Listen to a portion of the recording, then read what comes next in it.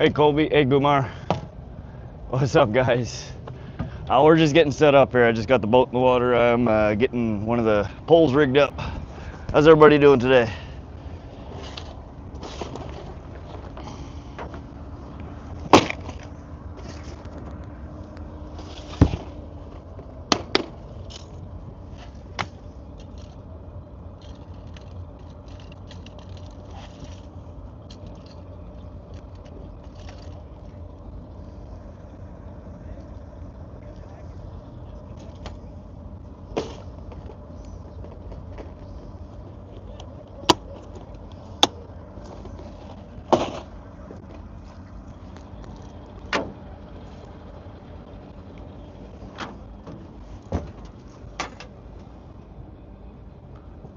You guys hear me all right?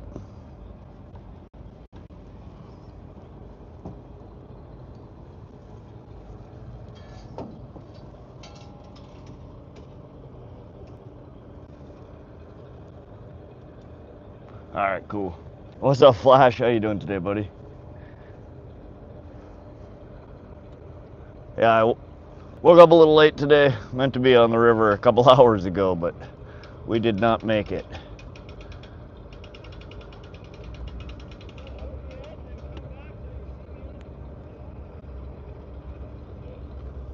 Ah, jeez. And this is a tangled mess.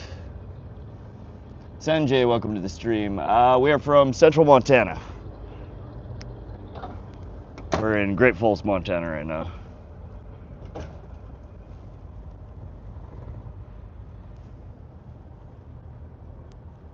Fate Saint, welcome to the stream. How many hours do you sleep? Not as many as I would like, usually.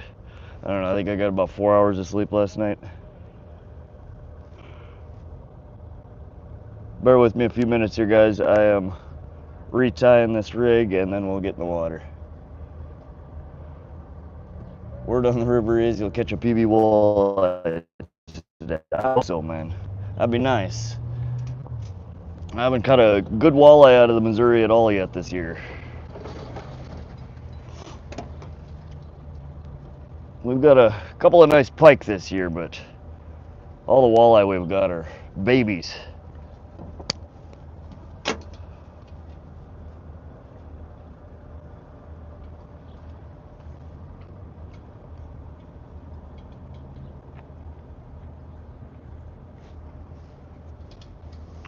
All right, let's get this tied up. 32 people in here, let's go. Thanks for joining today. We are in Central Montana. We're fishing the Missouri River today. Right downtown Great Falls, Montana. And we are going after some Northern Pike and gonna try and get some walleye in the boat today. Oh gee, welcome to the stream. I had a really weird incident this morning. I don't like it when people put words in my mouth, and a deaf guy really pushed me to my limits because sign language can be a real mouthful. Nice. How's everybody doing today? Anybody else go fishing today? I thought Mia had to work, but I guess not. So we are out fishing. She's got the kiddo today. Fate Saint, do you catch sharks or snakes? We're in Central Montana. There's no sharks here. Snakes, yeah, we come across snakes quite often here. Any luck with Nightbot last night? Yeah, Flash, type .help, like period help, all one, no spaces. And it'll list out all the different commands that we have.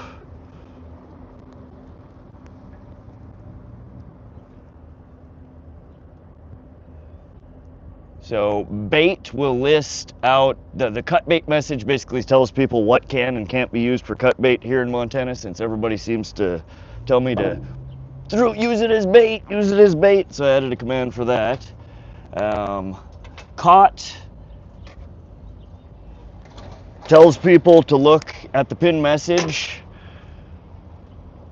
to see what's been caught. Link will post your YouTube channel link. Stats posts the stats for your channel, how many subs you have, how many watch hours you have, how many videos have been posted. .target tells the viewers what we're targeting today, what species. Uptime shows how much time the stream has been on. Then there's the weather command, and where tells where we're fishing today. Rugby Life, welcome back to the stream. How you doing, buddy? Pro Bagel says, I'm in Montana. Right on, Pro Bagel. Where are you at? We're here in Great Falls. Thanks for all the thumbs up, guys. I appreciate that. We're going to have a good day fishing here today, hopefully. I'm just trying to get set up, and we will get on the water here momentarily. I just had to tie on a new line real quick.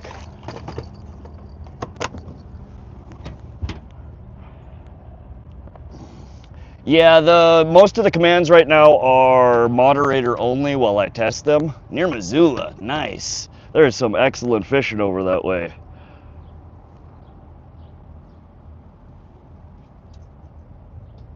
Yeah, again, the commands, unless your name is blue, most of them are not going to work for you.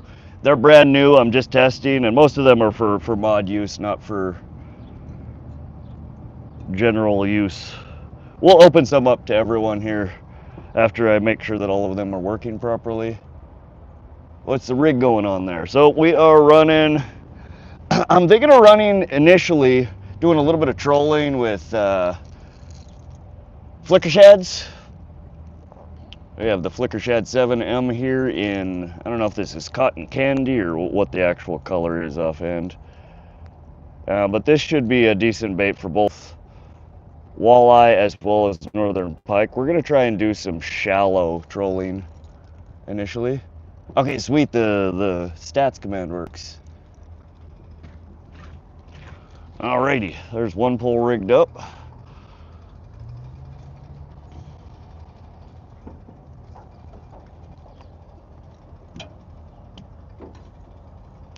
Colin Kilgore, welcome to the stream. How you doing today? Michael Rooney says you answered it. What did I answer? Landon, welcome to the stream. Yar, welcome to the stream from Branson, Missouri. What's up? Kevin Duns, welcome. Cindy Martin, welcome.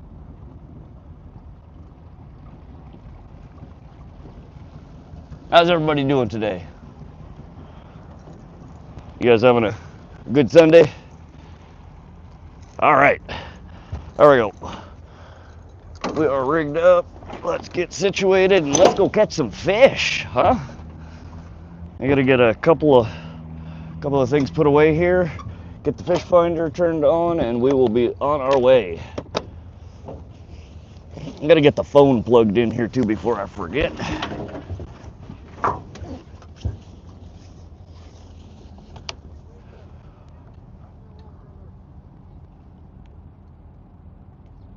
Everyone double tap that screen, that's all right. Helps bring some people in here. I appreciate everyone who gives the thumbs up. Good also have weird spelled name, it's pronounced Sean. Okay. Well, welcome to the stream, Sean. I will try and remember that. How big was the PB, Madhead? What did he say? Been pike fishing today. 4-2 the net, lost 2, got a new PB. Heck yeah, Madhead. Callie, welcome to the stream. Between smallmouth bass, yellow perch, can't decide.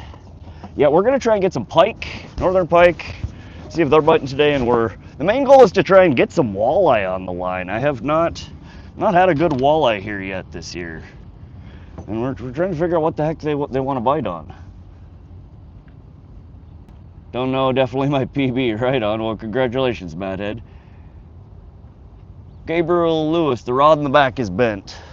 Yeah, it's just hooked up on itself. We're not even fishing, we're not moving yet. I'm just getting a couple of hooks and sharp things put away, and then we are going to get the fish finder turned on here, and we'll be back.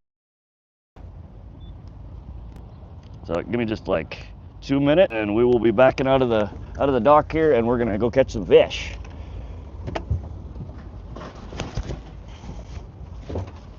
All right, let's see here. We have, you can get this guy up.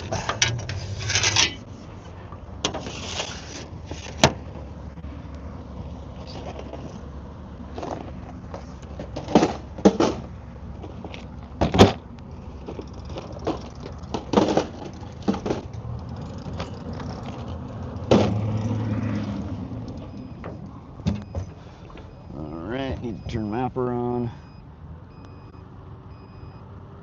Ghost said welcome, or said get some biggies. Appreciate that, Ghost. We're gonna try. Redacted, how you doing? I'm going out for walleye tonight. Right on, Redacted. Good luck. I hope you catch a big one. Surly cross check. Fly fishing for smallmouth yesterday.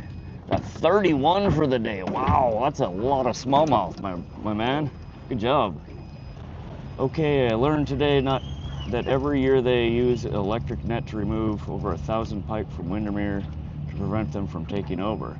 That's crazy. 1,000 of them? All right, shut up. Stop beeping.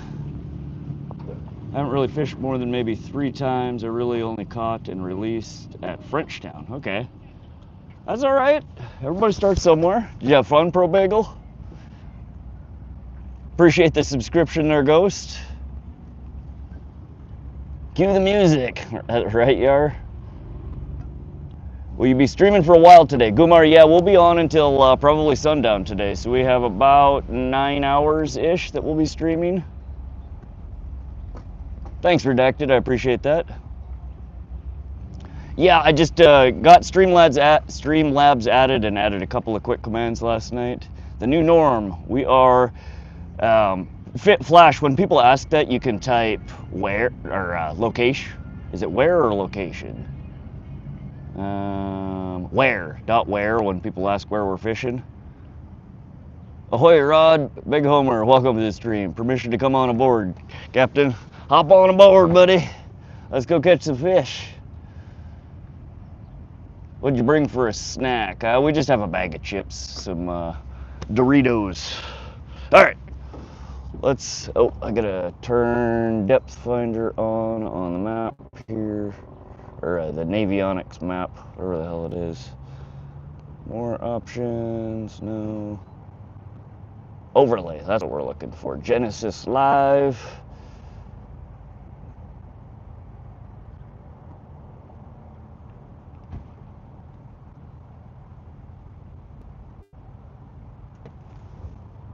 All right, there we go. We are good. Let's go catch some fish. Crappy Man Jigs, welcome to the stream, buddy. How you doing today? This is sick. I'm at work on some downtime now. Go fishing with you. Right on. Well, I'm glad to have you all aboard. Let's go catch some fish. Nathan, welcome to the stream. Welcome back, Nathan. Sorry I missed your last stream. It's all right, buddy. Bagging and tagging. That's what we're trying here. All right. We got everything set up here, I think. Let's push off the dock here and see if we can catch some fish today. Again, we are targeting Northern Pike and Walleye. We will take whatever wants to bite, though. We're gonna run some shallow diving cranks here to start out with. I have this whole box of flicker shads that I rarely touch, and we're gonna see if the walleye are hungry for some flicker shad. Northern Pike, let's go.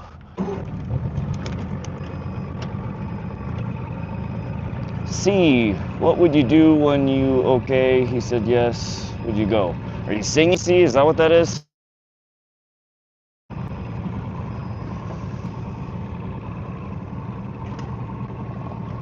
All right, it is a little windy out here today. I don't think it's supposed to get too bad though. Are there any specific legal sizes for fish there are for crab? Yeah, there's, it depends on the species. Brown trout has legal limits in a lot of water bodies. Walleye in certain water bodies. Where we're fishing today though, there's no minimum or max for the walleye, just a bag limit, and the Northern Pike, there's just a bag limit. Rosalinda, welcome to the stream. Trolling or casting? We're gonna be doing a bit of both, Redacted. I am gonna start out trolling some shallows. I have been told by a couple of people that fish this particular stretch of the Missouri River more than I do, that trolling shallow is how they've been hooking into the walleye. So that's what we're gonna try today. We're not gonna use the trolling rods. We're gonna use my good old ugly stick here, medium light fast action. Good for shallow trolling. We're not gonna actually put it in the pole holder. I'm gonna be holding and kind of jigging as we troll.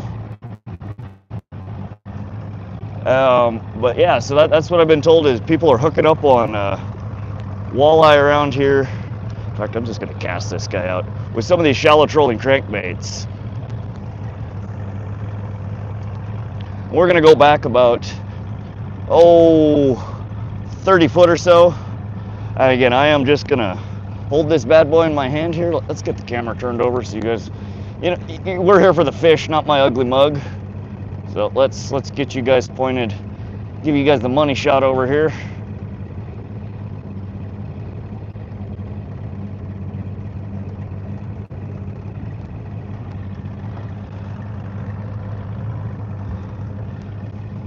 All right, and we are just going to hold the pole in hand here so we can feel what's going on. Do walleye like topwater baits? I've never got a walleye bite off of topwater. I would imagine you probably could get them topwater. Michael O'Banion, we are near Great Falls, Broadwater Bay in Montana.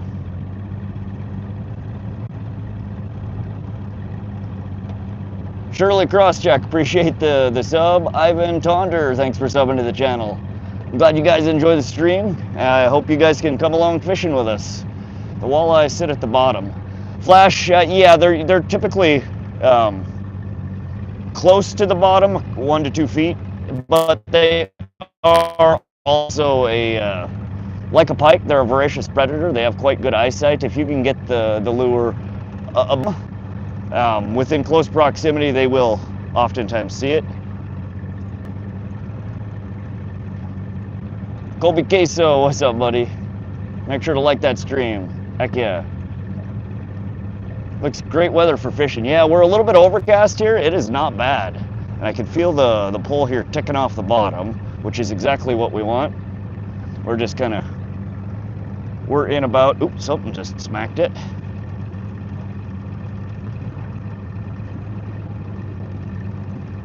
Raise her up a little bit out of the water there. We are, let's see, depth currently right now is about 6.5 feet. We're in fairly shallow water here. Greg, welcome to the stream. What's your favorite Dorito flavor? I like, it's a mix between ranch and the spicy nacho. I don't get too crazy with Doritos. Michael Abanian, what's up, buddy? You're Craig, Montana. Right on it, Michael. Craig is excellent trout fishing. Next week, or in the next couple of weeks, we might be headed up that way towards Holter to do a stream. How's the fishing over there today, Michael? Have you fished it all this weekend? Fit Powermint.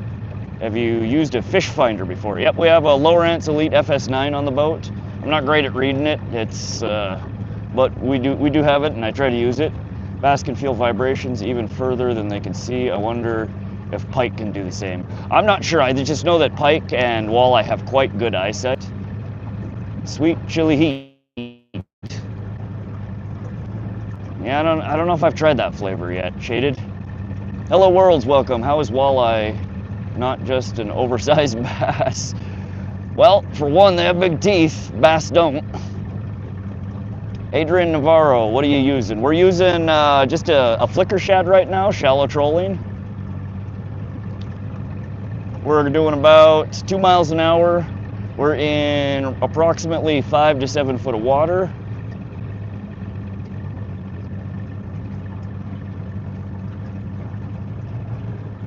Trout salmon is around 2 miles an hour.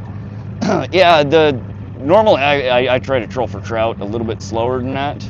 Probably at 1.5, 1.7. I'd do 1.2 if I could do it. Trout and salmon tend to like a really slow troll.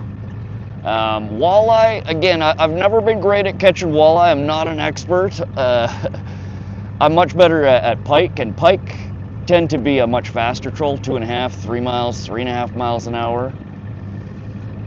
Amy, welcome to the stream. And I assume walleye are probably about the same. Walleye, Holter Lake, yeah, Holter is a good spot for walleye. Hayden, no, we haven't caught anything yet. We just got the boat in the water. We're gonna do a little bit of shallow trolling here for a little bit to see if they're hitting that way.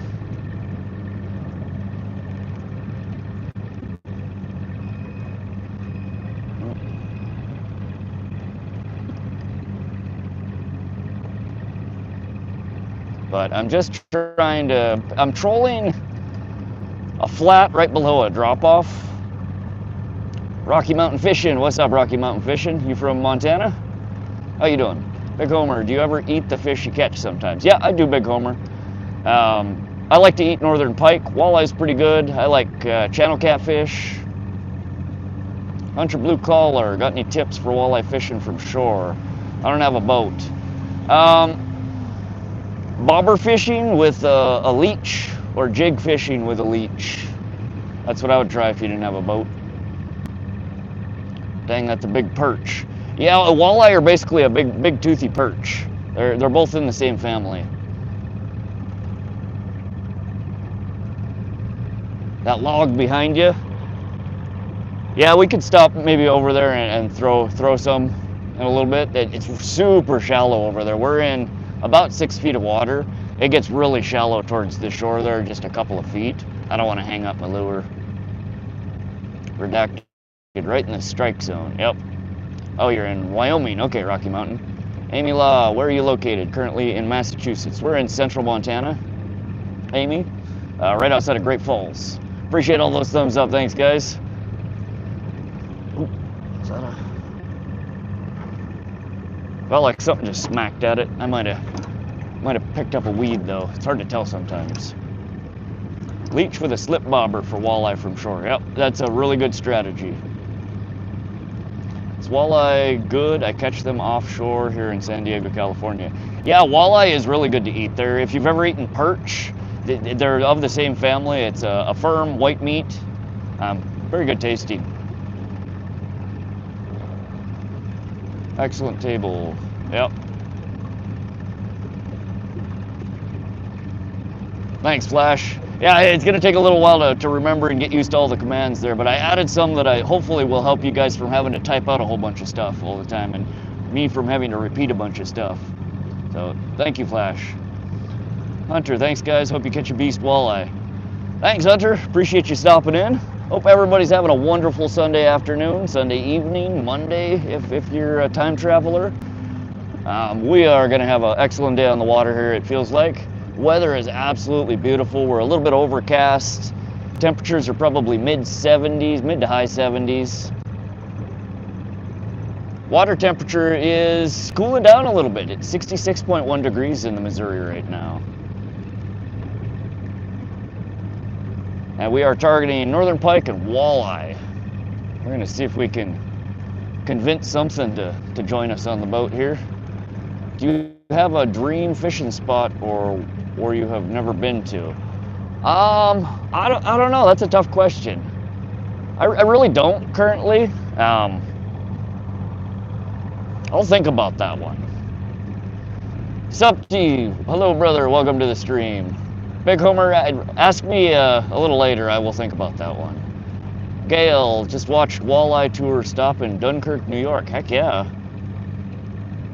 Supti, hello, I'm a junior doctor from India and I love fishing. Well, welcome to the stream, Supti. We also love fishing. Thanks for joining us. You ever fish for any largemouth? Hayden, occasionally I do fish for largemouth there's a couple of local ponds that have them. I'm not super into bass, because bass aren't super into me. They don't like getting on the end of my line here. So we target things that like me, like northern pike and hopefully walleye today. Carp too. I like carp fishing. We have carp fishing competition in India. Welcome to India. BD Joe World. Welcome to the stream. Thanks for the sub, buddy. I appreciate that. Fit Powerman. In my opinion, bluegills taste better than perch, bass, pike. Carp tastes like whitefish but swampy. Fried catfish is good. Oh, interesting. Yeah, I've never actually tried, I've never eaten bass, and I've never eaten carp. And the bluegill here are about the size of a silver dollar, so that they're not really edible size. You ever tried carp fishing? I love to carp fish. It's one of my favorite species. Me from yesterday going through here in a little bit again. Let him cook. Welcome back to the stream, buddy. Rocky Mountain fishing. I went out yesterday and didn't even get a nibble. I blame full moon fishing for trout. Yeah, the moon cycle can definitely impact fishing. Mark Hargrove, what are you targeting? Look at what the Nightbot response there. Flash just gave you what the target was. What's your setup? So we're doing some shallow trolling today, and instead of busting out the leaded lines and my actual trolling gear, I'm just using my Ugly Stick Carbon. It's a medium light fast action, so I can feel the lure moving in the water. I can feel when the lure hits bottom. Running 30-pound test Suffix Advanced braid. About an 18-inch steel leader, 60 pound, and a size 7 flicker shad in cotton candy.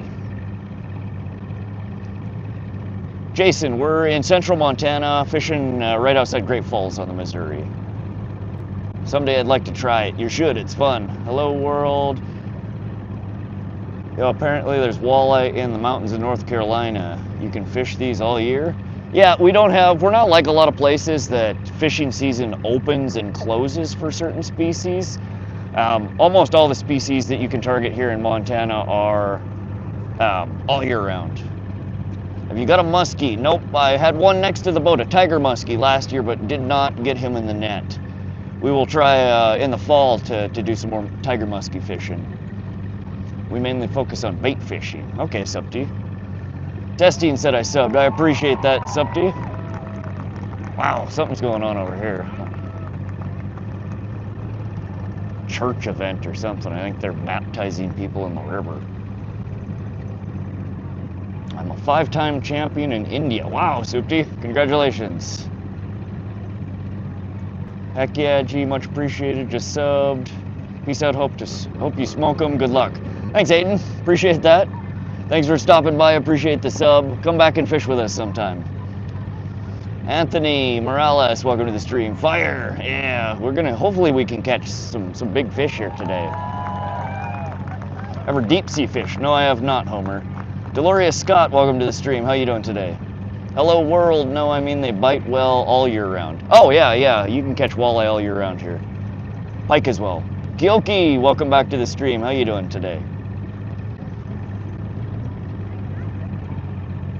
They're clapping for you. No, I don't think so. We'll pan the camera around here in a minute. I think they're doing like a mass baptism. There's like 100 people standing on the shore here. Big trout in Holter Lake. Yeah, I do like to fish Holter. Holter's just usually really windy. And I don't get cell signal there, so I can't stream until I get the Starlink Mini. That guy and his dog are behind you, Homer. Did you catch a fish yet? Dolores, no, we have not. We've been in the water for about 20 minutes. Bob S. said hi. Welcome to the stream, Bob S. How you doing today? Mason Griffin, welcome to the stream. What fish are you catching? We are targeting Northern Pike and Walleye. You're the best. I appreciate that, Kyoki. And thank you, Flash. What kind of rod and reel are you using, brother? 1620 Labrat. We are running today a medium light fast action Ugly Stick Carbon paired with the Piscafun Carbon X 2000 series. Actually, we're running the 1000 series in my hand right now. Yeah, here, we'll pan the camera around you guys. On the bank there, you can see there's like 100 people. They're baptizing people in the river, I guess. Mason said, I hope you catch something. Thanks, Mason. We are trying to. I'd rather be fishing like you. I'm a Bears-Dolphins game. Well, that sounds fun. Bob, who's winning? But yeah, we're just slow trolling right now. We are running a size 7 flicker shad, I believe it is. And I think it's cotton candy color. It's like pink and purple and we're fishing in really shallow water right here. This is we're actually in about 4 foot of water here. We're gonna get slightly Might have cell coverage near Craig. Yeah, but Michael, it's real hit and miss. I've driven up that way a couple of times trying to check signal, and I did find like 1-2 bars in a couple of places, but not enough to have a good solid stream. We will be, I ordered Starlink Mini. It should arrive next week. I just got to figure out how we're going to power it, and we're going to slap that bad boy on the boat, and we're going to go. 10-14 dolphins, okay.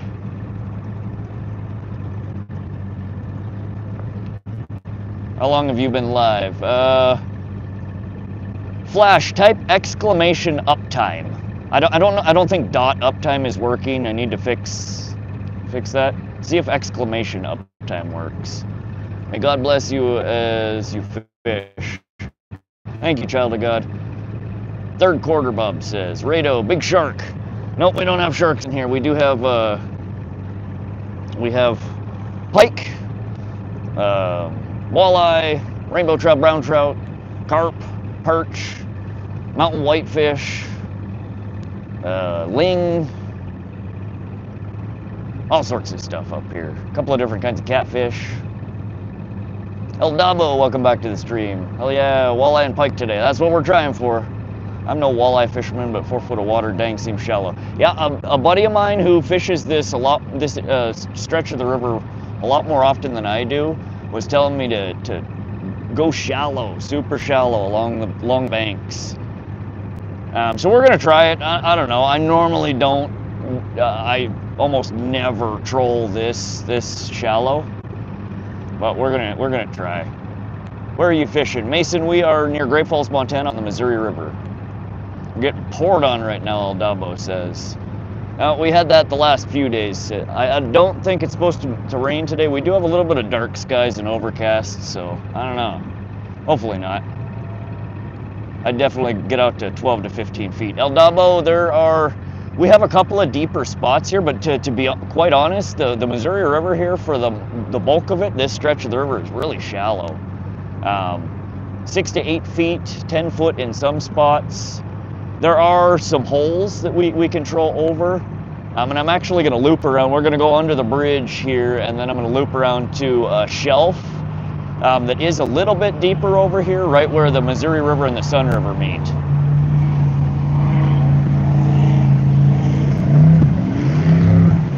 What's the temperature there? Joel, I think air temperature is mid-70s, and water temperature right now is about 66 degrees in the river. Joel, AMG Engineering. Hope you get them. Thanks, Joel. How long you been on the water? Any luck yet? We've been on the water for about half an hour. No luck yet. We're just getting started though, guys. 41 thumbs up. Let's go. Thanks, guys. Appreciate all those likes and subs. We stream about 2 to 3 times on the channel here a week. We bank fish, we boat fish, we fish for a variety of different species. If you like live fishing streams, if you like just hanging out and chilling with a cool bunch of people and chatting, hit that sub button, come back and fish with us. We'd love to have you. I think a new cell tower is going up between Craig and Wolf Creek on the Missouri. Oh yeah, Michael? Interesting. Appreciate those hearts. I can give you half of one. I'm holding the pole with the other hand. Soon I'm gonna get a new rod. What kind of rod are you looking to get, Dolores? Bob S says I've subscribed. Thanks. Appreciate that, Bob.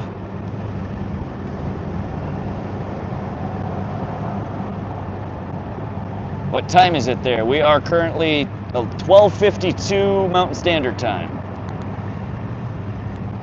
What lure are you using again? We're using flicker shad. I believe it's a size 7. And it is, I think it's called cotton candy, something along those lines. It's purple and pink and like translucent white. I'll show you guys in a second. In fact, we've been ticking off the bottom here a little bit. I will need to pull out occasionally to make sure we're not dragging around a bunch of weeds, which it looks like we currently are a little bit.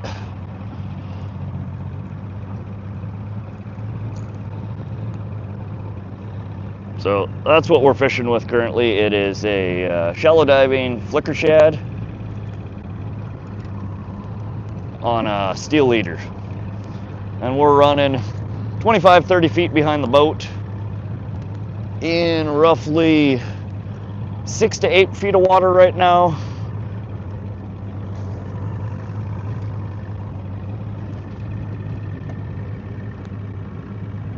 SoCal, I didn't get a notification. Yeah, YouTube's kind of a funky like that. SoCal, welcome to the stream though. How you doing, buddy? Starlink minis are pretty awesome, but they're like 200 a month up here and 450 for the router. Yeah, I got a refurbished kit off of Starlink's website for the Starlink Mini, $299 I think is what it costs. And then I just signed up initially for their $50 a month roaming plan, which gives 50 gigabyte. I don't know how far we're gonna get on 50 gigabytes of data, but we're gonna start out there and see.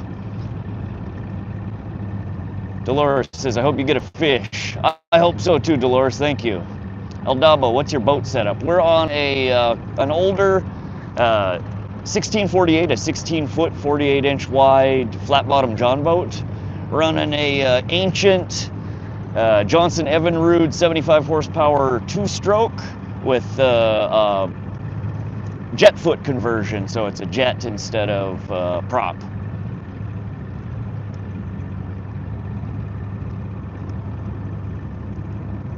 David Rowe, welcome to the stream. How you doing, buddy? Welcome back. Natural bait lures, best fishing over 60 years. Yeah, natural baits can be really, really effective. Again, we're trolling right now, and I'm just trolling shallow crankbaits. Somebody who fishes this area more than I do recommended it for the walleye. So we're just seeing if it works. We'll switch her out here in a bit if it doesn't get any bites. Michael O'Banion, how big are pike? I caught a pike probably 100 yards over that way 2 years ago that was 22.5 pounds and 42 inches. There's some big ones that are growing here. We got a fish dude said hi. Welcome to the stream. We got a fish. How you doing today, buddy?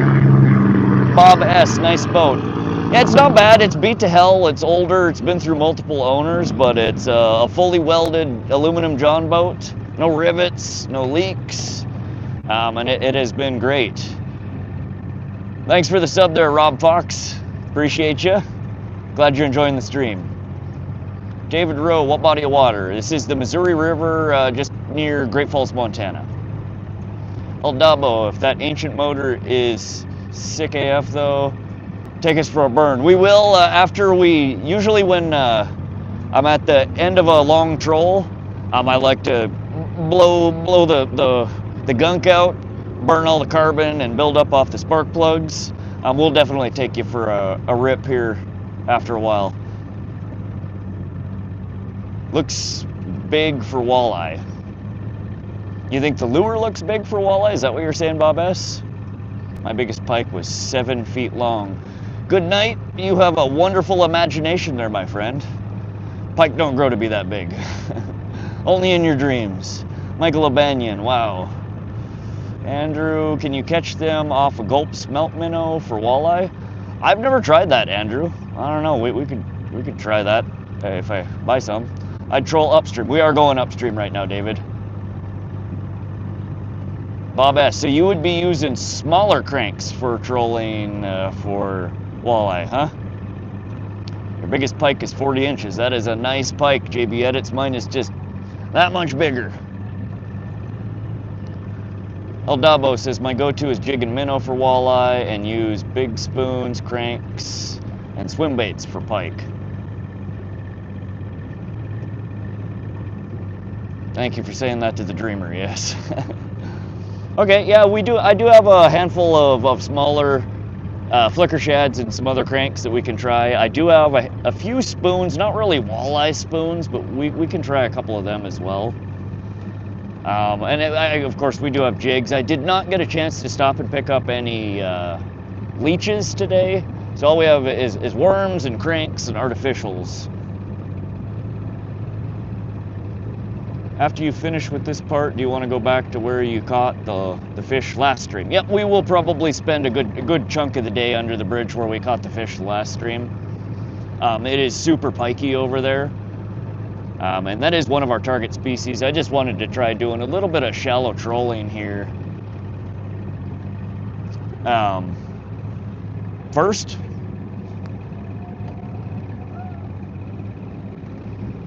Double the world record. Yeah, no, that pike definitely do not get 7 feet long. If you caught a 7-foot pike, you would have a world record multiple times over. I'd try to match the crank color to the day. Looks cloudy, so the one you have on looks good. Yeah, that's what I figured, a little bit brighter, and I do know that the past I've had pretty good luck with pinks and purples with pike. Oh, crappy man jigs, I don't have dot commands. If you do dot help, that's all the commands that I've added so far. And most of them are moderator only currently. There you go, crappy man. Catch a few bluegills for pike and big bait, bass. Unfortunately, we cannot use bluegill for bait here in Montana. Check out the .stats command, crappy man. That was the one that I was working on that took me a little while. I'm using the YouTube data V3 API to spit out channel stats, and it looks like it works for everybody. Well, everybody that's got permission to use it, at least. Look at that! That's 7 million views. Good God, dude. Madhead, any pike on board yet? Nope, no pike yet, no fish caught yet.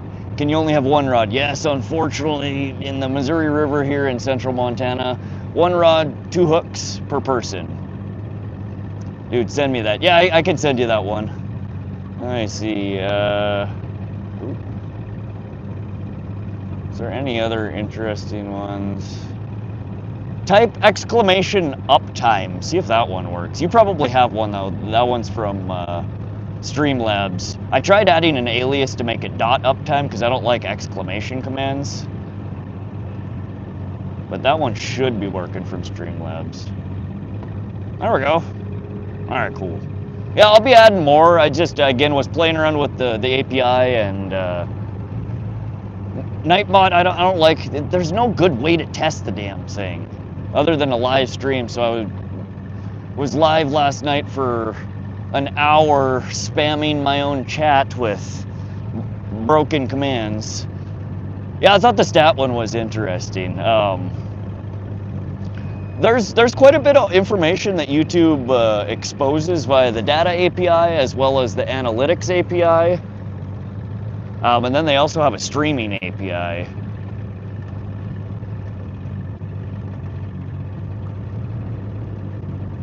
That spinner looks so damn good in the water. Oh, SoCal, did you get your custom spinner from Crappy Man Jigs? Heck yeah. And it feels like we picked up some junk here. Let's, that's not a fish, is it? Hold on a second. No, that's gotta just be junk.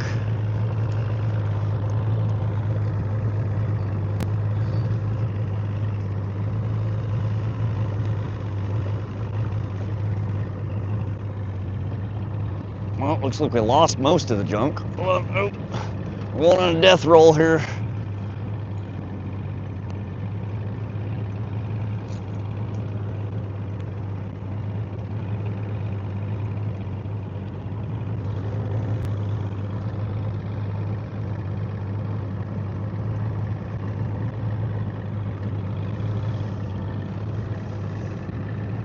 Hope it catches a toad. Heck yeah, dude. I'd be in trouble. 2 rods, have to pay someone else to watch my other rod. Awesome weather, factor clouds. Yeah, it is absolutely gorgeous weather today. Oops. And it drives me nuts only being able to use 1 rod. It really does. You would think I could get another person on the boat. Nobody wants to go freaking fishing. Drives me nuts. Like, what are y'all people doing with your lives? You're not fishing? What is wrong with you?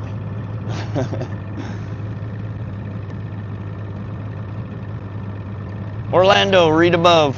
It just said it twice. That's where we're fishing today.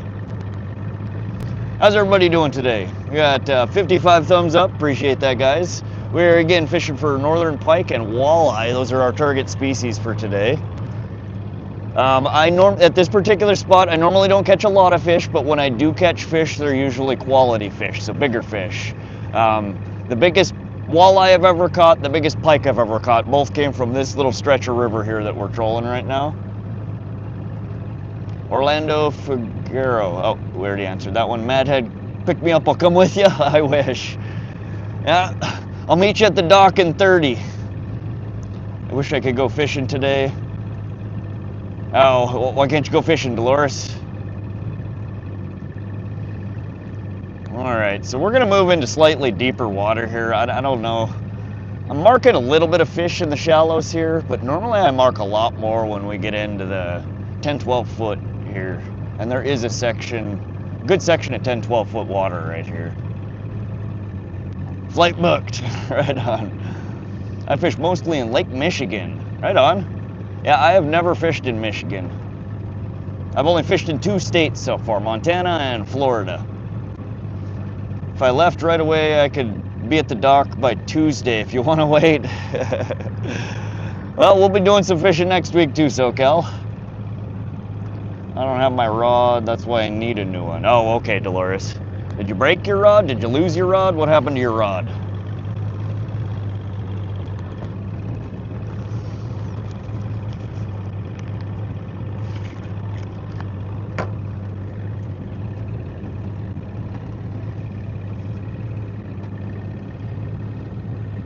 Yeah, so we're switching. We were fishing, since the dock, we've been fishing 3 to 8 foot water, the kind of the flats on the edge, the shallows by the bank. We're going to switch over more towards the channel that runs down the middle that's a little bit deeper, and I'm going to try and fish right on the drop off of that channel, kind of a transition zone. A lot of fish, bait fish as well as predatory fish, tend to hang in those transition areas. Crappy Man says, trying to clean up, going to start a beginner bait making series next week. Long forms. Nice, Crappy Man. That's sounds like a lot of work, but that sounds fun though. Teaching videos, anything, if you can teach somebody something, people will love the hell out of that content, which is kind of your whole channel. I think that's why you do so well. Can I bum a smoke? Lou Becker, you can. I hope you like menthol though. What state are you in? We're in central Montana, Mike Abram. Lou Becker, give you $1 if you got a smoke.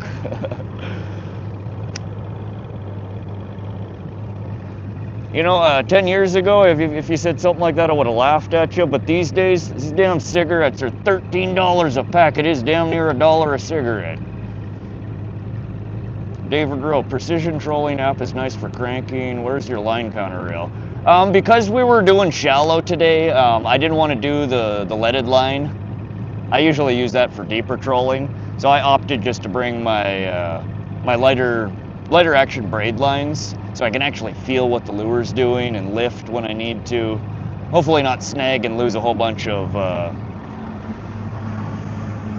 line and lures.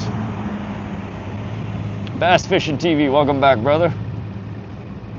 And I have seen that precision data trolling app that you're referring to. It is very handy. In fact, I'm going to try and integrate it with one of the bots on my channel here, so I can have you guys look stuff up for me while I'm going. Guys coming up on your right. Yep. Hold on. Grab something. We're in a flat bottom John boat. The wake that boats like that kick off toss me around like a redheaded stepchild. Tsunami coming, right? Taxes by crooked politicians. Yep. 71 people. Yeah, we've been kind of fluctuating back and forth. Appreciate y'all coming to hang out and fish with us today. I'm gonna let a little bit more line out here. No. We left the deep spot. We're in shallow again. Oh, I thought you had a line counter with braid. No, all my line counter reels currently are set up with leaded line. I am thinking about picking up some a little bit lighter action trolling rods that I'm gonna rig up with braided line, but for now, this, again, my trusty ugly stick will suffice for the time being. Madhead, Mike Pike. Yep, Mike, we were fishing for Northern Pike and Walleye today. What are you smoking, bro? Some green? Nope, we smoke American Spirit Mellow Menthols.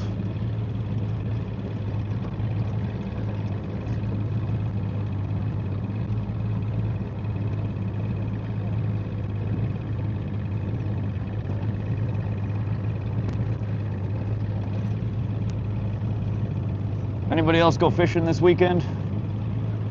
We had a stream yesterday. We had another a pond challenge yesterday, and we ended up with 4 out of the 7 species. We still can't beat that challenge yet. Tommy Stam, welcome, buddy. How you doing? We're doing good. Weather's beautiful. We're in the boat. We're fishing. Life is good, my friend. PRK14, welcome to the stream. No, we have not yet caught anything yet today. Mike Abram, any luck? Nope, nada. We've only been fishing for about 45 minutes though. You ever fished up by the falls? Might be walleye deep there. I have not, Michael. You can't. So if you go past the train bridge down here, it's kind of the no man's land. It's a point of no return. You're not getting back up the river. I would have to, if I wanted to go down there, I would have to put my boat in at the next boat launch, which is further down by the dam, by the falls. But this time of the year, it is just a weedy, shallow, natty mess down there. Almost nobody uses that boat launch except for people in canoes.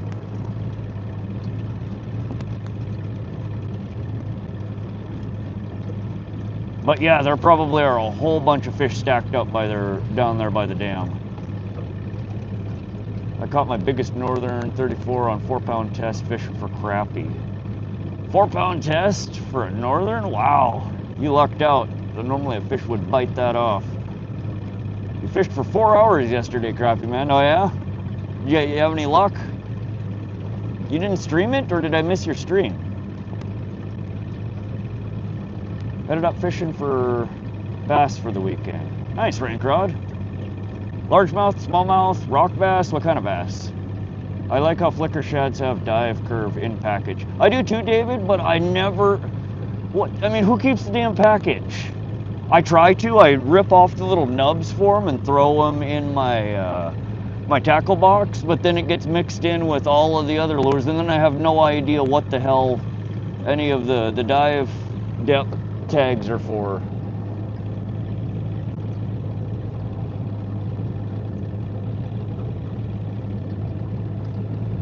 Tommy Stam, Turner, happy late birthday.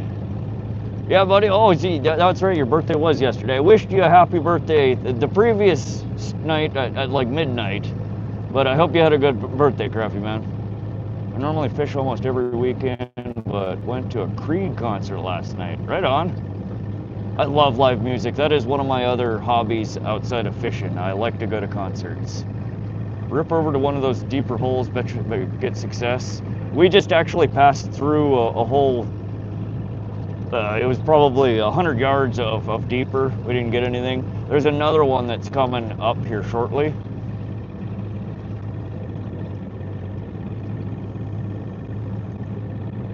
My dad was a hardcore spoon plugger. Have you heard of buck parry and spoon plugging? I've not heard of buck parry, but I have heard of spoon plugging, Kenneth. Yeah, I streamed 1 hour on one channel, 3 on the other. Ended up with 5-pound channel cat. Heck yeah. Now I need to check on. I thought I had enabled or disabled the notification limit that YouTube has, but maybe I didn't get it because I don't get notifications for everybody. It drives me crazy. Yesterday I was fishing and caught 3 smallmouth and 8 rock bass. Nice, Caleb. Congratulations. That sounds like a nice day fishing. Crappy man, what'd you catch the channel cat off of? You just using cut bait? I taped them inside the crank box. David, that's a good idea. Kayak fishing. Right on. Hubert Wells, welcome back. Bears winning now 17-14. Who are you rooting for, Bob? The Bears? Diego Davila, welcome to the stream. How you doing today, Diego? Jesse Ruffin, welcome to the stream. Fish fry on the way. I hope so. We're trying to get a nice walleye or a Northern Pike in the boat here today. Nick said we went fishing on Lake St. Clair earlier this year, caught a bunch of walleye. Last catch was estimated 50-inch muskie on 15-pound mono, no leader. That is a lucky catch, and that is a massive fish, my friend. That is way bigger than my biggest pike. Tried chicken gizzards for hours, switched to fresh gill, and got slammed fast. Oh, okay. Y'all that get to use, was it cut bait or are you using them live, Crappy? Yeah, Bear is born in Chicago 67 years ago. Right on, Bob. Glad your team is winning. I don't really get into football a whole lot, or sports in general, I guess I should say. Which would you rather have, a pet crocodile or a shark? I don't think I'd rather have either, Hubert. You can have my pet crocodile and my pet shark. Body section, cut bait, okay. Huh, I just had a taste for the bluegill, huh? Interesting.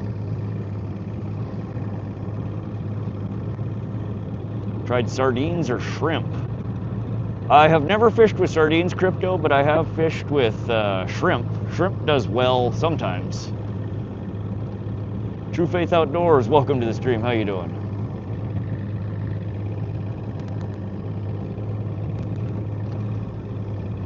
Yeah, so we're over about 11, 12 foot of water right now. We're kind of in a small channel.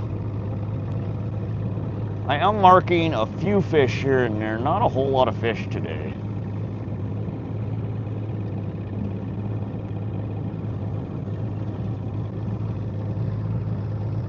But I need to set this pole down for just a second. I need to, somebody remind me periodically to drink something so I don't lose my voice again.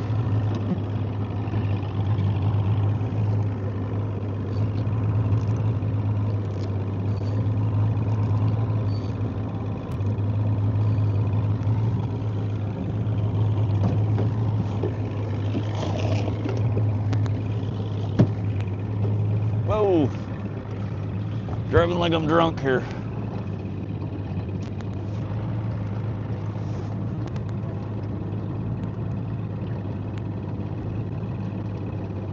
Rank Rod said, I'm out of Utah, so a lot of trout fishing. Okay, yeah, trout fishing is super big here in Montana. That's what most people come here to fish for. And I'm seeing some good-sized fish surfacing all over up here.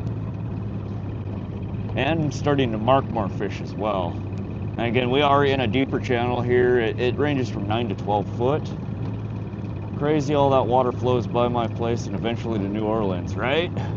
Yeah, we're a couple hundred miles from the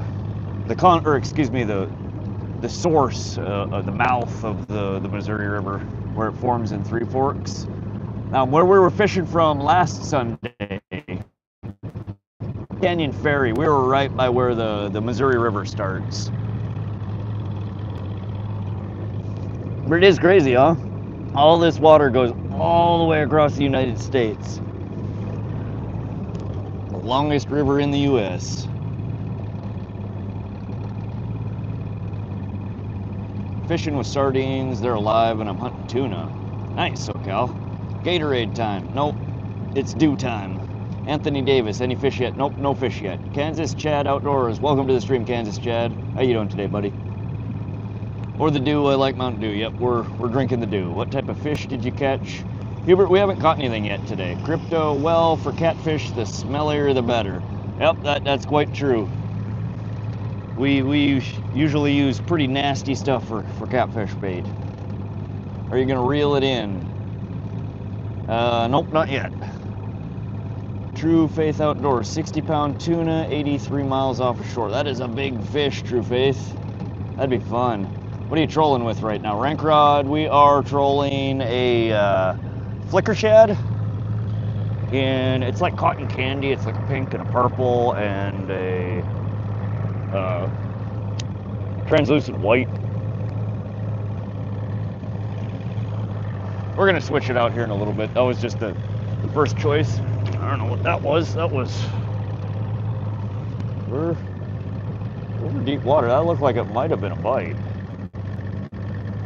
You ever fished at Riggins and Columbia River Steelhead? No, I have not, Michael O'Banion.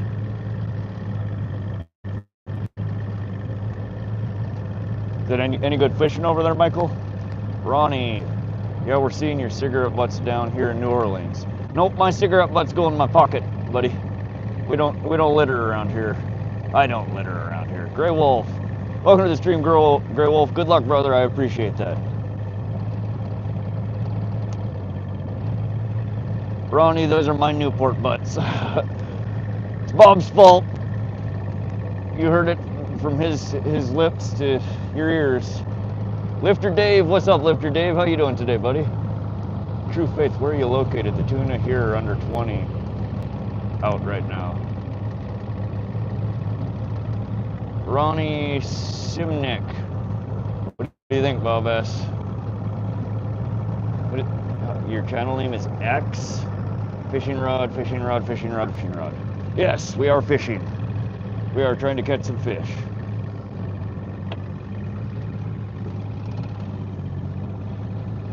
Tommy, how you doing today, Tommy? Welcome to the stream. Appreciate all those thumbs up, guys. 69. That is the magical number.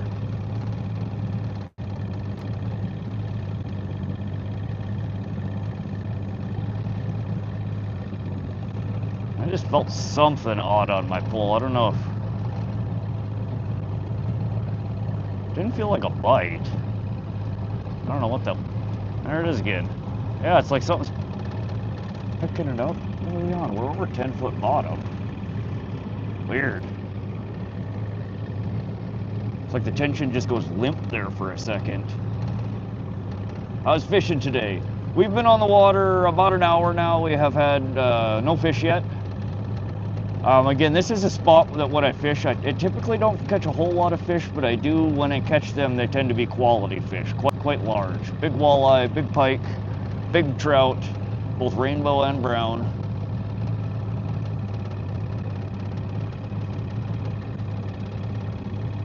Weather is absolutely amazing today. There's not a whole lot of boat traffic, surprisingly. Enjoying the ride. Thank you for sharing your journey. I appreciate it. I'm happy to have you guys along. I know that the camera, I apologize, I know it's a little jittery. The helm that you guys are sitting on right now is I need to drill out the frickin' rivets and re-rivet it down. It's quite loose. So sorry for the jitteriness. That's my life when I'm on this boat, though. Everything shakes. Wouldn't be so bad if I had an electric trolling motor. And we're trolling with the old jet foot, though. David Rowe, I've been cranking so long, we used to call them plugs. Yeah, David. Amazing to be along for the ride. I'm glad you guys enjoyed, Joel. Now you might sink. Get a zero gravity mount. Zero gravity mount? What's that? I'll have to Google that. Seeing fish surfacing over here. Still got 3 bars. I think I'm gonna keep going up the river here a little bit, and then we will, once we start losing signal, I'll cut the motor and we can drift back down and cast some crankbaits or some jigs as we float back down the river. Bob S, no drilling. Oh, you might sink, no drilling. No, there's a couple of plates welded down here that the helm is mounted to. If you get the trolling motor that goes with your graph, you can set the points and never have to touch it. Yeah, Crappy Man, I would love to. So there's a couple of them. Lowrance actually makes the Ghost trolling motor. It's one of the freaking most expensive trolling motors on the market. I would love to get one, but I don't know if I'm willing to drop 3 to 5 grand on a trolling motor. That's more than I paid for the damn boat. There's also, though, another brand, Motor Guide, Motor something or other, that supposedly integrates with the Lowrance Navionics maps and can do the contour following and waypoints and all that fun stuff. Motor Guide, yeah. And they look like they're way more cost effective. I don't know offhand if they support all of the different features or not. Huge salmon, they're 12-foot channel, everybody cast in sequence off the shore, 3-foot salmon. Huh. Bass Pro sells a 650 12-foot plastic John boat. It has good reviews. Huh. Yeah, 12-foot. Ooh, we're in super shallow. Wow. No, we're gonna lose our crankbait. Oh, I didn't realize we were so shallow. Gotta get back out into the channel here. Minn Kota troll is the best. Minn Kota doesn't make a good trolling motor, but they work well with the Humminbird units. I don't think they tie or work directly with the Lowrance, and I'm a Lowrance guy, not a Humminbird guy, so it works. My father-in-law has the Motor Guide Pro Tour, and I think it's 2K. Okay, yeah, they're still not cheap, but that's a much more reasonable price point, I think. I'd be happy with a spool trolling motor that just has spot lock, right? SoCal. Yeah, Crappy Man, I'll have to look at that. I had one kicking around in my Amazon shopping cart for the longest time. I never figured out, I think what stopped me from ordering it, other than the fact I don't have my boat wiring finished yet, is I need to figure out how to determine what size shaft length that I need. They sell them in a bunch of different sizes, and I haven't gone down the rabbit hole yet to figure out how I determine the shaft size that's required. My YouTube is full of fishing, and I can't go right now. Damn you, lightning storm, El Tabo. It's a shame, El Tabo. But you're welcome to hang out here. We'll hopefully catch something for you.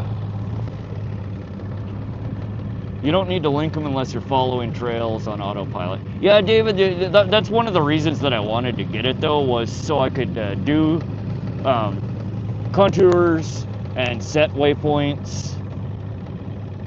But you're absolutely right. You can still troll without those advanced features, and it would still be really nice compared to trolling with the old jet motor. I want spot lock too. I hate plugging with the anchor 3 times to park in the perfect spot. Yeah, it's a pain in the butt. My trolling motor comes out the water unless my fat butt is up there. Live scope be sticking out of the water. Oh, that's right, you run live scope, Crappy Man. Ah, that must be so nice. I replaced my motor guide with a Minn Kota. Is there something about the motor guide that you didn't like, David? Just curious. Crappy Man says mine's like a 1990 trolling motor. Okay, so you have an old school one. Well, I mean, does it have spot lock on it? That I think would be the handiest feature. The old ball and chain there for an anchor is not the funnest thing. I've lost so many anchors, I could have bought a spot lock by now. Nathan Rins wanted to go fishing yesterday, but ended up working most of the day. Going to clean my house this afternoon, maybe squeeze it in an afternoon trip. Yeah, get out there, Nathan. Get your chores done and go drop a line in. Random account, will you drown? Are you asking me if I want to drown? I mean, I don't swim well. If I fell in right now, there's a good chance I might. But that's why I stay out of the water and in the boat. Now mine just goes I live wire driven, don't like the electric. Oh, okay. I broke it off when I trolled into the sandbar. Insurance covered it. Oh, okay. Was there a reason that you replaced it with the Minn Kota? Was there anything that you didn't like about it over the Minn Kota? I don't know. So, somebody tell Lowrance to sponsor me so I can get a free Ghost. They look so nice. That's what I'd love to get.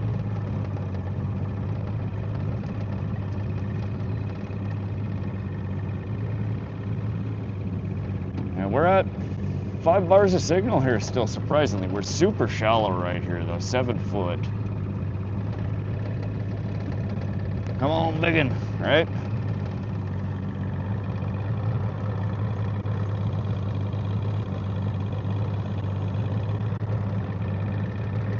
This whole stretch of the river here, all these overhanging branches and stuff, it is pike central.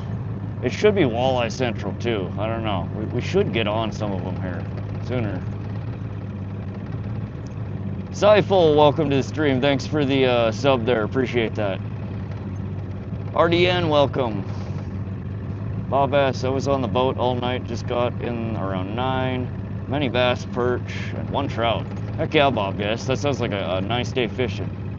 Crappy Man says, I want a Vortex. Doesn't have spot lock or fancy stuff, but it's a good one. Vortex. I don't know if I've heard of that one. RDN, I unfortunately, we only speak English. I only speak English. I don't understand what you're saying. Yeah, the remote had no display and couldn't figure out how to link with Lowrance. Oh, okay. So the Minn Kota's got on display on your remote.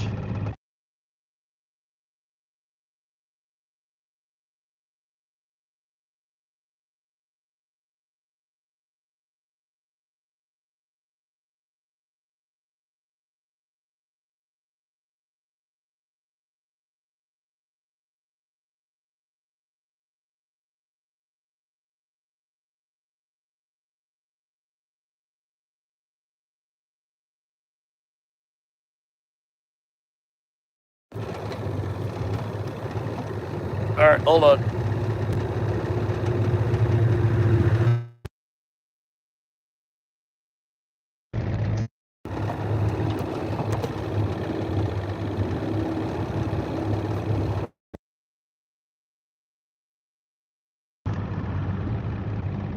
All right, Bluetooth is reconnected. Yeah, I don't know why it does that. It seems like at least once or twice a stream I get the Bluetooth disconnects and reconnects. But thank you guys for letting me know. Anytime that happens, just let me know, and I can usually fix it within 30 seconds or so.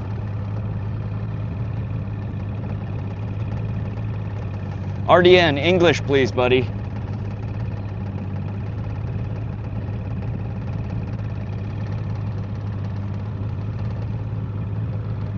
All right, let's grab the crank box and pick out a new flavor to troll here.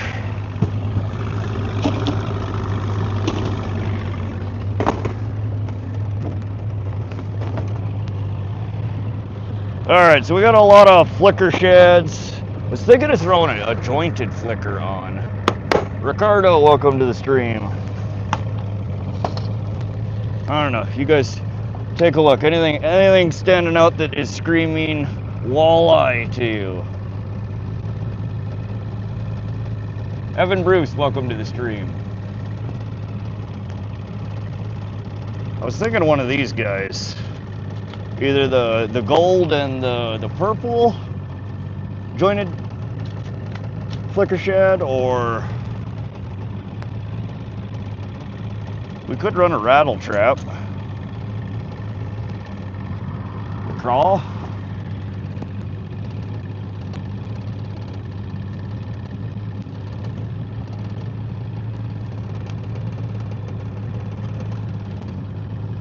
I don't know, I do have a couple of smaller flicker shads. Most of these are 7s though.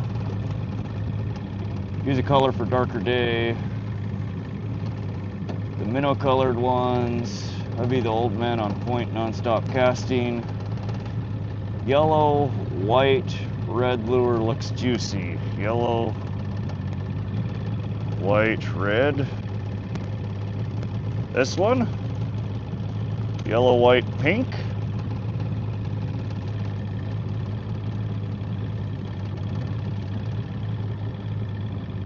Yeah, that might not be a bad one. Fire Tiger. Skipjack Cindy, welcome, welcome. How you doing, Cindy? You had a marathon stream last night, Cindy.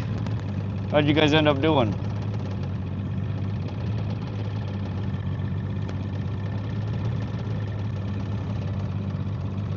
You like the Fire Tiger one, Krabby Man? The jointed? No, that's not Fire Tiger. That one's, I don't know what the hell that one's called. 4 blue cats. Heck yeah. Well, let's try the white and pink one here. Let's try this guy. We'll run that one for a little bit. That one's a flicker minnow instead of a flicker shad. Also a number 7. All right, we'll try your, the jointed rainbow one there in a little bit. I'll upgrade birds before going through the motor guide. Oh, let's stay out of the weeds here. Ugh.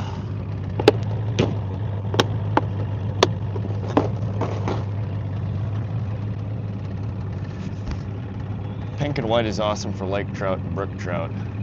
Yeah, we're not after lake trout or brook trout. We do have, I think, brook trout in the Missouri here. I've never caught one, though.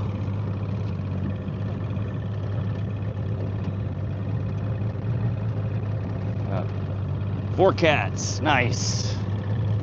All right, let's get this guy in and swap the color out. Looks like we picked up a bunch of crap here. That ain't gonna catch a fish.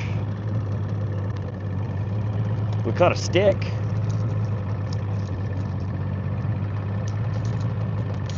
Oh, wow.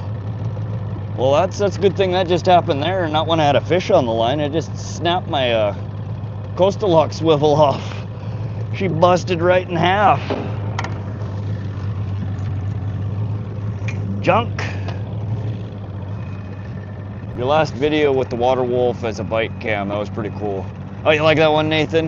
Yeah, I got a whole bunch of that I need to, Dave James is top right. That's a smaller flicker, Shad. That one is, I don't know what that pattern's called. The silver bottom, blue top with the black lines in it. All right, I need to grab another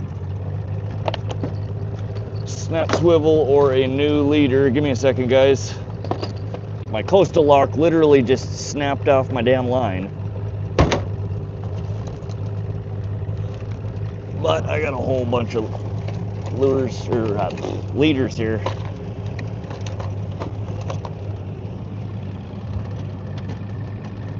Jesse Dahmer, thanks for the sub there, buddy. Back in a bit, gotta go clean the boat. All right, SoCal.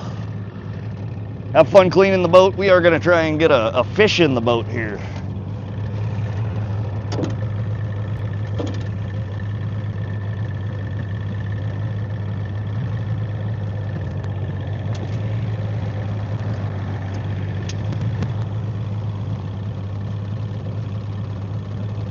If you ever did come down on Steelhead trip, I'd be so down.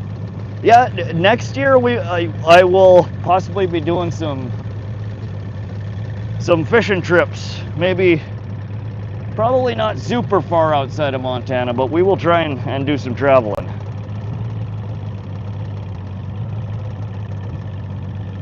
It'd be nice if I could, wherever that I do go to fish with people, if somebody had a boat so I didn't have to drag mine along.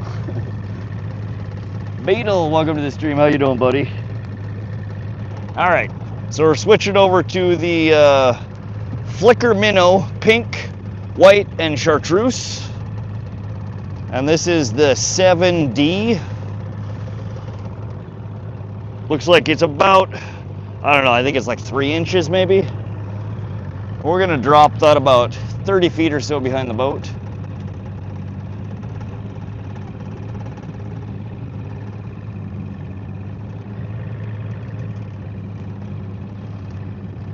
We are actually in really shallow water right here. I think we might actually kill it here and cast and float down.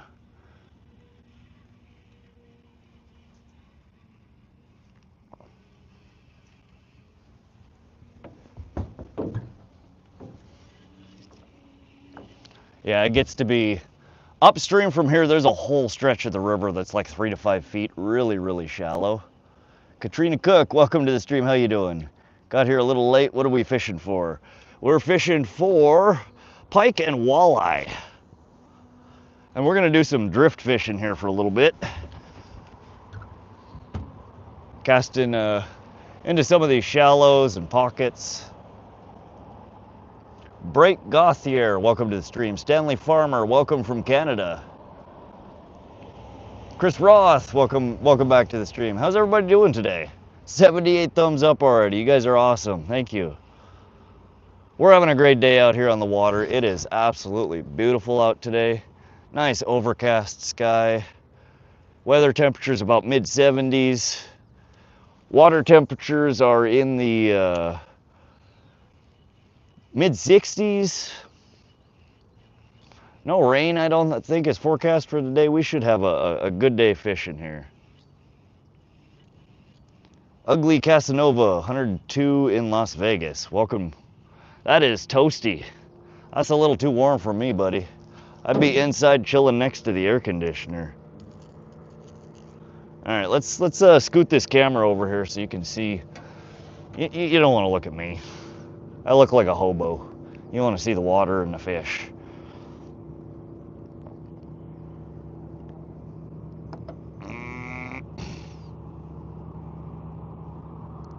All right, I do need to keep it at an angle that I can at least read. You worked on fishing boats daily, and the Ghost is nice when it works. Well, why do you say that? Is it a finicky trolling motor?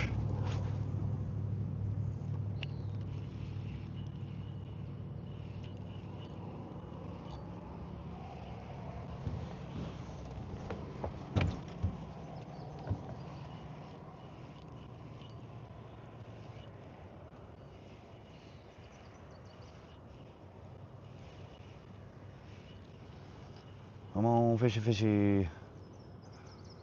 All right, so it gets confusing when I'm floating because the damn nav can't decide what direction you're pointing. So I'm trying to figure out which side this drop off is on. I think it's on this side.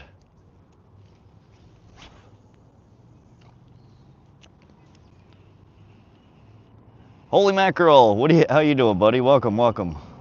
Justin Hill, welcome to the stream. Chris Roth, all good. 2 here, caught 4 big old bass today. Where are you at today? Nice, congratulations on the bass. We're on the Missouri River, fishing for walleye and pike.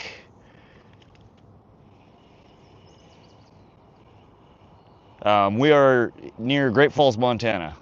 Dive, why aren't you diving? What is wrong with you? Why is this lure running so funny?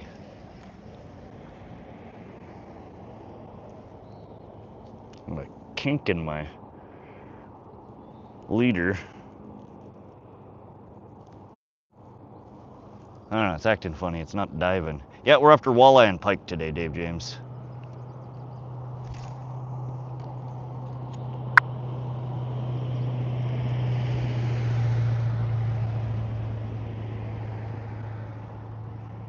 Tarova is really nice for the money. Auto deploy and stuff. Yeah, the Minn Kota, they make some really nice trolling motors. Most of the people that I know have that's what they run in their boats. But last I checked, I don't think that they integrate with the lower ends. The advanced features. You got to have the Ghost or the motor guide.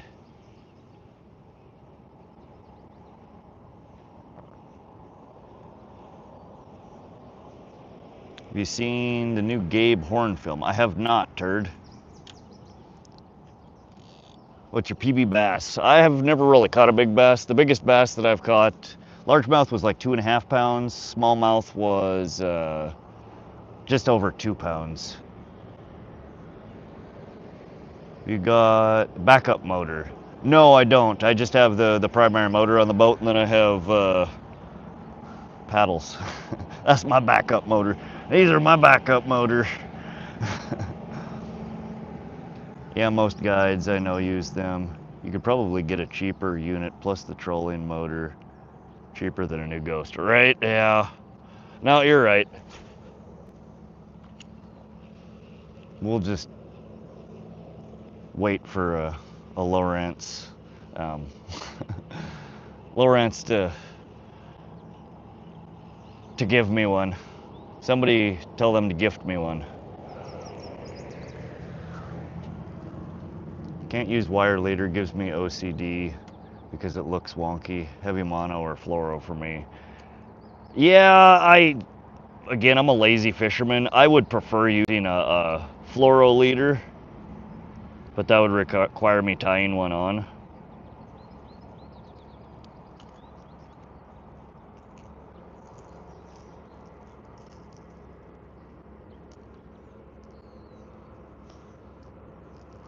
Wire leaders are quick and dirty, and they work. But sometimes they don't work well with some of these lighter crankbaits. There we go.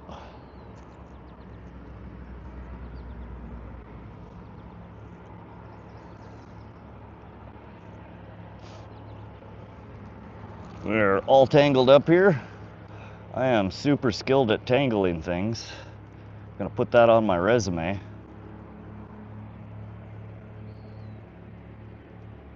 Oh, and we have pierced through the, oh good God. One of them days, guys.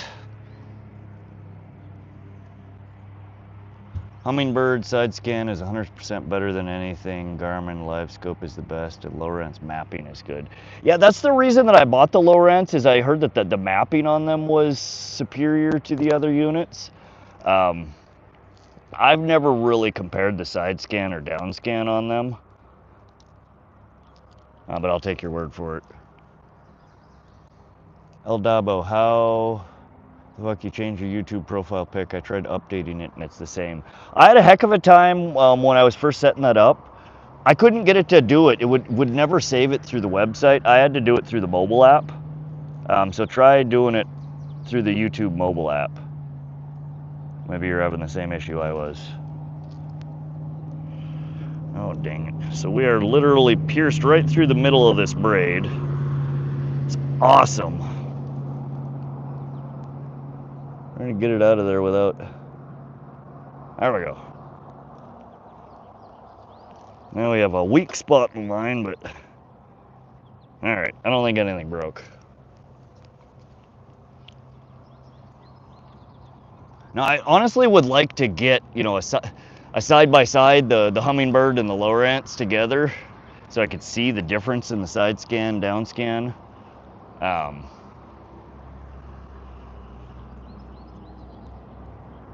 But that would require for me to run multiple transducers, which sounds like a giant pain in the butt. You reel left-handed on an open face, it looks like you're reeling right-handed, because I'm assuming camera is mirrored. Yeah, I cast right-handed and lure left-handed, all my rigs.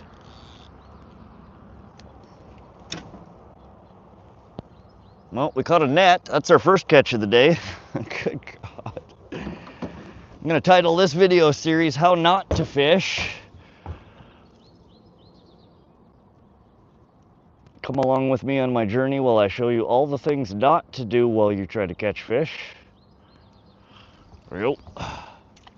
Ouch. Yeah, I don't know. I see so many people that cast right-handed and then they switch the pole and then they reel right-handed, and I've never understood why. That extra minute could be all the difference. Maybe. El Dabo, leaders and swivels tend to mess up the action on cranks. Yeah, you're right. I know that's why a lot of people tie on directly. I normally fish with heavier cranks. Not as often do I use these smaller guys. And the extra hardware doesn't mess with them as much.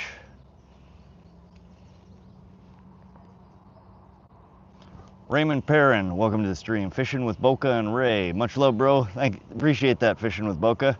How you doing today? How's your day going, Katrina? Humminbird has mega imaging, makes it crisp. I've used every unit that is out on my teaching trips. They all do what they need to do. Live just had more issues with Lowrance, and active target is trash. Oh, okay.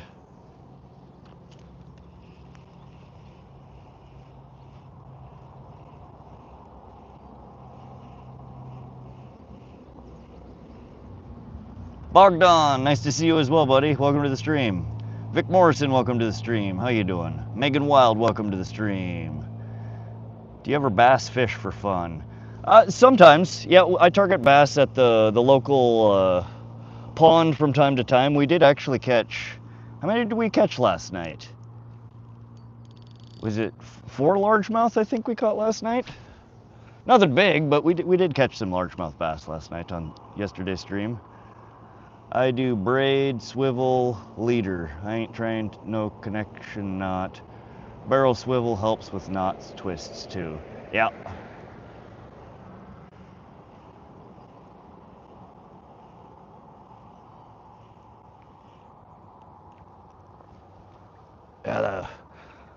This crank is just running weird. I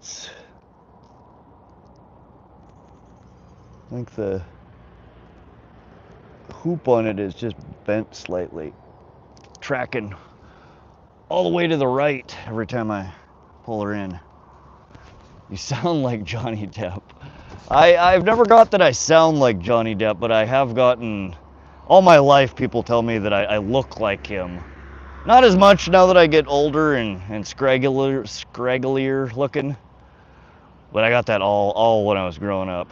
Everybody told me I looked like Johnny Depp from the movie Secret Window or Pirates of the Caribbean. Thanks for the subscription there, Bogdan. You need a permit for fishing. Yeah, you have to have a fishing license, a conservation license, and a state land use permit here in Montana. So 3 different things. Costs you about $37 a year.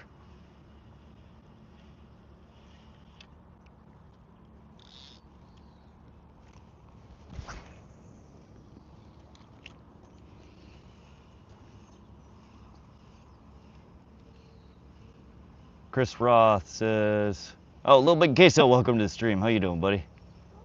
Good to see you. Dude, I posted a pic of the 3.2 kg bass we caught today.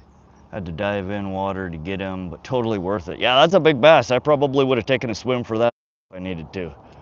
That's way bigger than my PB.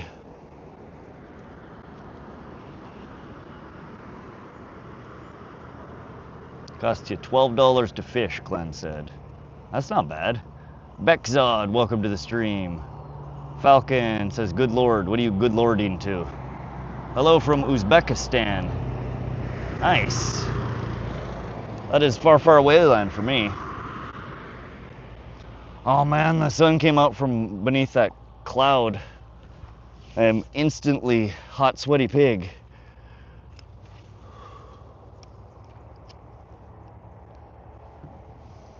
Oh, get off there.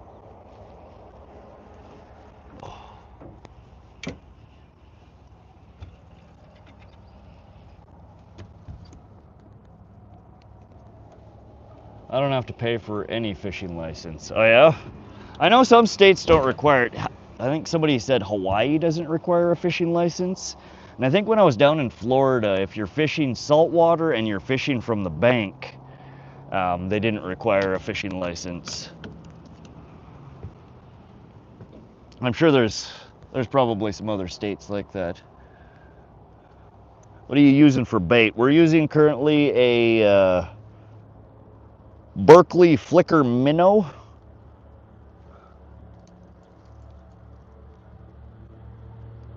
We're gonna throw this one for a little while.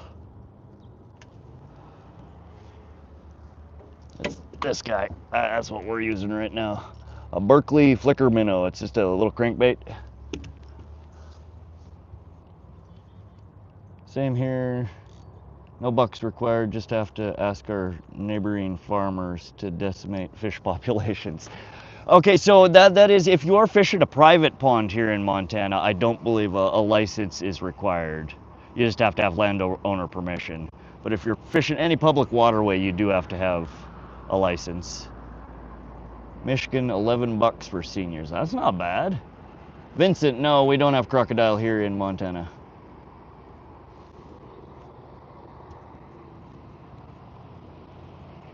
He's a youngster, that's why he doesn't have to pay. Here it's $100, but you can't fish only if you registered to an administrative department. Bass, catfish, carp. If I want to catch trout, I need another permit. I've heard that there's a lot of states and locations around the US and around the world that require special trout permits. Kind of crazy. We just buy a fishing license. Reality, welcome to the stream. Nope, we have not had any, no fish yet today. We've only been on the water for about 90 minutes. Chris Roth, I've never fished with trebles before. Any good? How do they help? Trebles hold a fish a lot better than a single hook, but they're also kind of a pain in the butt and extremely dangerous when you have a fish thrashing around. Treble hooks, they're no fun when you get them stuck in you. And it does happen from time to time. They ain't never coming off trebles. Oh, you'd be surprised. They do still spit the hook from time to time, but you get much fewer fish lost on treble hooks, which is why people tend to use them.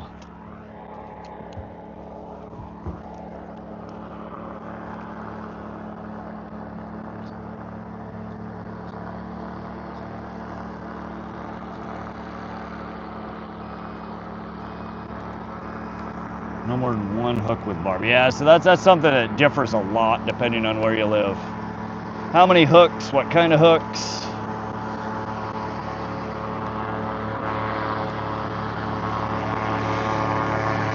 I've always wanted a boat like this, till I realized how loud they are. That's the first time I've seen somebody running a airboat, a fan boat, whatever the hell you call them here in Montana. They are so obnoxiously loud. I don't think I could troll with one of them. Todd, welcome from Rochester, New York. How you doing, buddy?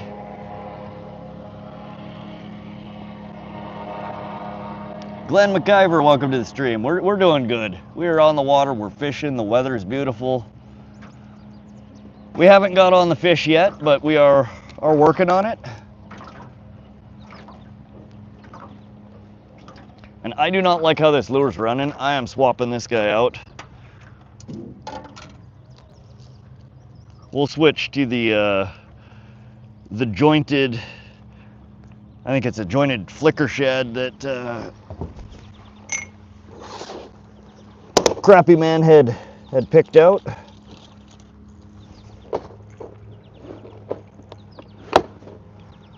This guy, she's obnoxiously bright and loud, and maybe that's just what we need. We're a little overcast, so I tend to use brighter colors when it's overcast like this. Appreciate the sub there, Sandrino and Reality of Imagination. You guys are awesome. Welcome to the channel. Hope you guys are enjoying the stream. I'm gonna see if we can get some fish here, hopefully. I think this flicker shad. Yeah, see, that one feels like it's running way truer. I don't know what is up with it. I gotta tweak on that other one. It just was not running right. Ton of those in Florida, super fun to drive too. They do look fun, and they look, you can get into anything with them. I never realized how freaking loud they are. They're just like obnoxiously loud.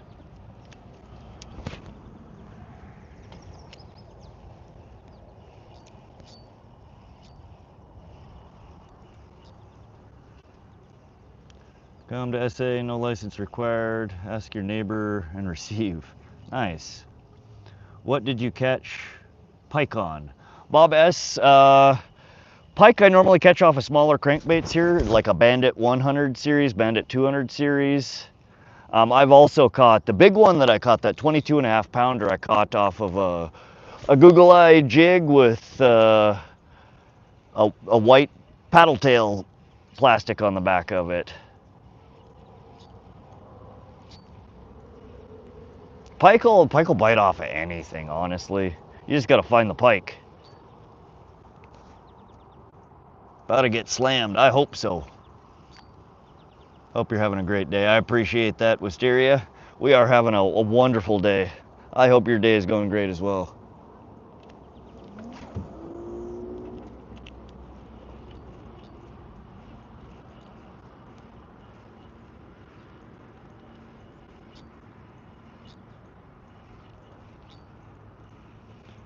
We're just pulling this crank back in with a fairly erratic retrieve, slow, fast, jerks here and there. I have kind of an odd retrieve I do for jerk baits, or crankbaits. I fish jerk and crank, oftentimes the same way. I like to feel it smacking off the bottom there.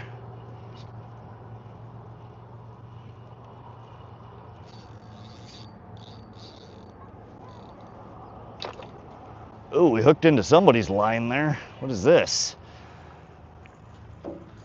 Like, that ain't a fish. It's not a stick either. We got somebody's. Oh, let me wrap this around my hand. Oh, I got half of it. Feels like somebody's mono or fluoro here.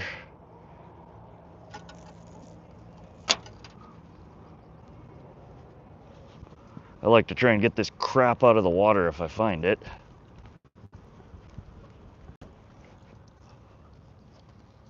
Oh, look. Oh, heck yes. Look at that, guys. Score. That is a Rapala. I think that's a Rapala original floater in 3D pike. Some rusty hooks on it, but heck yeah. That is a score. I don't have this size currently. This looks like probably about an F13 maybe.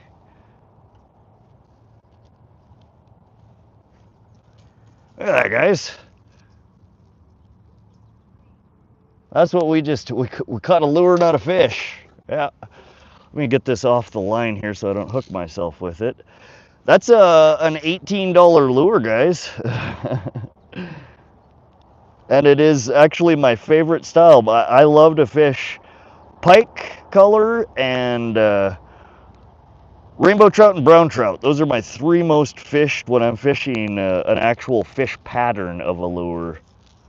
Because that's what's in a lot of these waters. But yeah, I don't know how long that guy's been down there. The hooks are a little rusty.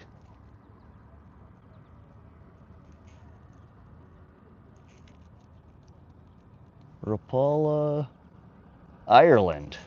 Ooh, she's imported. Fancy. All right, let's get the rest of this line out of the water and get back to fishing.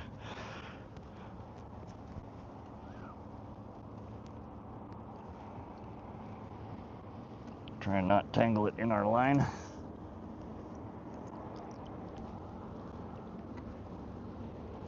Not a bad score there.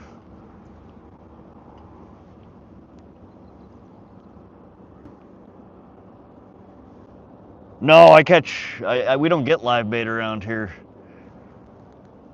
in central Montana. There are a few water bodies in central Montana that you can use live bait, most of them you cannot. While I do fish with cut bait, dead bait sometimes, I usually for pike will use crankbaits. All right, we have a whole bunch of weeds and a bunch of line. Let's get this in the trash can. You guys, I know you don't need to hear this and I'm not your mother, but if you're out fishing and you see big wads of line, pick it up, throw it, bring it to your trash can. This is the worst stuff to leave out there. Animals and critters get stuck in it. All right. Man, I'm excited for the lure. I know it's not a fish, but that looks like largemouth colorway.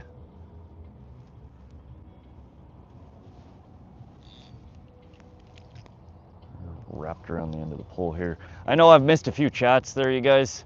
We're a little distracted with trying to get that line and lure out of the water. Must be your device, Dave. All good on my end. Yeah, we have 5 bars of service here. If anything breaks up, my mic will go out completely. And I don't think we've had that. Same hunter, I lost mine too in the morning. I was actually really mad because it was my favorite and it cost me like 30 bucks. Lures, crankbaits and stuff these days are ridiculously expensive. So I am super stoked. That's one of my favorite patterns. I'm gonna just have to swap out probably the trebles on it. We'll fire that up next week when we go to Pishkin. That's gonna catch some pike.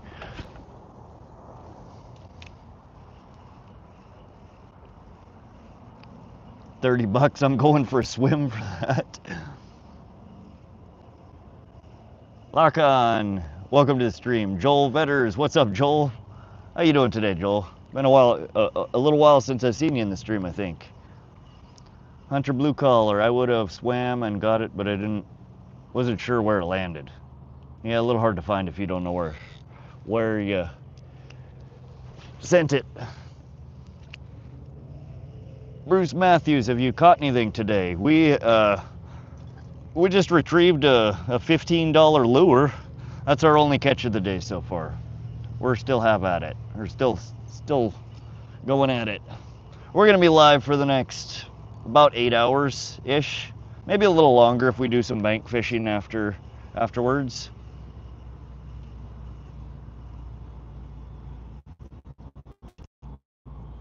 It's almost $5.50 here, ridiculously expensive, dude. Yesterday's a long oh, were you in the stream yesterday, Joel? My bad. Yesterday was a long time ago, though. You're right. It was a whole 24 hours ago. My bad, buddy. There's so many people in here, it's kind of hard to keep people straight sometimes. Tony Potter, I collect storm thin fins back from the 50s until now. Bass can't resist. Some of the vintage lures are really cool.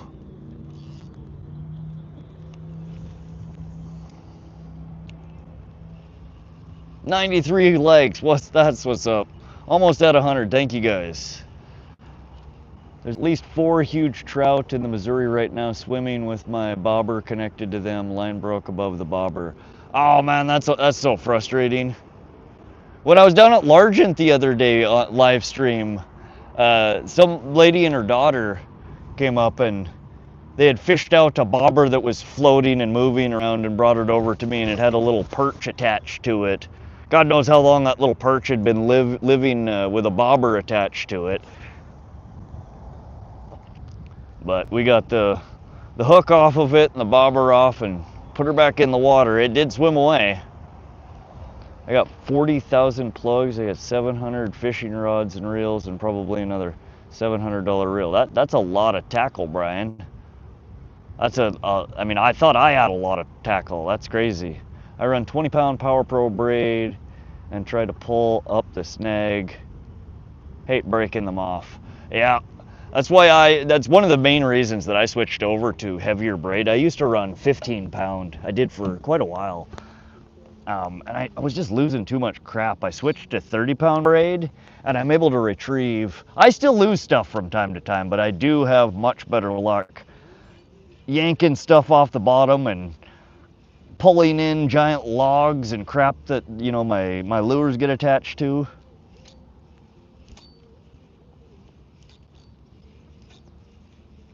I've been contemplating switching to slightly heavier because of those few that I'm still losing.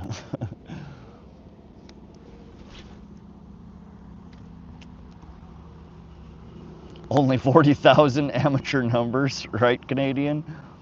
Where do you find the biggest perch in Great Falls? I want to see what they taste like, but I'm not keeping the super small ones. Largent Bend Pond number 3 probably has the biggest perch for a 100-mile radius around here. Aside from that, probably Canyon Ferry. I've seen on Fishbrain there's some fat perch they pull out of there. Francis has some decent sized perch too. That's up by Valier, Montana. But yeah, Largent Bend Pond number 3 has chunky perch back there. Some of the biggest perch I've ever caught. What's 10 years of collecting? Yeah, that's quite the collection for 10 years, Brian. That's pretty impressive. Thought you were the Wooded Beardsman for a second there. No, Silent, that is not me. I'm just a good old Montana mountain man. Joseph Beasley, I'm in Rochester, New York. Where are you fishing at? We're located in central Montana, right outside of Great Falls, fishing the Missouri River. Fishing Cooking with Jose, welcome to the stream. How you doing today, buddy? Fish on? I wish. Is there a special knot used for braided line? I use a uni knot for almost everything, which I know is not everybody's favorite knot, but that's the one that I am most confident with, and I can't think of the last time I lost something because the knot failed. Either the line itself breaks, or the, you know, some of the hardware, the tackle breaks. Troll using electrode. Palomar knot is good for braid. Yeah, there's lots of different knots that do work well with braid. The uni knot just happens to be my preference. Rooster tail, what are you using? We're using a jointed flicker shad.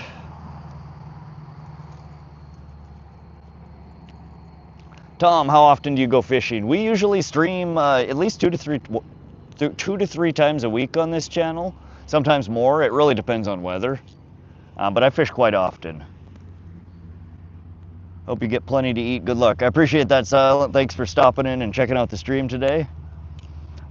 Mr. Fisher said hi. Welcome to the stream, Mr. Fisher. Bob S. Hit the like button, everyone. Thanks. 96 likes. We're almost past that 100. Smash that like button. Double tap the screen. Let's get 100. What lure? We already just answered that, rooster tail. What knot did you say? Uni knot. U-N-I. 97. Appreciate that. All those hearts. Give some back.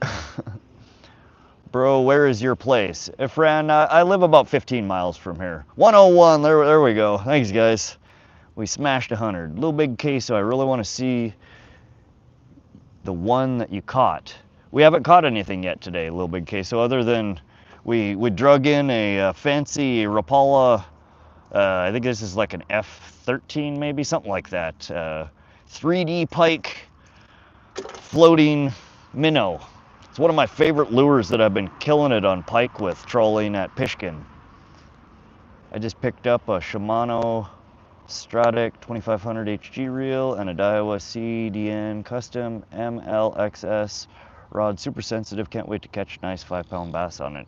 That sounds like a really nice combo, Tyler. Hope you kill it. Go get yourself some monster bass. How you doing today? Siege Kid, I am doing absolutely wonderful. We got great weather here today. As you can see, beautiful skies. It's covering the hot sun. We're mid 70s. Water temperature 67.1, so it's heating up a little bit. We are just trying to find the fish. We puttered up the river, trolled for a little while. We are now just drifting back down, and I'm trying to hit some shallows and some of the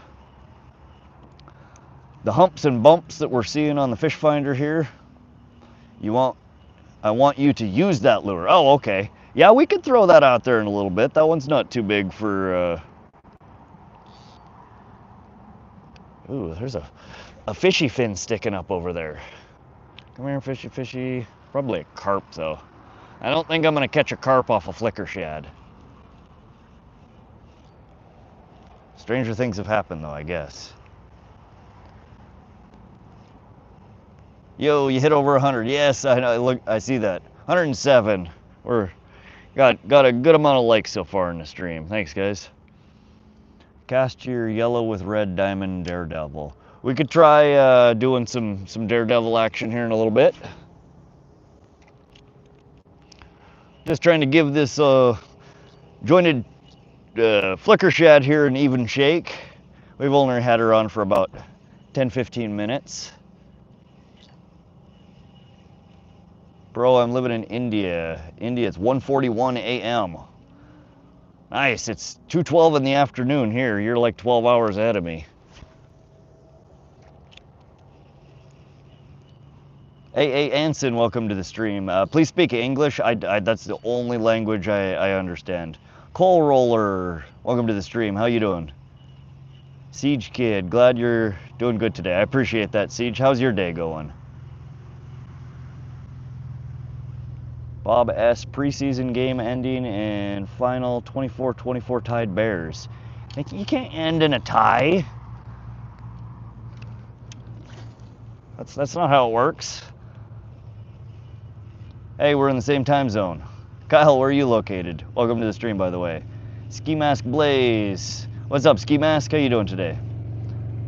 That lure is a baby bass colorway. Still work great, I'm sure. Baby bass? What are you talking about? This? That's not baby bass, that's pike. That's 3D pike.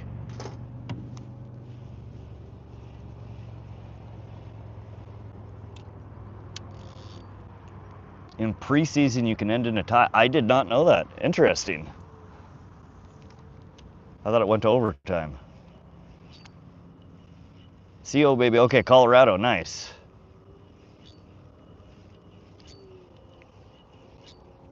Come on, fishy, fishy.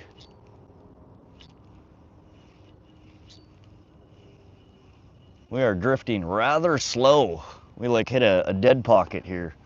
Oh, good God, where was that? There it is. I don't know what you are, but you need to be on the end of my line, like pronto. Come on, buddy. I don't know if y'all saw that. Big old fish just came up out of the water there. Don't know what it was, I just heard it. But whatever it is, we need it. I want you. Come here. Sorry, I'm gonna step away from the camera here for a moment, guys. I am trying to keep an eye on where that just surfaced.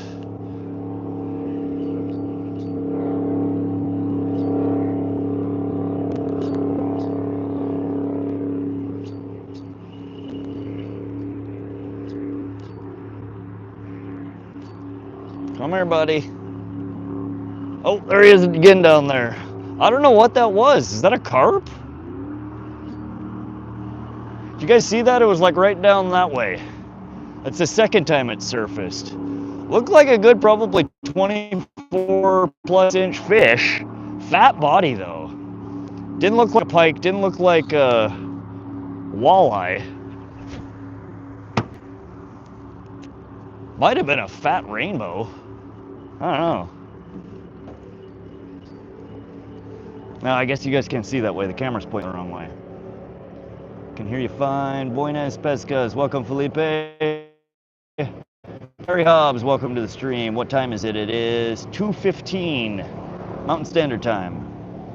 Little Big Queso, I'll be right back. I'm gonna go on the four-wheeler, gonna go grab garbage can, and then I'll be right back. All right, Little Big Queso, we will be here. That's looking awfully pikey over there. That little... Oh, we got our lure tangled on the leader. River Bounty Outdoors, welcome to the stream. Shout out to River Bounty Outdoors. Where are you from, River Bounty?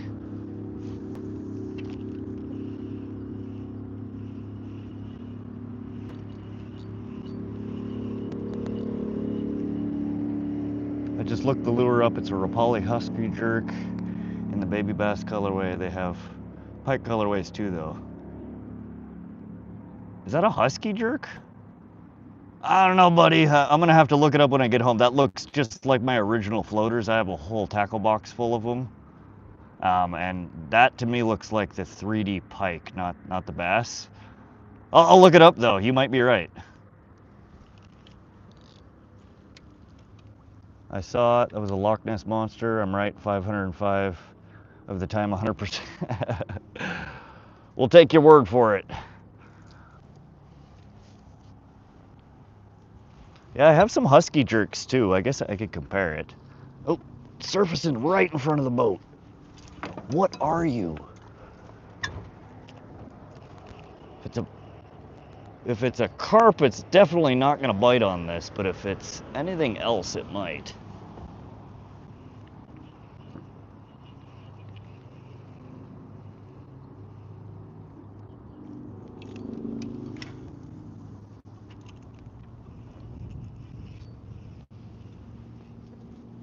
You know that bass print anywhere? Okay. Yeah, the bigger ones that I have that are the pike pattern aren't the 3D pattern. But that's weird. Why bass in green? That doesn't make sense to me.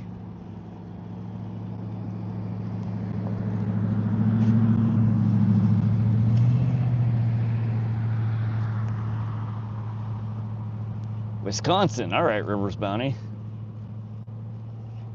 Bogged on. Flash fishing, you're right. Okay. Yeah, that's weird. I assumed it was the 3D pike because it's green. I've never seen bass coloration in green.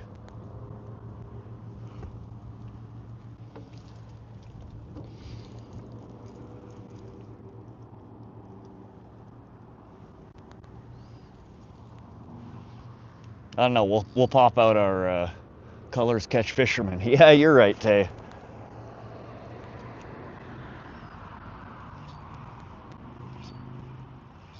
All right, we're. Oop, is that a bite? I'm just gonna back the boat up, and I think I just got smacked. Sounds like bread on the surface would work if those are carp surfacing. Yeah, unfortunately, I don't have any bread with me today.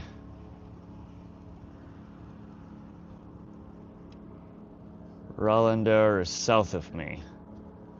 All right, let me kick this real quick and back up slightly.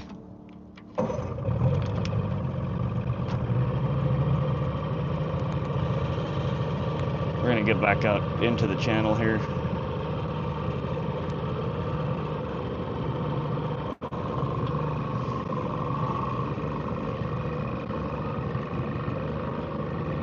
Appreciate the sub there, Outdoors. It's Nasty. Wheaties and Big Red for carp. Big Red like the bubble gum, the chewing gum? Tuco snapped up the bread yesterday. Yeah, that little bastard ran off with my bag of bread. He tried stealing my cookie dough too. He didn't care what it was. He just wanted to grab something from the fishing camp and run away with it. Oh.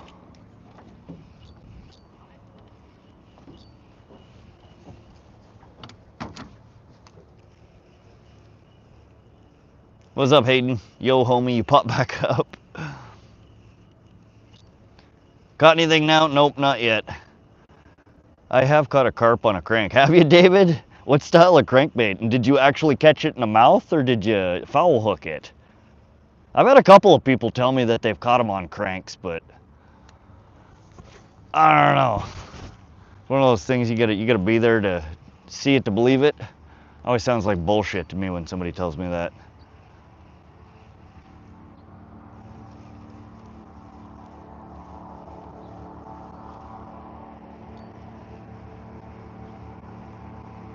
Nope, all we've caught is one. We drug one lure off the bottom.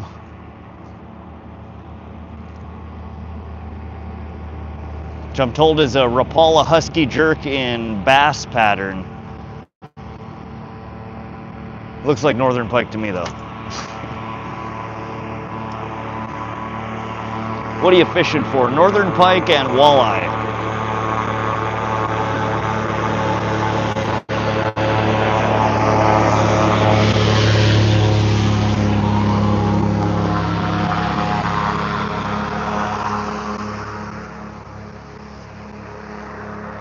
Love how this guy waves as he drives 10 feet away from my boat.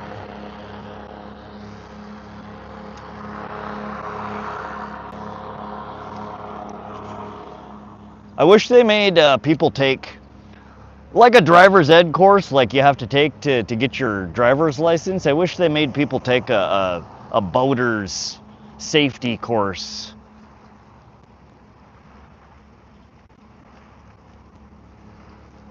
Won't let you send a pic on. Oh, that's all right.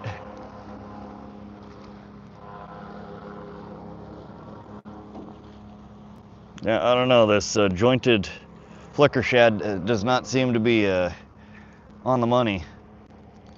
Loud and barely moving. Yeah, they call them a fan boat or an airboat. They're just propelled by that giant industrial-sized fan on the back of it. Super loud. But those are the ones that you see that they're going in the water and then they just bump up, you know, the grass shoreline and they're floating across grass like a... what the hell do they call those things? I don't know. The weird floater... Oh, god damn it. His wake is pushing me back to the bank again.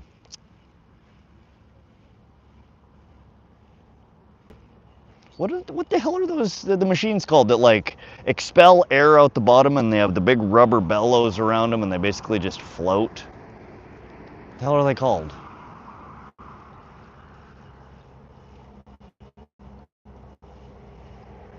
Swim bait on a jig head.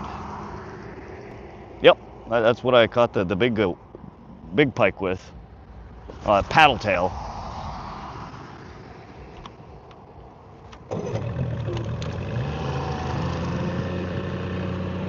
Hovercraft, there we go. Excuse my brain, I'm losing it seems.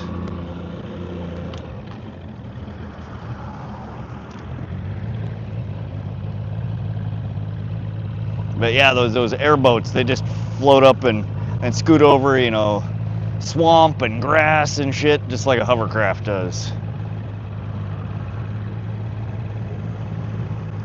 Little Big Queso, welcome back. Ski mask, yeah, the wave when they wake you is so you don't beat them up. Hoverboats or hydro boats? Okay, Roger Hawkins. All right, we were just getting away from the shore there a little bit. Come here, fishy, fishy. That tree looks like where a pike should be living.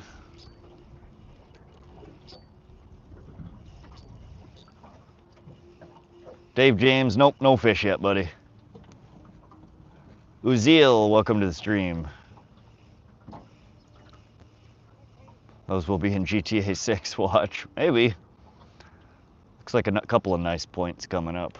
Yeah, this is behind us. We're floating this way now.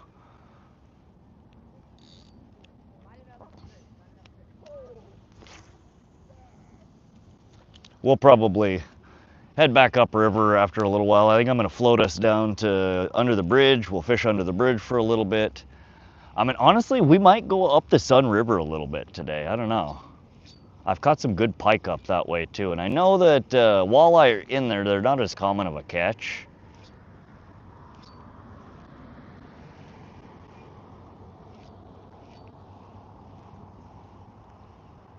What's your opinion on drone fishing or mechanical smart lures?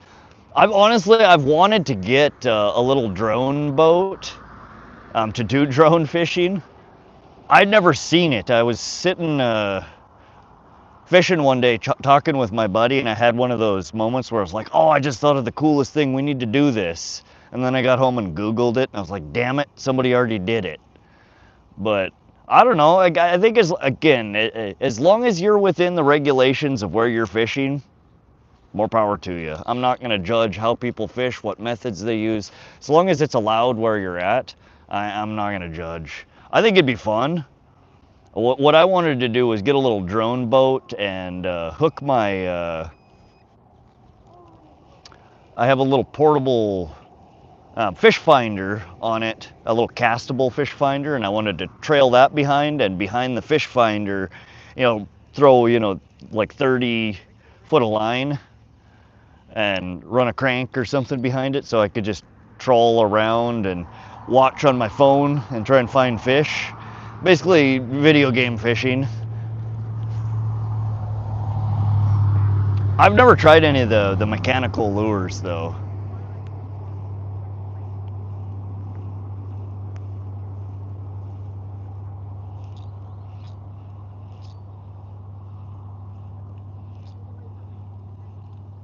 Dave James asks, are you trying? No, Dave, I go out to fish and I don't try at all to catch fish. My goal is to never get anything in the boat. So all y'all that are watching, you've been fooled. There will be no fish on this stream because I'm not trying. Just ask David James, or David Rowe there. Yes, I'm trying, David. I've said this a few times. This spot, I normally don't catch a lot of fish. I don't know anybody that catches a lot of fish in the Missouri River here. But when I do hook into them, they tend to be quite nice fish. Big in size. Like I said, the biggest pike I've ever caught, the biggest walleye that I've ever caught, both of them came from this stretch of the river that we're fishing right here. So there's some big ones in here. They're just not an easy catch. And no, it's not for lack of trying. Nathan, I wouldn't mind using a drone to drop off sturgeon rigs.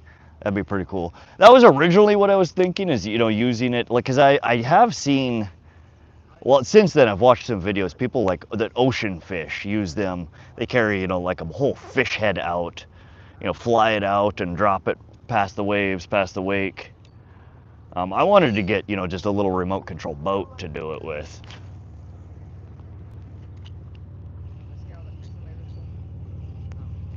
Glenn, he secretly works for PETA, right?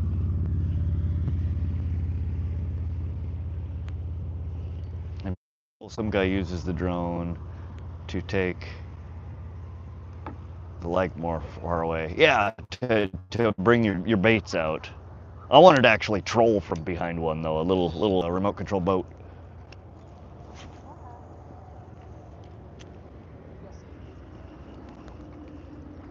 Try harder. I've been waiting ages now to see a big pike. Well, keep hanging out, buddy. Hopefully we'll get one. Last time we streamed from here, we got a, I don't know, was it 8 or 9 pound pike? We had a pretty decent pike. Not a monster, but good size one. Summer fishing, shallow river is pretty hard fishing. It is. This is. Oh, there we go. Got our net again. Howdy, guys. Second catch of the day. You caught something at least. Yeah, right.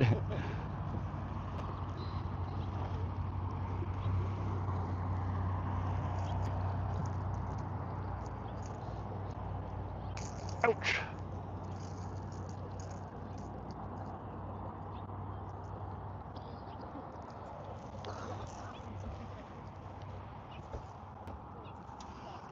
All right. Let's swap this guy out one more time.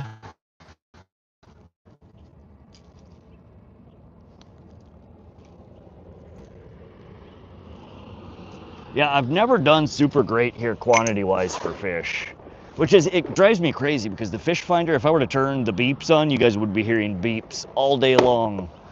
There are an absolute ton of fish in here, but they're picky. They never seem to want what I'm offering.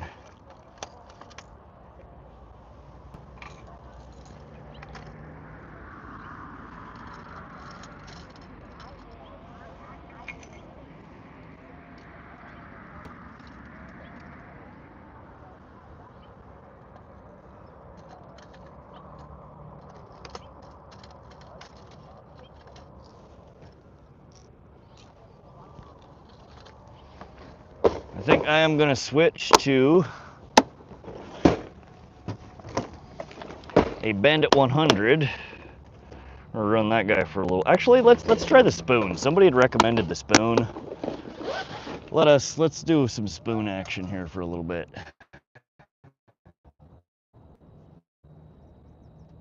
Joel, is there someone else on your boat? No, there were some people floating down the river next to me.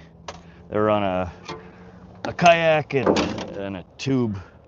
RC fishing boat is not very expensive. RC bait boat is more expensive. Try to add 2 lures. You basically just put one lower, one up a bit.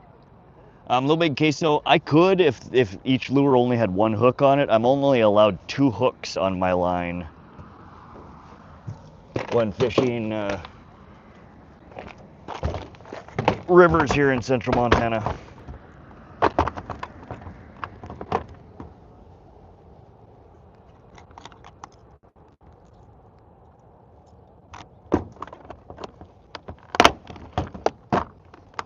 We're gonna throw on and try a spoon here for a few. Mia at work. She was supposed to go to work. She ended up staying home today.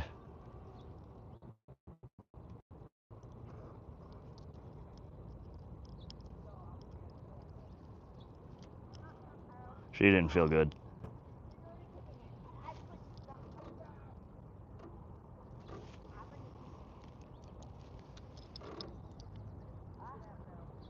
Ski Mask Blaze, as a professional viewer of a fisherman streaming, I want you to let you know that fish live in water. That is an excellent observation, Ski Mask. I will definitely keep that in mind for future episodes of Want to See My Rod. We will try and stick to water for catching fish. We'll do my best. You know, sometimes we make mistakes, but we will try and keep it in the water. That is excellent advice. All right, so we're going to switch to the Eppinger Daredevil 5 of diamonds. Last 2 streams, people have been asking for me to throw this, and this historically is one of my favorite spoons to use for pike fishing. Though I haven't used spoons a whole lot for the past few years. I've been getting way better luck on crankbaits. But we'll try this.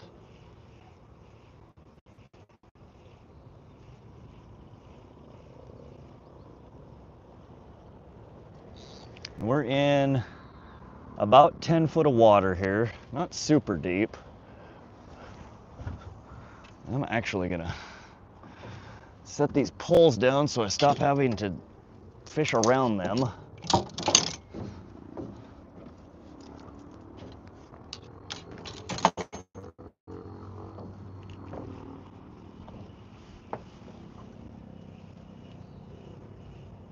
A lot of scientific research went into the high bat ski mask. Don't worry about it, buddy. You don't suck at fishing. The fish suck at biting your hook. Oh, I've been fishing for enough years that I know that some days they bite, some days they don't. And I am having fun, and that is all that matters. I hope you guys aren't too bored watching me not catch fish, but we will hopefully get into something. And again, I do want to remind people that this time of the day is usually not the most productive for fishing, for pike or walleye. The dead heat of the day, fish tend to not be quite as active in the water. You still can't catch fish. I mean, don't get me wrong. There are fish in here and they are still biting. But just not as active as they are in the earlier mornings and evenings. I meant to get our stream started way earlier today, but I slept in accidentally. Jigging spoon works really well most of the time. They hit on the drop, I feel like. Yeah, if we had a good hole, we might. So once we get up, where are we right now? So we're coming to a split in the river up here. There's a nice hole right at the tip of the split, and we might possibly anchor up there for a moment to try and jig. Caught a load of big fish yesterday. Oh, they were monsters yesterday, James or David. Some of the biggest fish I've ever caught on stream. We did. I think we had 27 fish in yesterday's stream, so we did have a good number of them. Just nothing real big.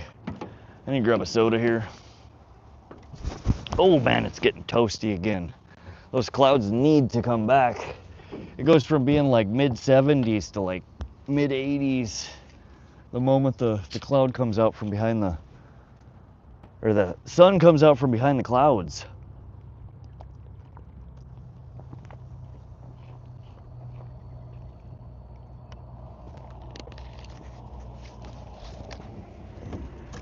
Oh.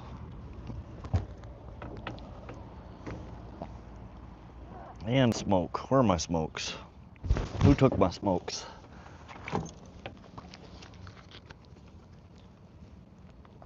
Dave James, are we traveling upstream? No, we are floating downstream right now. We took the boat up until I hit a large stretch of the river turns to be about 3 to 5 feet of water, just super shallow. So we stopped there and we've been drifting back down the river ever since.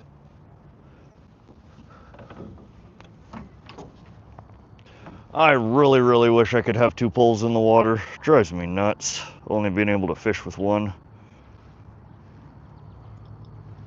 I don't know how many times I'm gonna tangle this line up. It just gets twisted. There we go. There we go. No, so we're drifting back down. We got about another 100 yards, maybe a little bit further till we get back underneath the bridge. And I think we're gonna fish the bridge for a little bit, see if any of the pike are home over there. And then we'll do a little bit more trolling through a channel that's over there to see if the walleye might bite. We're gonna bump around at a couple of different places. Try casting up near the bank, trees, and down logs. Pretty sweet. Yep, that's exactly what I'm doing right now, Joel. We just cast right at the structure over here.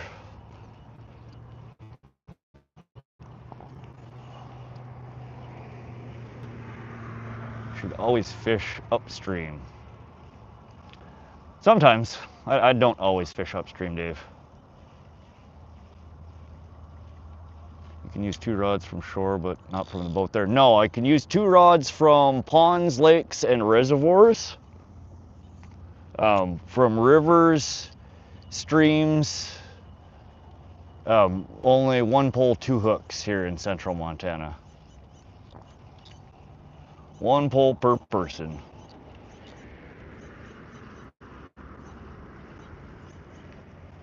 One-man boat. No, it's a 1648 flat bottom John. It fits. Legally, I can have, I believe, 4 people in here.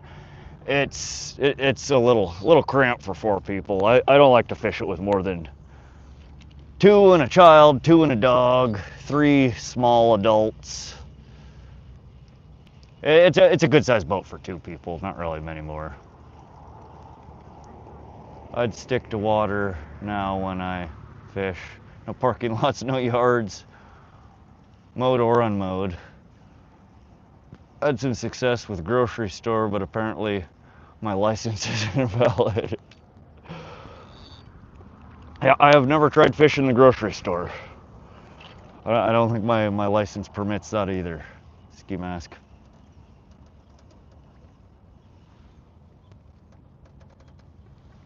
PB said hi, welcome to the stream, PB. El Davo, oh that's convenient. I can only use 1 rod in the summer season, 2 in the winter. Yeah, so a lot of those restrictions here in Montana are relaxed during the winter if you're fishing through the ice. Ice fishing, they tend to allow more hooks, more lines per person. But yeah, here on the Missouri River in central Montana, it's 1 pole per person and 2 hooks per pole, which is quite limiting. Drives me nuts. I like to have 2 poles. I like to have 1 in the water soaking or, you know, trolling, and then I like to actively fish another one. So when I'm not able to do that, I die inside a little bit. I don't know.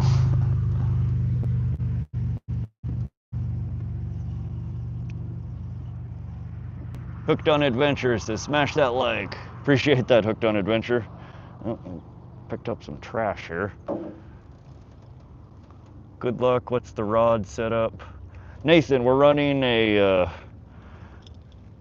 Ugly Stick carbon, medium light fast action. It is a 6'10" rod paired with a Piscifun Carbon X2 reel, the 1000 series.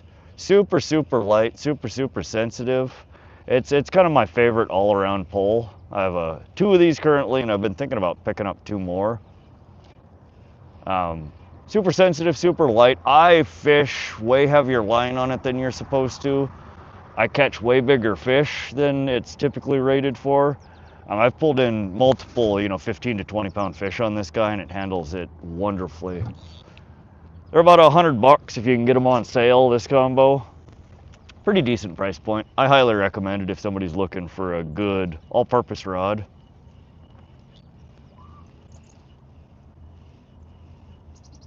$100 here in Texas. What's the temperature? When the sun comes out from behind the clouds like it is right now, it feels like it's probably mid to high 80s.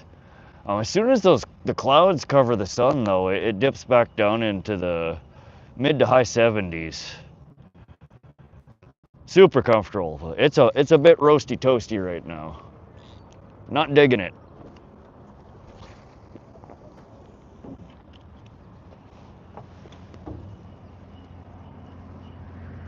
I use a custom 6.6 medium fast 2000 Carbon X1 reel. Oh, nice. Yeah, I haven't tried the Carbon X1. The Carbon X2 are really nice though. I like them. Again, I have the 1000 series on one of the rods and then the 2000 series on the other. And I actually prefer the 1000 series. It's a little bit lighter. You don't get as much retrieve per crank. But it's a little bit smoother and it's lighter. And when I'm casting, I got bad shoulder, bad back.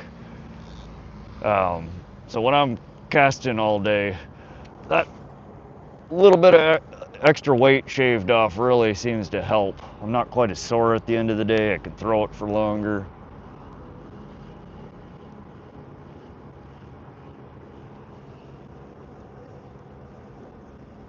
Are you running a wire trace? Yeah, we have it's about a 18-inch, 16 or 18-inch steel leader on the end of it, about 60 pound.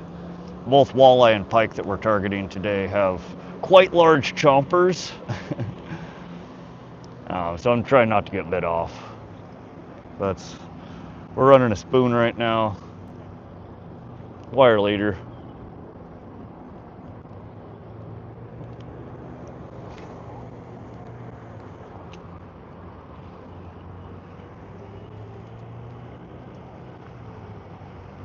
What are you smoking? It's American Spirit Mellow Menthol. And it's not actually lit right now.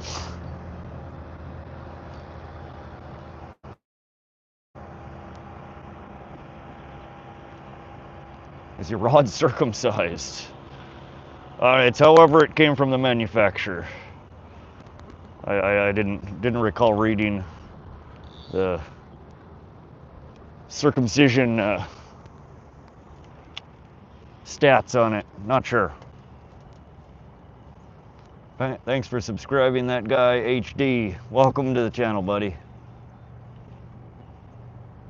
Fat Cat, what's up, Fat Cat? How you doing, buddy?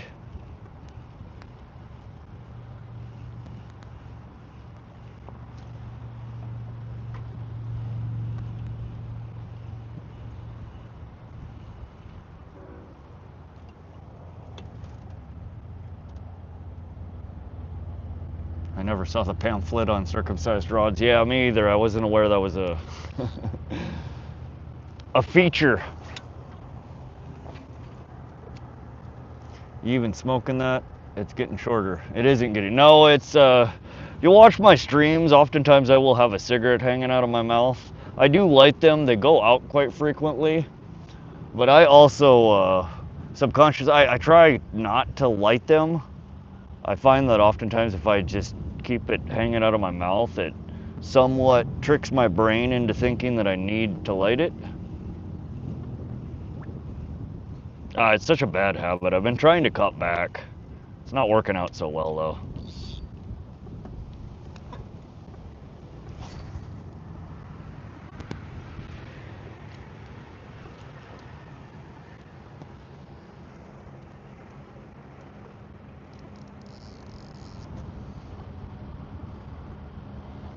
How's the water clarity on that river? Oh, not great. It's not super dirty, but it's definitely not clear either. I'd give it a clarity of about maybe a 5 or a 6 out of 10. Lots of debris floating. It's slightly murky. It's not nearly as bad as the Sun River that I fish in that comes in a little bit downstream here. That looks like chocolate milk. This one is a little dirty, a little stained.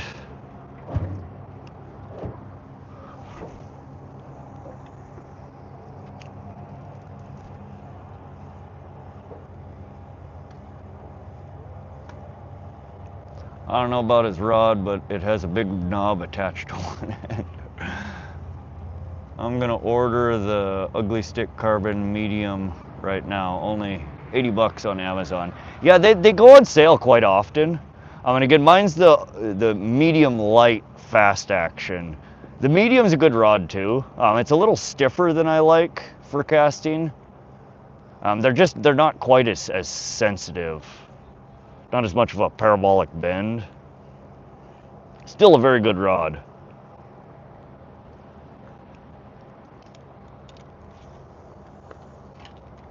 And another fat fish jumping. I heard it. Where was it?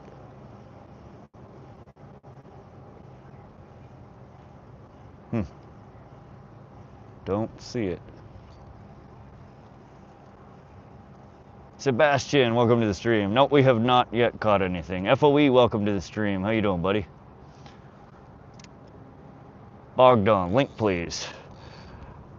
Yeah, I've been meaning to add links on my profile to some of the gear that I'm using because I do get that question quite often. I just haven't made it around to it yet. But 80 bucks isn't a bad price on it. They do go on sale for like 60 bucks from time to time. Usually during holiday seasons, if you get, you know, Father's Day or Labor Day. I'm not sure what the next holiday is that's coming up. But if you were to wait for that next holiday, you could probably knock another 20 bucks or so off of it.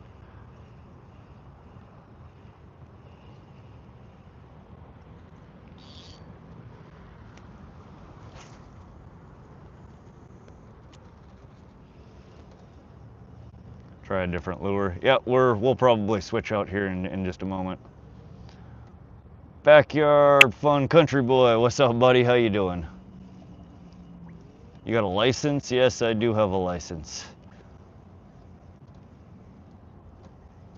God, I'm sorry, I'm trying to read this. I got a glare. I need to get my little umbrella out. In fact, that's what I'm going to do here in a sec, guys. Not only is the phone going to overheat, but you won't have to look at me staring closely to the screen the whole time.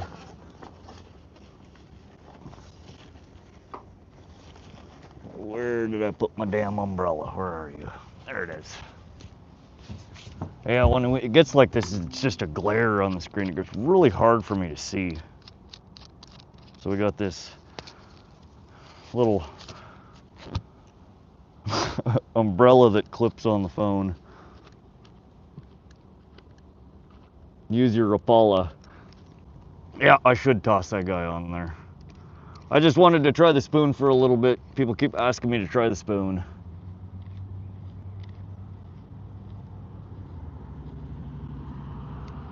There we go.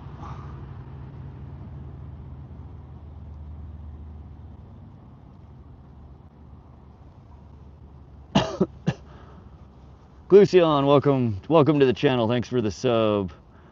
Mad Manatee, welcome to the channel. Thanks for the sub. Appreciate that, guys. What pound is your line? Motto, I use 30-pound Suffix Advanced Superline braid on most of my spin cast rigs.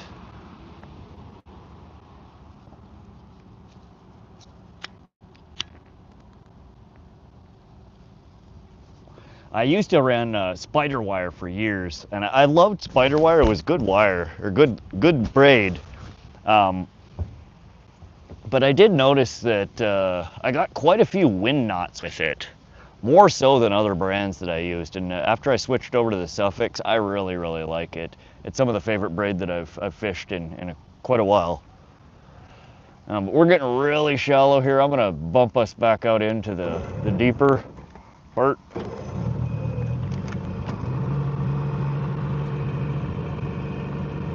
Big spoons incoming. I never catch anything on spoons. Yeah, spoons for me are kind of hit and miss. I've had decent luck in the past with spoons for pike. That might be good to shade the sonar too. Yeah, if I had a bigger one. I've never had the sonar shut down from heat though. iPhones are really heat sensitive. They tend to crap out when you get when they get too warm. So that's the main reason that I bought it. Then it takes some of the glare off. It's not perfect. Makes it a little bit easier for me to see the screen.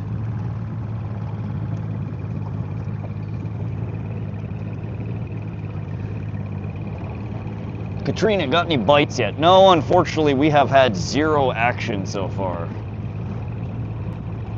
Nice spot have you got today, indeed. It's a lovely spot. Again, I do catch, in the past I've caught some really big fish in this little stretch of river here. Basically from this point down to the bridge and a little bit beyond are kind of the areas that I have stuck to previously when fishing here. 20+ pound pike, you know, 6.5 pound walleye, good size fish. I've caught a few 3-4 pound browns out of this area. What size pike can get there? The biggest one that I caught was 22.5 pounds, 42 inches, right near the bridge down here. I caught quite a few other 10-15 pounders, but the 22.5 pound was the biggest one that I've pulled out of this area yet. Mark, welcome to the stream. You have a question? Ask away, buddy. Stream Elements looks cool. Cindy, welcome back. Yeah, the Stream Elements has a feature on there that all you have to do is enable it, and it will actively thank people for subbing to the channel. It doesn't get everybody, it only gets people that have their subs turned public. But handy. Go to the bridge you're talking about, the shade will definitely help. Joel, yeah, we are headed right back down that way. We're sitting over a hole, and there's, I gotta show you guys this. It's constant fish in here. Tons of fish. Let me see if I can switch this camera around. So we're sitting over, there's kind of a deeper patch here, and it doesn't get super deep. But if you look on the fish finder itself, all fish. It's just constant. This whole section of the river is full of fish. But they're picky. I've never had a day here where it's just like fish on, fish on, fish on. It's a fish every hour, every few hours, sometimes a fish, you know, once a day. But there's tons of fish down there. I mean, that's a big fish right there. There's a chunker sitting under us right now.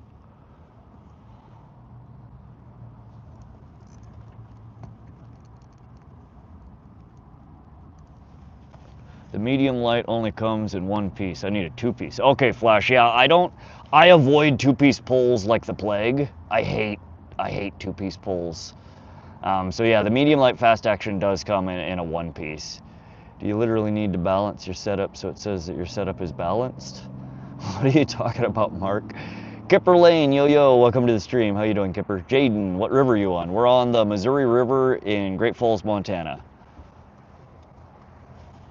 All right, let's get the rig back out in the water here. Oh, we are in the water. I've been slightly trolling. We're gonna try and drop her down in this hole and let her go towards the bottom and see if maybe one of these fish will latch on.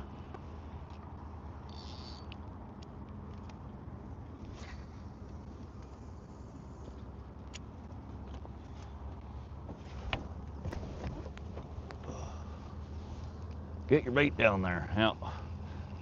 Now this spot I like to anchor up, and normally I'll jig here. Either, you know, a jig head with a worm or a jig head with a leech. Sometimes plastics. We're gonna run the spoon through here a couple of times.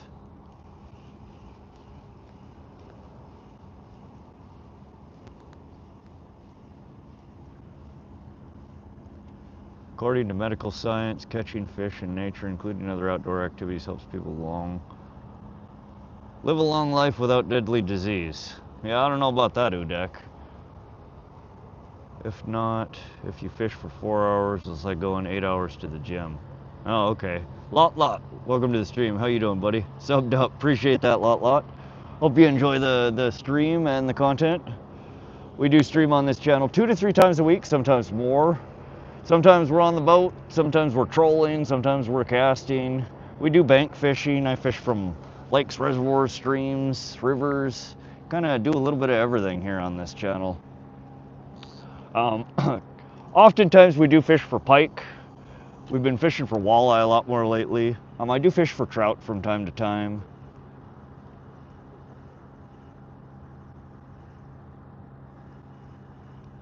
But if you like fishing streams, you like just hanging out in live chats, hit that sub button. Come hang out, come join us and fish. Why don't you like 2-section rod? Which is better, more sections? No, I've just, over my lifetime and you know, experiences fishing, it always ends up, the longer, the older, especially the older the pole gets, the looser it gets, you know, your two parts going together. And eventually I end up casting and, you know, your front end of the rod goes with your lure. And it's just, it drives me nuts. I've lost the tip of my pole a couple of times doing that. I've accidentally cast and broke, you know, the eye off, casting it, trying to cast towards a bridge or a wall or some structure. They drive me crazy. The pole twists, so your eyes get misaligned. I got sick of it. It's a personal preference. There is nothing wrong with two-piece poles. I think the majority of people probably fish with two-piece poles.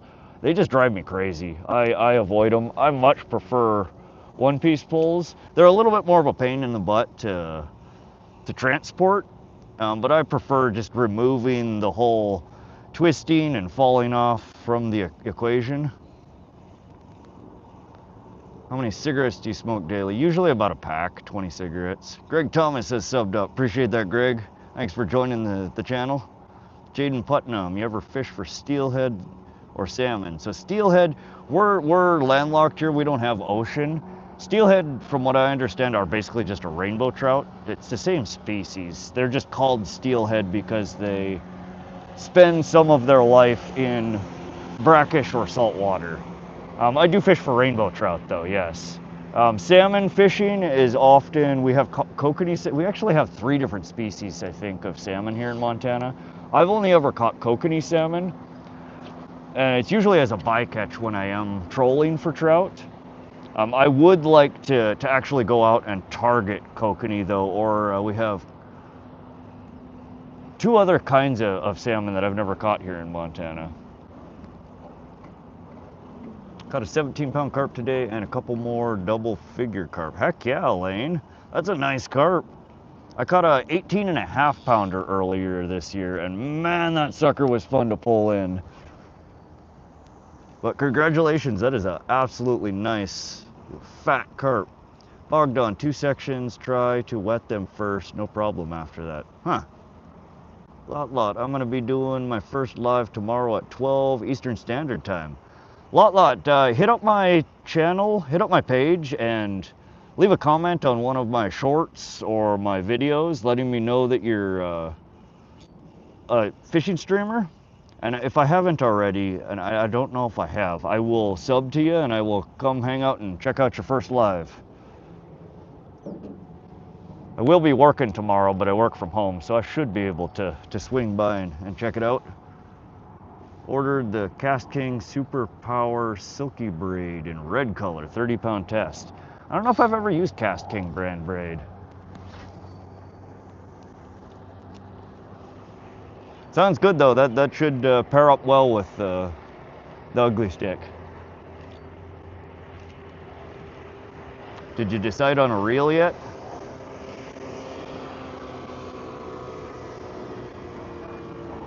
Hold my bag. If I was a fish, I wouldn't let that happen to me. Mark Lester, oh, I already answered that. All those cigarettes will catch up to you. I know, Commander Luke, you are absolutely right. Lou Gaming, welcome to the stream. How you doing? Bogdan, Amazon, AliExpress, or Temu for fishing accessories. Most of my stuff comes from either Amazon or there's a chain of stores here in the States called Sportsman's Warehouse. I get a lot of my stuff from Sportsman's Warehouse. Usually between Amazon and Sportsman's I can find most of what I'm looking for. Occasionally I will have to order random stuff from other vendors. But those are the 2 that I get stuff from for the most part. Also, if you guys like handmade stuff, there's another streamer on here. He's in my channel sometimes. He may be lurking right now. Crappy Man Jigs. He makes really good plastic spinner baits. You can check him out. He sells His stuff is oftentimes cheaper than the big name brand stuff. It's of equal or better quality. But check him out, check crappymanjigs.com. Tell him Vox sent you, or Rod. Good guy, he streams on here. You can watch him make he'll make custom orders for you live on stream. Cool guy, really good gear. All right, let's switch her up. I think I'm gonna run our I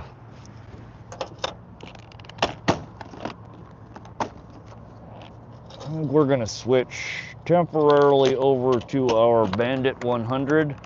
Let's go jump under the bridge here and see if Grandma or Grandpa Pike is home. We'll whip on one of these Bandit crankbaits.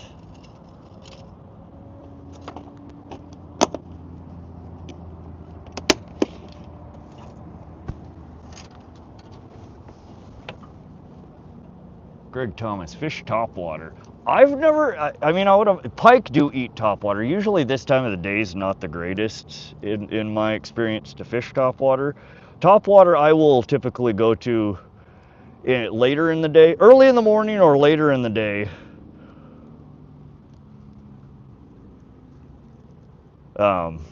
Sunrise, sunset, dawn, dusk. Oftentimes when you see a lot of fish eating off at the top of the water, picking bugs off, that's generally when I'm going to switch to topwater. But we're targeting pike and walleye today, and I do walleye. I would imagine they eat topwater. I've never caught a walleye off of topwater. Do you ever face any difficulty in fishing? Ooh, Deck, there's always complications when you're fishing. You learn to be adaptable. A good reel from Cast King, also in red. I'm very surprised, but Cast King is everything I've bought from them is pretty nice. Oh, right on, Flash. Yeah, that's just a brand I've never really used. Joel Vetters, no offense to anyone, but I just can't wrap my head around trying to catch carp. In Minnesota, we consider them trash fish. Joel Vetters, go get a 10+ pound carp on the end of your line. I'm telling you, buddy, once you feel the fight from a 10-pound plus male carp, you will understand why we like carp fishing. We're not catching them to eat them. We're catching them for the fight, for the fun of it. And yeah, they're considered a trash fish, but they're also a species that's very rarely targeted in a lot of American water bodies, which means there's very little fishing pressure, and they are quite eager to come out and play in most water bodies. Go catch a big one, you'll understand. The circle of life, carp, roe, fried is great. I hear they're good to eat, but I don't ever catch them to eat them. Commander Luke, can you talk about the feeling you get when you're pulling in a big one? Oh man, it's exciting, it's exhilarating. I mean, there's the initial burst of excitement when you feel that fish first take your lure, and it kind of sets in that you got him and now you got to land him. It's a thrill. It's also, you know, quite rewarding. You get it in, you get it next to the boat, you get that first flash, and it's like, oh, what is that? You know, if you couldn't tell from the bite. Sometimes you can, you know, certain species feel different on the end of your line. But the moment you get that bad boy in the net, it's like nothing else. It's, you know, the excitement kind of fades, the euphoria kicks in, and then you get to see what you landed. I don't know, fishing is fun. It's super relaxing, super rewarding. Sometimes, again, people fish for different reasons. Some people fish to eat. Some people just fish for fun. You know, whatever your motivation is. You know, it's a fun hobby. You're outside. You're not stuck in front of a computer all day or watching TV. Or good way to socialize too. Meet people, hang out. I just like being outside in nature. I would much rather be out here under the sun than trapped indoors. I thought anyone says carp don't fight and are trash.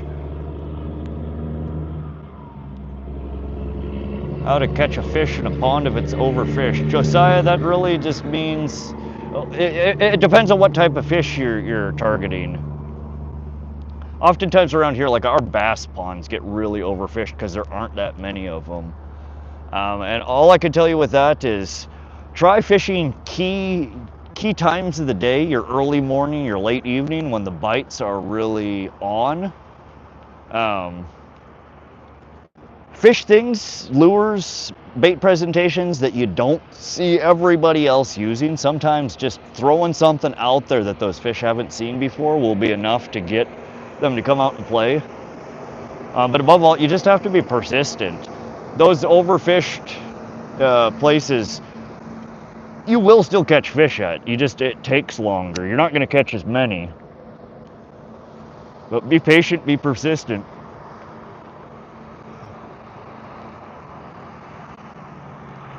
Where do you find the most summer pike?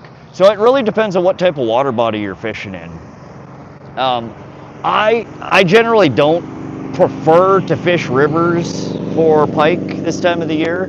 It's much easier in spring and fall for pike in rivers. This time of the year, they don't bite as well. I prefer fishing lakes or reservoirs for pike this time of the year, and they tend to be spread out all over the lake, but the bigger ones and more often the ones that are actively feeding are out suspended in deeper water. So like I troll over 30 to 50 foot bottom, and I oftentimes will run my rigs like 15 to 25 foot deep. So I'm not on the bottom, I'm well off the bottom, but I'm far enough down in the water column that I'm getting into line of sight for those fish that are just suspended out there above the thermocline and above structure. But this time of the year, that's what I would recommend, is if you have a good reservoir or lake around you that's got a healthy population of pike, if you have a boat or don't have a boat, find somebody with a boat, go troll. Go troll around that lake, find 30 to 50 foot bottom and run patterns back and forth over it. Put different bait presentations out there, whether you're running big long stick baits, short stubby, deep diving crankbaits. But just be persistent. Hopefully next week I'll have my Starlink Mini set up, and I will actually be taking you to one of my favorite pike trolling locations, which is Pishkin Reservoir here in central Montana. I don't usually catch really big pike there, but that's one of the places that I go that I'll typically end the day with a catch count somewhere between 10 and 20 pike off of 2 rods. If I have a second person in the boat and we have 4 rods out, it's 20 to 30 pike. We do really, really well. But those same water bodies, I oftentimes see people this time of the year fishing like they would in the spring or the fall, in super shallow waters, super slow trolls. And they'll still catch fish, but they'll catch 1 or 2 in an 8-hour trolling session instead of 10 or 20. Fish faster too. This time of the year, the pike they will chase you, and they will chase down those lures. 3+ mile an hour troll for northern pike is absolutely acceptable this time of the year, and it seems like the faster I go, the better they hit. The tug is the drug, steel ladyfish. It's funny. Look at the house in the background, rich guy. This is actually a country club.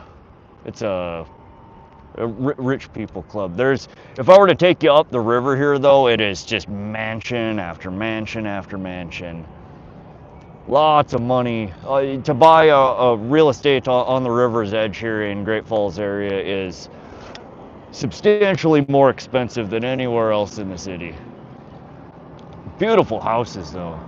Any tips for a 25-year-old guy that wants to learn the basics so he can take his boys fishing off ashore? I just started buying some rods and small tackle. Find yourself a local pond. Ponds are a really great place to learn to fish because oftentimes they're stocked with a lot of fish. You can implement, the most basic methods. whether it be, you know, just a sinker and a worm, or, you know, a float rig, a bobber and a couple of split shot and a worm. Start basic. You don't need to go out and buy a whole bunch of fancy gear, a bunch of fancy tackle. When you start getting more into fishing and you're targeting certain species, that's when you want to start buying more poles, you know, more types of lures and bait.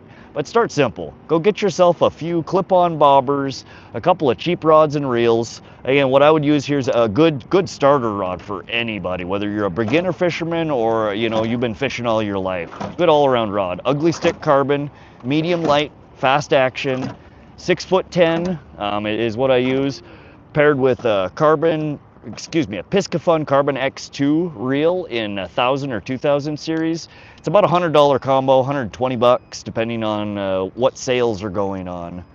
But pick yourself up a couple of cheapo rods. 100 bucks a rod is a really decent price point, I think. Some bobbers, so a variety of sinkers, and a pack of hooks. Go get a package of worms and go to your local pond, and just throw her out there. Get used to using the gear, get used to catching, you know, the smaller fish, learn how to take them off the hooks, how to net. But just start there. It's an easy and it's a fun experience. Oftentimes those ponds are filled with bluegill and perch and things that they will bite on almost anything. And it's a wonderful experience for you and the kids. You know, like we streamed yesterday from my local pond, and over 6 hours that we streamed, a little bit over 6 hours, we caught 27 fish. Not big fish, but 27 fish in 6 hours. You know, we had largemouth bass, we had perch, we had, what else did we have? Pumpkin seed, and a bunch of bluegill.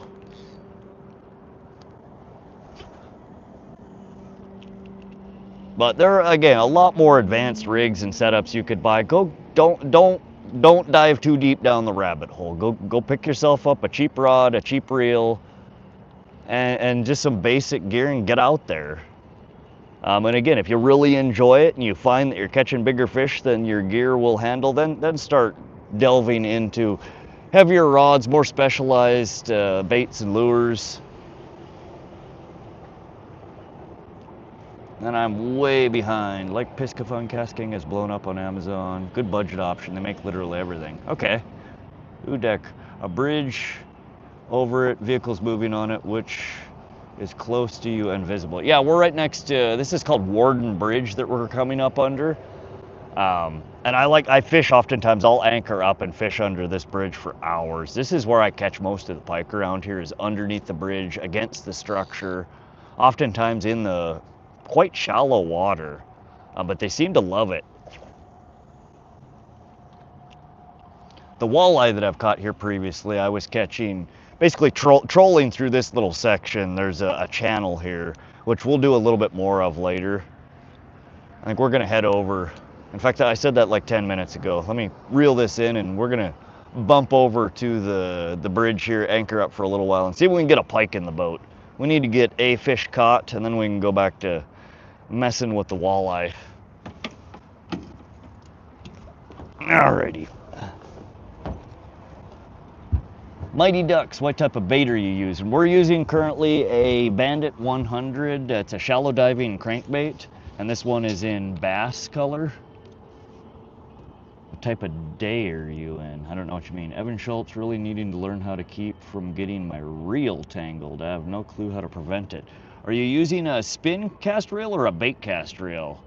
If you're using a spinner reel, normally they don't tangle all that much. Usually it's the bait cast reels that are super prone to tangling.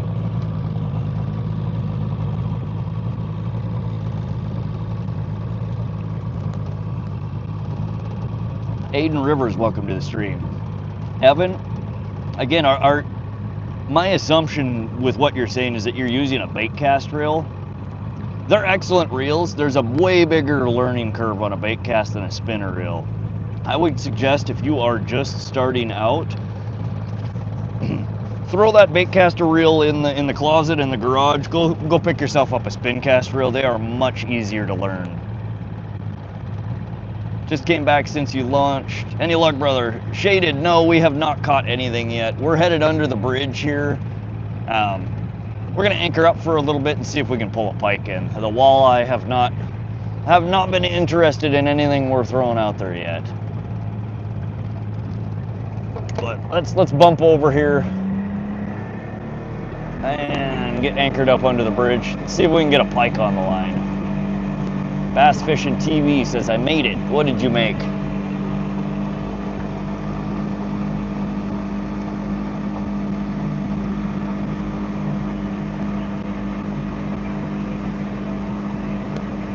Yeah, and again, if you do have a bait caster, listen to Flash here. They're not super complicated. There's just a learning curve. There's a specific way that you got to fish a bait caster so you don't get tangled up all the time. And it's not something I can provide you on any advice on, because I don't fish them. I've fished. I started out with a Zebco when I was a little guy, and once I got past the Zebco, I have stuck with spin cast reels, spinner reels.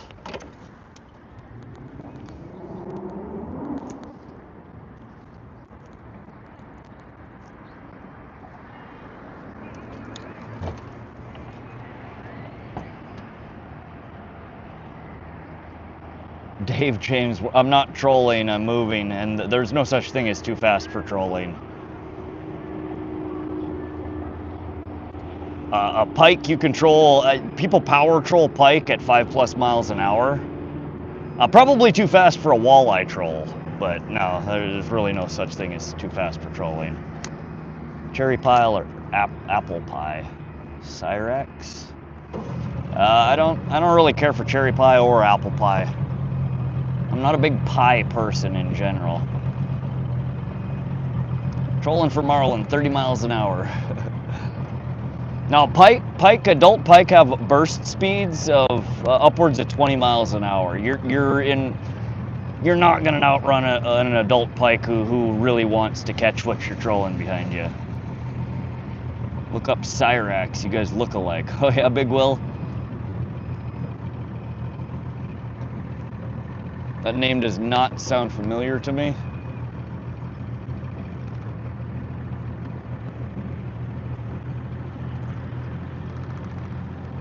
But no, we were just moving. I didn't have a lure in the water. We were not trolling. We're just moving to a different point.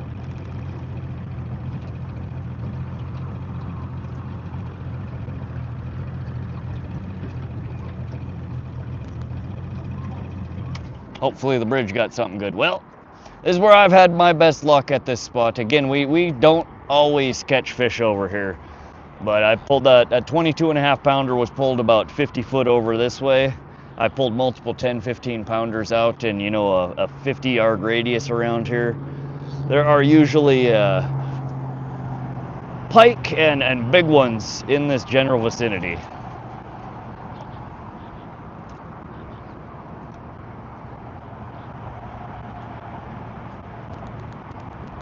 They're saying you look like Slender Man. Is that what that's supposed to mean, Rowdy?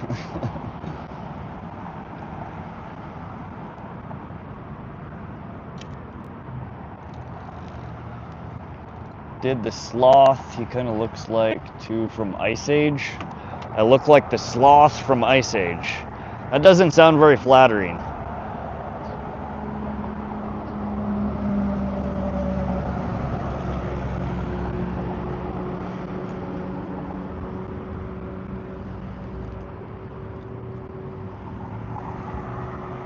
Okay, no, we haven't caught anything yet.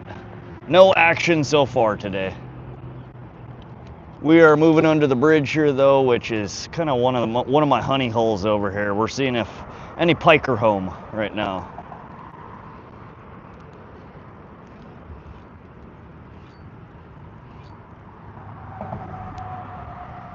Yeah, basically they slow. I came here to see your rod, like your name says, still waiting. Justin F, we are running a ugly stick carbon, medium light fast action, paired with a Piscafun Carbon X2 1000 series reel. That is the rod of the day, my friend.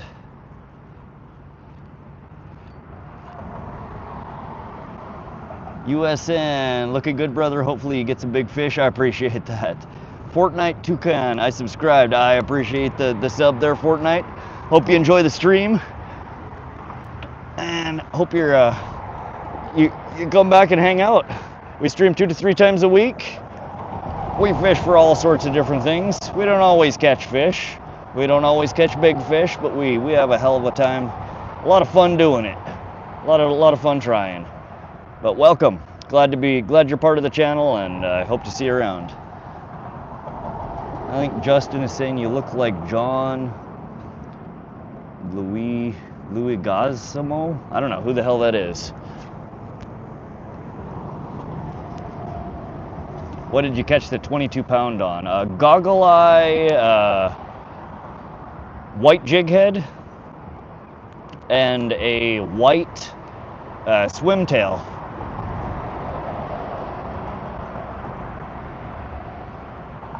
Or paddle tail, I guess they're called. We were just jigging right next to the bridge here.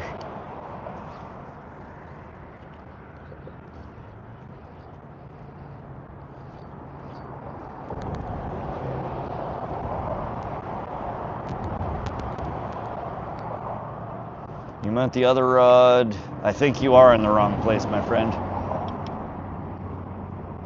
May want to try jigging pillars. Yeah, after we give the crankbait a fair shot here, we will probably switch to jigging. I kind of run the same pattern through here every time I come through. I like to float through the first time and toss my cranks. And then I like to anchor up at the end, and I'll throw the crank a little bit more, and then I switch over and jig for a little bit.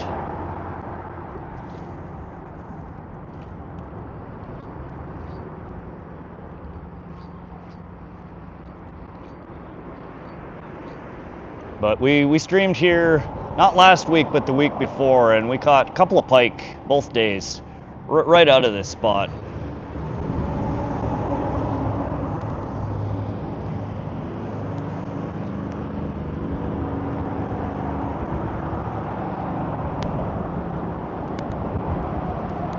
Wet your line to prevent tangles. This would look like the white version of Jammer BBK. I don't know who the hell that is. I don't know who any of these people you're referencing are, guys.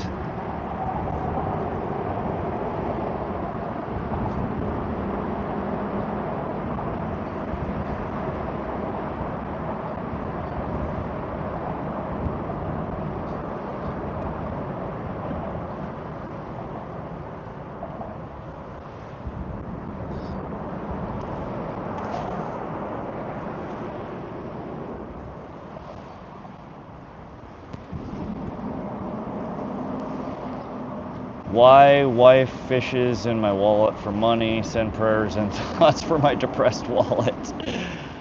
Now, my wallet stays firmly out of reach of anybody but myself.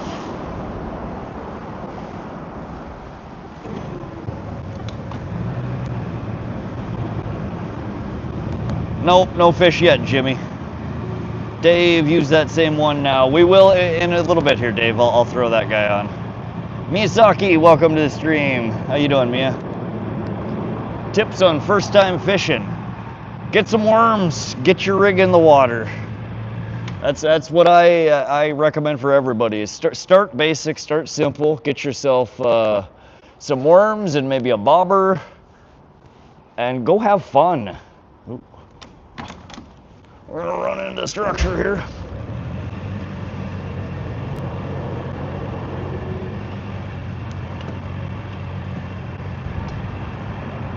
Oop. Good thing it's not a new boat. There we go.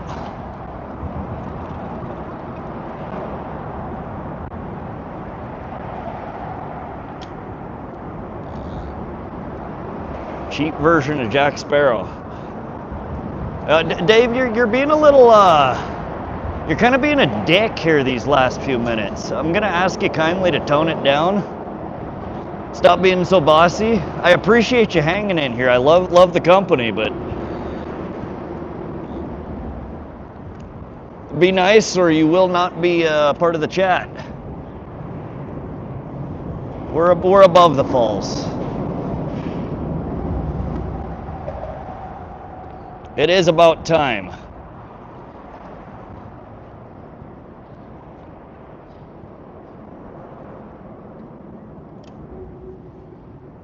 Little underwater speed bump. Nah, I just kicked the ass end of the boat off the pillar there. I stuck my foot out and shoved us mostly off of it, but we did still nick the corner of the boat on it. It's all right, it's an old boat. It's got plenty of dents in it from the previous owners. Might as well add a few of my own, right?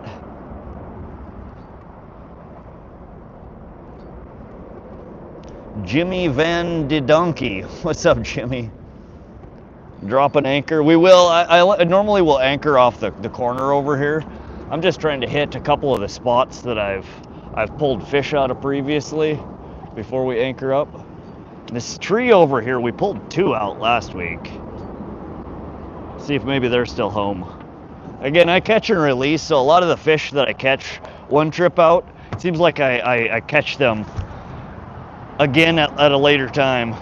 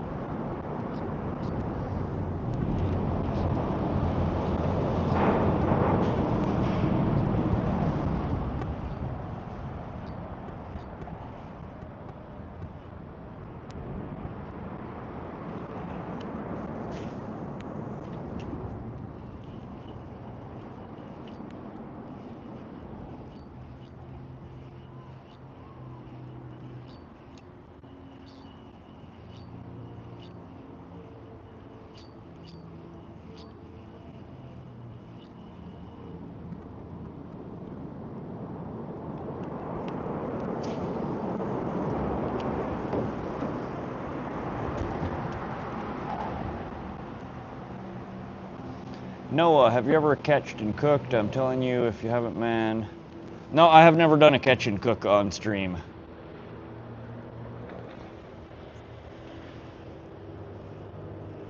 Thoughts on Janet Gurr being casted for Batman? Vision, welcome to the stream. I have no idea who that is.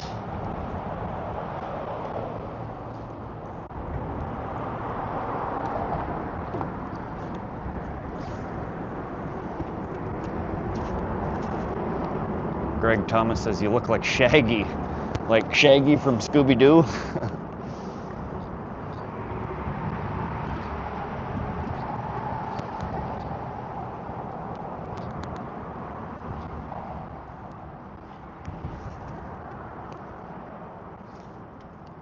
Another pike pulled out today at the bridge for the Sun River Vaughn on Fish Brand. Yeah, that spot's a good pike spot. It really is. I'm always nice, lighten up, just having a laugh. We're all adults here. I have pretty thick skin. I'm just saying, you've been a little bit bossy lately, Dave, and comments like I look like a cheap version of somebody. I mean, that's not a very nice thing to say about somebody. Don't be a dick. That's all I'm saying.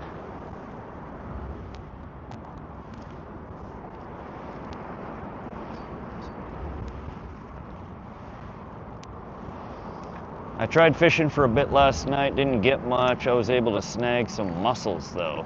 Oh, nice. Yeah, I've never eaten mussels. Be careful about what you catch and cook. The waters are full of PFAs. Yeah.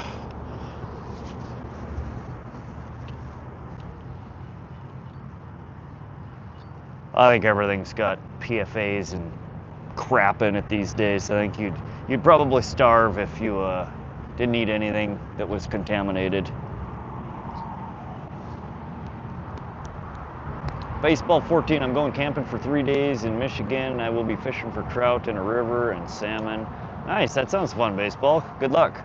Joel Vetters, any depth change when you went under the bridge? Super shallow. Yeah, we're only 2.5, 3 feet. It is really, really shallow. But it's in the shade, and there's, again, the structure, something about that the fish just absolutely love. Again, I pulled that 22.5 pounder out of this super shallow water, and I caught him not once but twice in the same day. That's where he lived.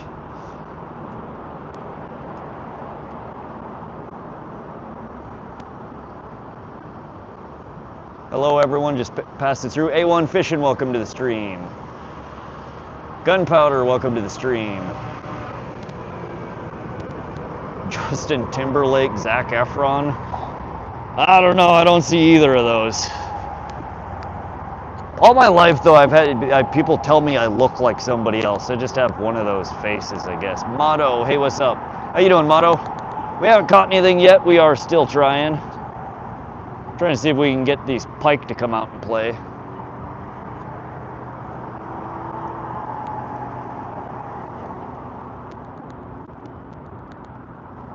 Good morning from Hawaii. Maddie, or Made in Hawaii. Welcome. Hopefully you get on some more action today. Yeah, been a little slow so far. We're still having fun though. I always enjoy my time out on the river, lakes, or wherever I'm fishing from. Trying to hype you up like somebody. Oh, it's all right. Again, I got thick skin. I'm just asking people to be nice. Trying to hype you up. Gary Miller Show.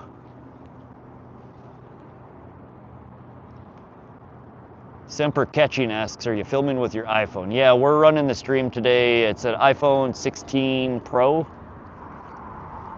I do also have a couple of GoPros, but they're more of a pain in the butt to set up for streaming.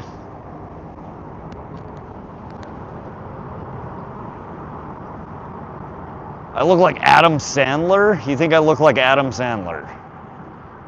That one is slightly offensive, Mia.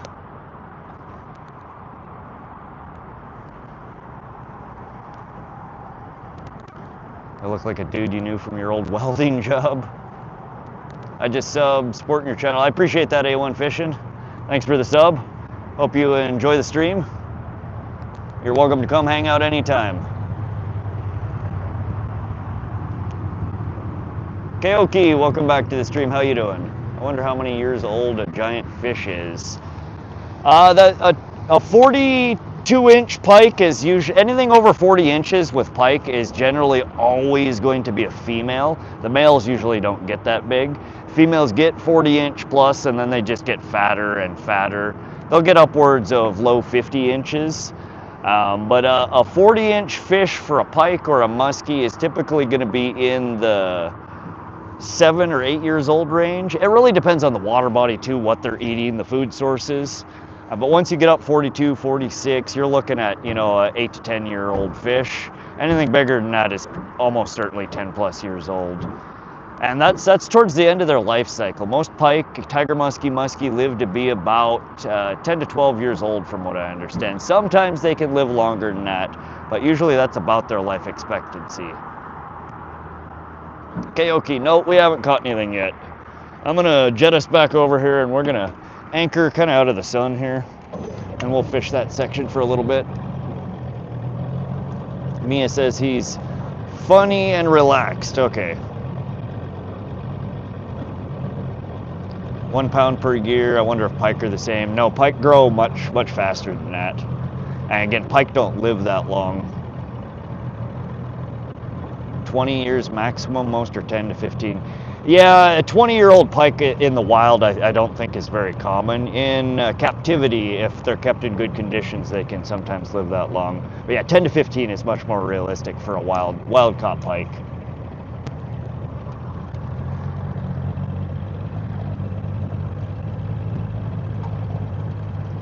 Craig Lord, we are targeting today Northern Pike and Walleye, and we have gotten absolutely nothing so far.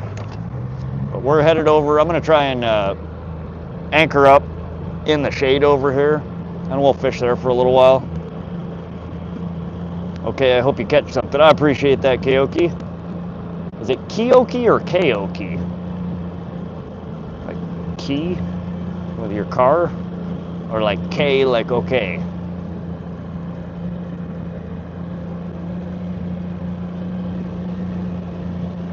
You tried to jig yet? No, I have not.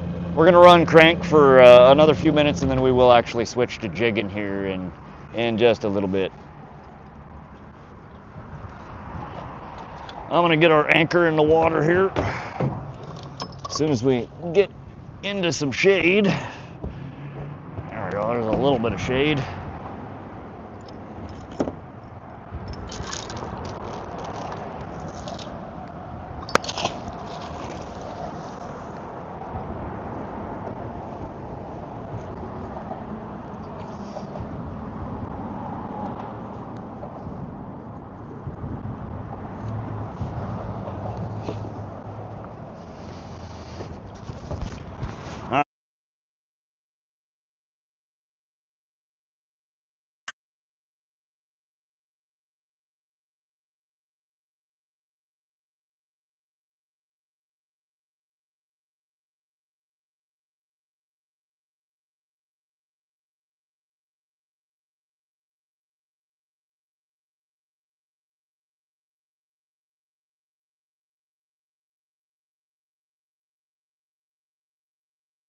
Is usually 10 to 12 years old, and they die after that.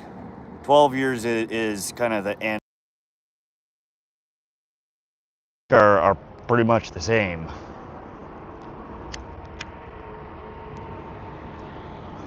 But again, the lifespan of a creature can differ depending on where they live, the conditions of the water they live,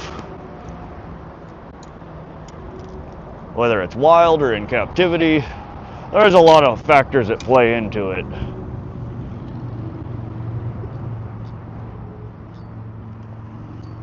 That's crazy though, if your pike lived 25 years.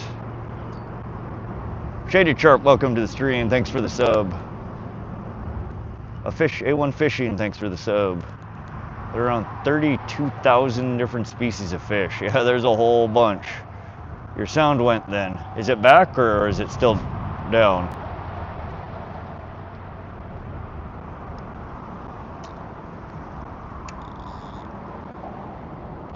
Joel Vetters, that rock over there, the water for about 10 foot surrounding it is about 1 foot deep. Super shallow.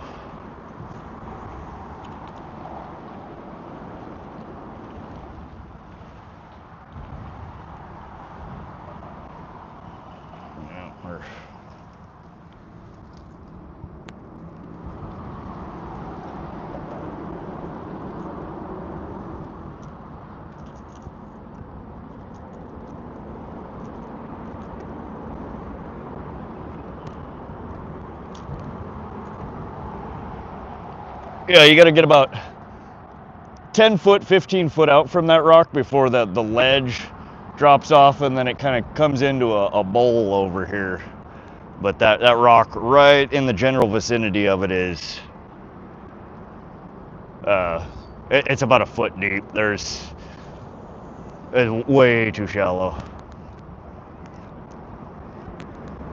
Have you ever tried setting your rig blindfolded?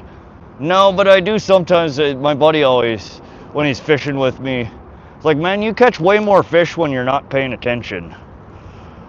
So like, I'll be bullshitting with him and I just kind of flick the line out and reel it in and flick. So when I'm focusing on it, I don't catch as much fish. So I'm hoping, you know, I pay attention to you guys, we'll get something on the line. But this tree over here, the shallow right there, is where we pulled 2 of them out of week before last.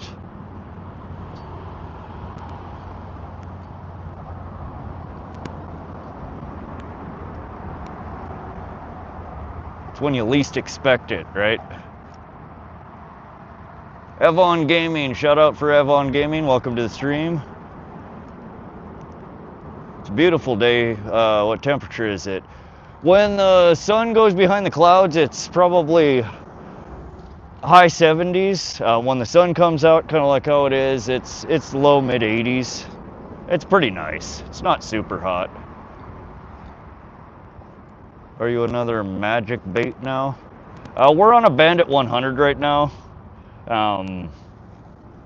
Bass style, bass coloring. It's just a square nose shallow diver. Again, we're in like 2 to 3 foot of water right here. It's super shallow. 3.6 foot right under the back of the boat.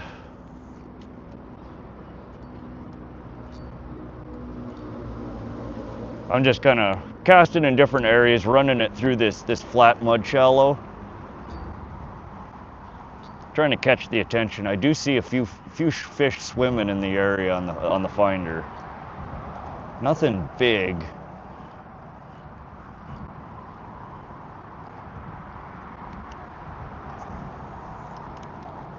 But just gonna kind of fan cast around here. If we don't get anything after I kind of do a fan cast around the boat, we'll switch to a jig and jig for a little bit.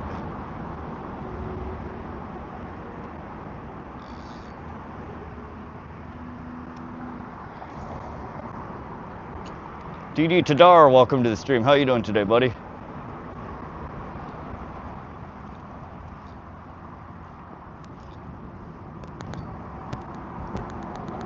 Evan Gaming, just jump in. No, I don't like to swim. If I swim in a swimming pool, not the river or a lake or a pond. I especially don't like swimming anywhere where people fish, because I know how many hooks and lures get stuck. And I know how fun it is trying to get them out of your flesh when they get stuck in you. 161 likes, I appreciate that, guys, thank you. If you haven't yet, double tap that screen, give the stream a thumbs up. We'll get a few more people in here. You go swimming when you get a fish on. Catch a bass already. There might be smallmouth bass in this area. I've never caught one this far upstream in the Missouri. Normally I catch those below Maroney Dam, which is 20 miles downstream from here. Gravel, rocks, mud, what's the bottom like? Joel Vetters, it's mixed, like broken like shale. So there's like flat shales and a lot of mud and gravel mixed in with there. Again, it's a river bottom, so humps, little piles of it collect. But it's mostly like a flat shale bottom with patches of gravel, and the whole thing kind of gets covered in a muddy slime. But I fish these shallow diving crankbaits, the square nose ones, and they just kind of tick off the bottom, and they disturb that the layer of silt that's gathered at the bottom, which oftentimes will be enough to trigger the pike into coming over to check it out. Art of Pain, welcome to the stream. How you doing, buddy? Adrian, no, we have not yet caught anything. The taste, full thickness, 100 mm cigs. Yeah, these are just shorts. They're a regular size cigarette. Smallmouths are usually lower Missouri, Clark Fork, lower Yellowstone. Largemouth are just your local lakes. Yeah, as soon as you get below the Maroney Dam, you can catch smallmouth like crazy. They're all over down there. I've never caught one above Maroney, though people say you can catch them. Oh, there's something just came up off the bottom to look at the boat.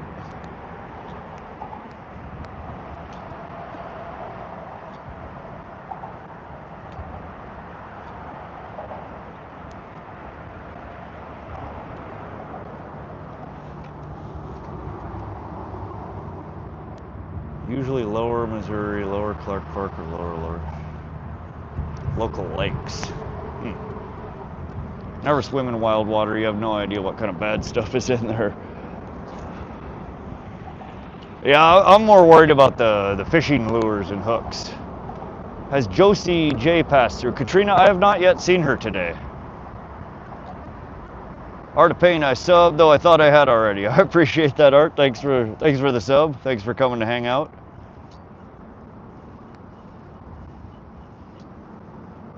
Stu Zoo, stop smoking. I appreciate your concern, but I am an adult and I do kind of pick pick and choose what I do.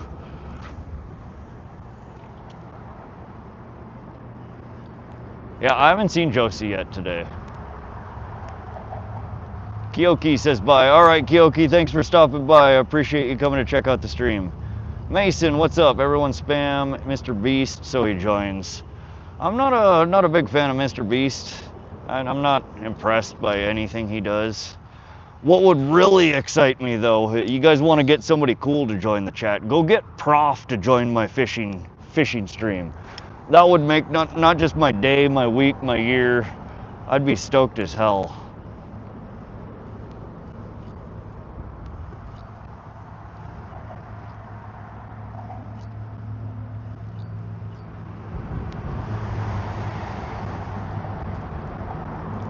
Mainly off-grid, sub to your channel. Appreciate that, Mainly. Hope you're enjoying the stream.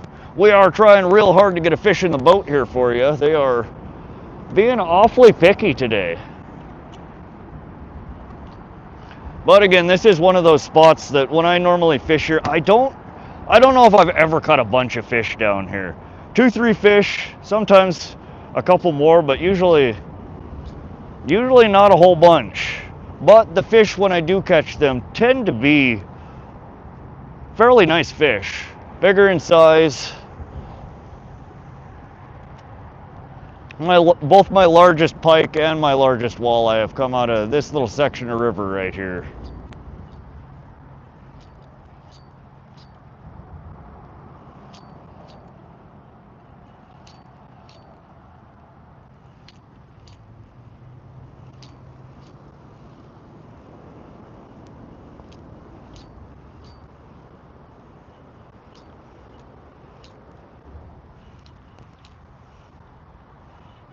It would be really nice if we could get another one on the line today.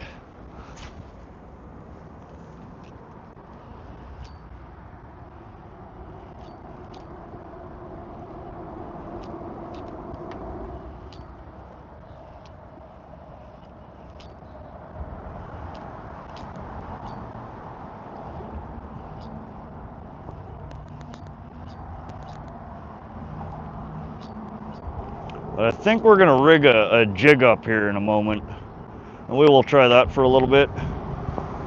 They don't seem to be fond of any of the crankbaits that we're throwing here today.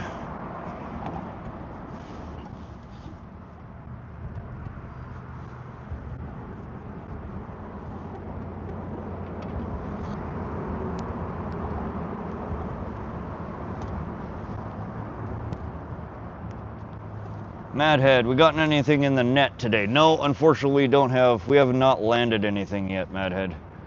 Yeah, fishing was hard up here in Canada yesterday. I think it's the heat and moon patterns. Yeah. Mainly off-grid. We're in central Montana. You already have a top carp fisherman in your stream. My biometric pressure might be wacky for them. Yeah, we're coming out of a storm system, and usually the couple of days following a storm, tend not to be the most productive for fishing. You can still catch them, but 101 viewers, let's go. I hope you guys are enjoying the stream today. We're fishing central Montana. We're targeting Northern Pike and Walleye. This is a spot in the past that I've caught some very nice fish. 22.5 pound Northern Pike, 6.5 pound Walleye, some 3-4 pound brown trout.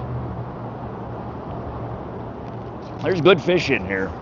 We just need to get something in front of them that makes them hungry. I'm gonna grab my jig box out here, and we're gonna throw a jig and a plastic on for a little while and see if maybe that'll get something coming out of the water for us.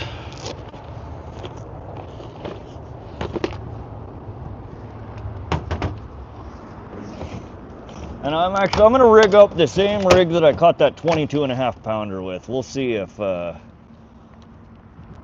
that's the money for today.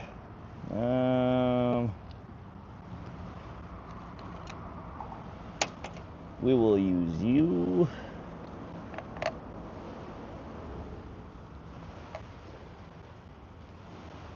All right.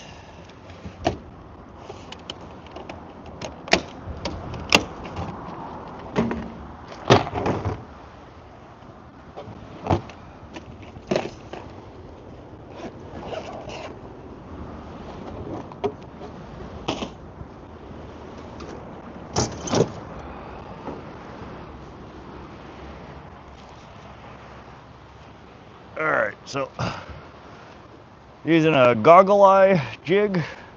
I just have the big eyeballs, chartreuse with a little bit of pink. And this swim tail, paddle tail is a little bit oversized for this guy. So what I did last time that worked is I just gave her a little bit of a haircut.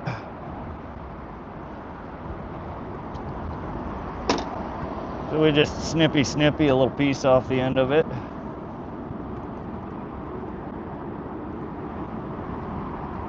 Michaela Shearer, welcome to the stream. Yeah, I remember you. Welcome back.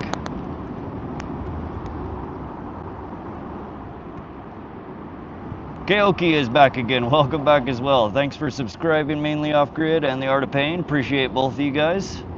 Best plastic, the worm. What's your favorite pike lure? The Bandit 100 in pearl white with red eye, or the Rapala F18 original floating minnow in pike color.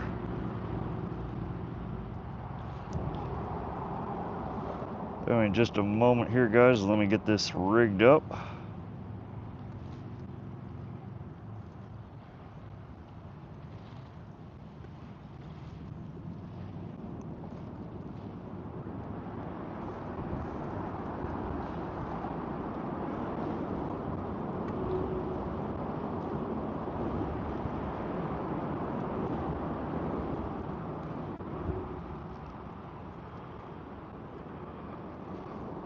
Alrighty, that is what we're gonna throw out there. Use a worm, Evan Gaiman says. How is Montana? Well, Montana is lovely, Louisher.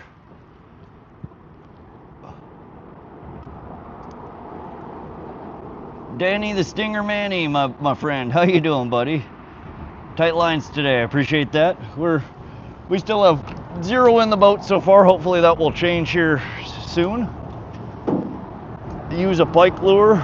Now we're taking the Bandit 100 off that's in bass style right now. We're switching to just a jig and a paddle tail. Michaela, yeah, I remember you. Got anything nice? Nope, we have 0 catches so far. Hey bro, what's your favorite rod reel brand? What we're running today is one of my go-to rods. It's Ugly Stick Carbon, medium light fast action, 6'10" in length, paired with the Piscafun Carbon X 1000 or 2000 series. Looking cooler now. Yeah, we're under the bridge right now. I'm kind of in the shade.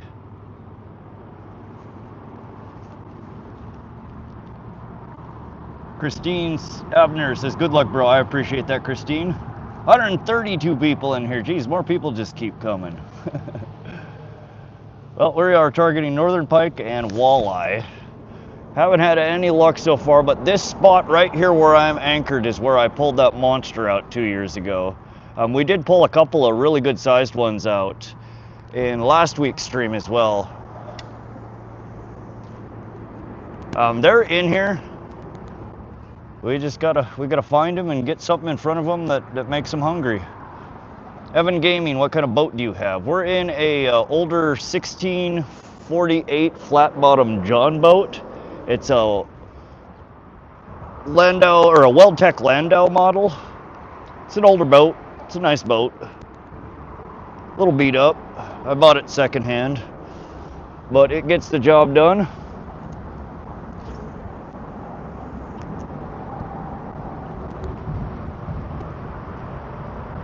Julie Reuter says, Australia says, good day. Welcome to the stream, Julie. I appreciate that. PA Sportsman, so you know they're in there. Yep. Bonnie Blue. Where are you fishing at? Freedom. We are in central Montana. This is the Missouri River. We are right near Great Falls, Montana. Fish moving under that tree on the bank. Yeah, right over there, Dave. Oh. Yeah, I guess we moved. But yeah, that's the spot that we pulled the couple out last week, or the week before, I mean. Christine, most people call me Rod because my channel name is Wanna See My Rod. If you know me from Fish Brain, you would probably know me as Vox, V-O-X. Or you can call me my actual name. My name's Casey, but most people just call me Rod or Vox. API, welcome to the stream. How you doing today, buddy? Oh, that was not a very good cast. Always wanted a boat. Boats are nice. They're expensive, but it's nice being able to get out off the shore. I thoroughly enjoy trolling.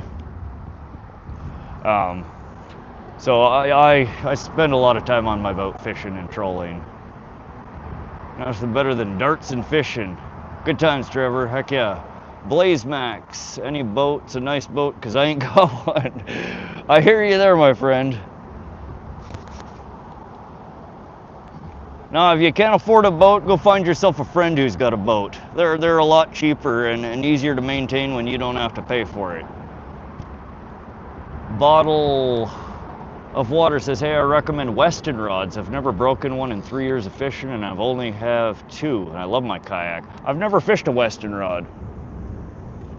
I'll have to check that out. Christine Abner says, I just subbed to your channel. I appreciate that, Christine. All you guys, the thumbs up, the subs, y'all make me all warm and fuzzy inside. Thank you. I hope you're enjoying the stream. We do stream 2 to 3 times a week on this channel. Sometimes from the boat, sometimes we do bank fishing. We target lots of different species. Like today we're targeting pike and walleye. Yesterday we were catching bass and bluegill and all sorts of different stuff.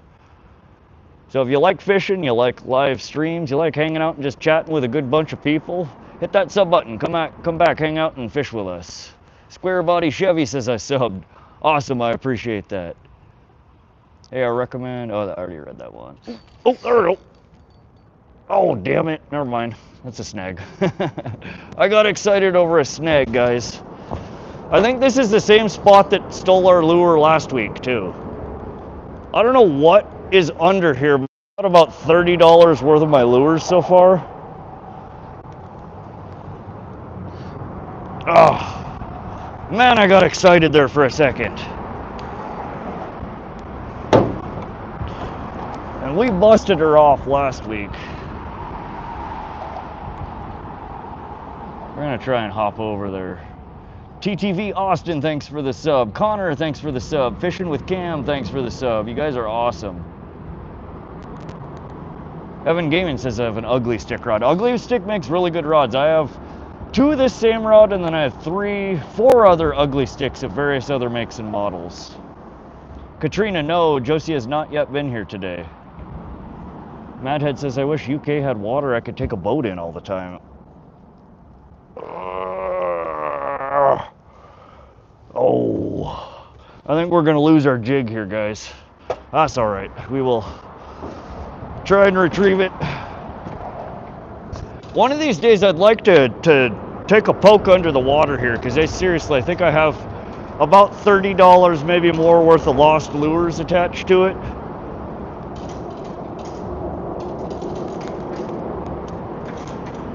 Oh, hey, look at that. The fishing gods heard me. They're like, you don't have to go down there. We will give it back. My jig just miraculously let loose. Now I gotta untangle myself from the line here. Good deal. I did not want to tie another one on. Hunter, blue collar, SIGs out here. You go. Yeah. Now I think we've lit this cigarette about 5 times so far. All right. And I think I'm way behind on Chad again here. SIGs out, here we go. Caught a 13-pound bass on a medium rod from them. Can be kind of pricey sometimes. On sale, the Ugly Stick Carbon is, I think somebody just said they picked one up off Amazon, 80 bucks. When these were on sale, when I bought them, they were 60 bucks a piece. And then the real, the Pisca Fun Carbon X2 is usually about 40 or 50 bucks on sale. So it's about a $100, $120 combo. Really good price point for a really, really decent all-around rod.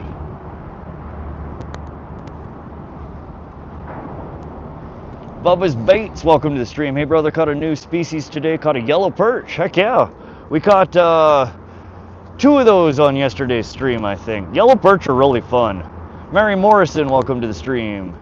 Square Body Chevy, what's your PB? 22.5 pound, 42 inch Northern Pike, pulled out of this exact spot using this exact rig that we're throwing right now.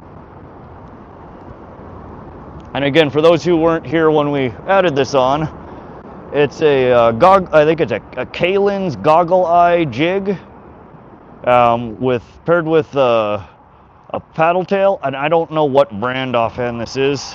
And we did actually bend our hook here a little bit trying to retrieve it. I'm going to tweak this guy back just a little bit. But again, this is why I tend to run heavier braid. We're running 30 pound Suffolk Advanced on this pole. For the sheer reason that I don't like losing gear. And if you pull gently on it, oftentimes you're able to bend the hook on a lure or a jig and get it back rather than busting your line off. Them snaggers get us all, don't worry. Yeah, it's just this one specific spot, this one specific snag. Every time I fish, I tend to lose at least one off of it. And I always forget it's there until it's too late.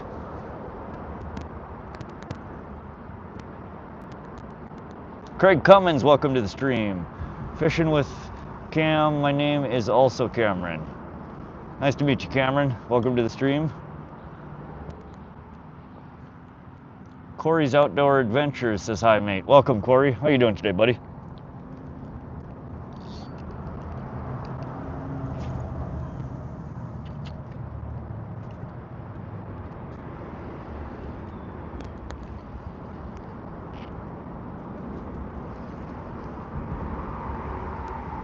Christine Abner, do you sometimes use a bait caster? I do not. My trolling rods are of that, you know, folded over bait caster reel style, but I don't actually cast them. I run leaded line on them, and you just open up the bail and drop the line out. I've never used a bait caster. I don't have a desire to use a bait caster. I have too many friends and acquaintances that I see using them that spend way too much time unraveling birds' nests with them.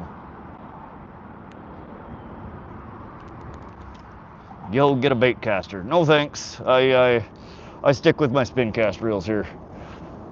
Nothing against people who use them. It's just not my thing. Oddly enough, my dad has two ugly stick spinning rods. Not that common in the UK. Had them since the 80s. Brilliant rods. Landed so many sea trout. Yeah, they're good rods. They've been around for decades. I mean, me growing up, that was one of my first rod, was an ugly stick Shakespeare combo. Hate bait casters, impractical, spinning rods, work well. I get different strokes for different folks. Everybody's got their preference. Any tips for boat fishing? I just got my first boat. It's a John boat. Go to a parking lot. If it's your first boat, you need to practice driving the boat around on a trailer.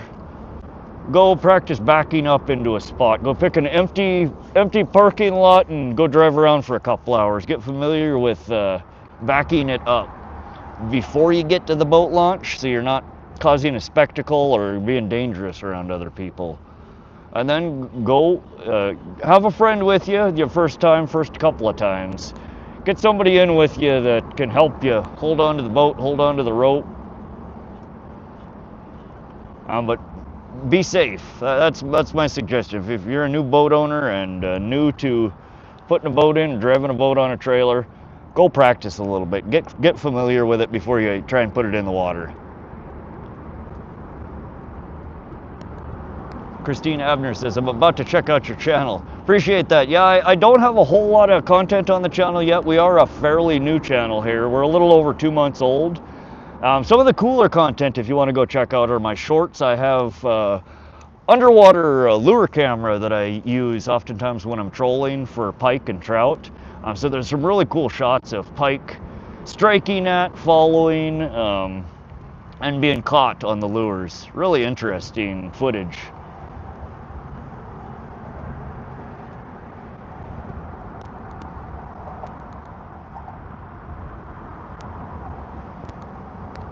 The Gary Miller Show, gotta go. Tight lines, bro. I appreciate you coming to check out the stream. Connor, PB bass. My bass are small. 2.5 pounds for largemouth, 2 pounds for smallmouth. Thanks for the sub there, Dust Rager, Moonfly, and Blazin. Appreciate you joining the channel. Throw a cast net in. I don't own a cast net, and the only time I've ever tried to throw a cast net, I was terrible at it. When I was down in Florida when I was younger, we spent a couple of weeks between me, my two brothers, and my buddy. None of us could figure out how to throw it well. We tried one of those rigged and ready rods yet, made in UK, Lake District, and 25 rods in one. Convertible travel rod. Reviews all seem good, but I'm still not convinced. I have never heard or tried one. SoCal, what square body Chevy? I have 2 square body Chevys actually. A 1973 GMC Custom and a 1982 Chevy 1500. They're both broke down and rusting in my yard. Dang, they should invest in Antares. I have about 25 bait casters. Don't worry, bro, you'll catch something today. I just know it. I appreciate that, Christine. I don't get too bent out of shape. I know they're in here. We'll get one eventually. I'd recommend cheaper kayak. Quite portable, especially foldable ones. Villius, welcome to the stream. Any luck? Nope. Jane, stop smoking. I know it's so bad for me. I know, Jane. Thanks for the sub. Mike Loves, appreciate that. Main Girl, new here. The algorithm brought me. What's up, Main Girl? How you doing today? Oh, Square Body Chevy is the name. I thought you were talking to me, SoCal. How you doing today, Main Girl? I've seen you in Skipjack Cindy's channel. And possibly others.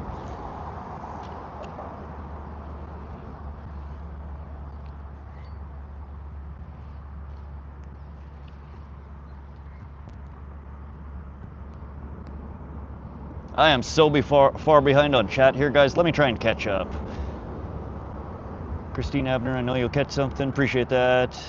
Elton Guy, SoCal High, Maine, SoCal. Corey Johnson, what you fishing for? We are fishing for walleye and Northern Pike.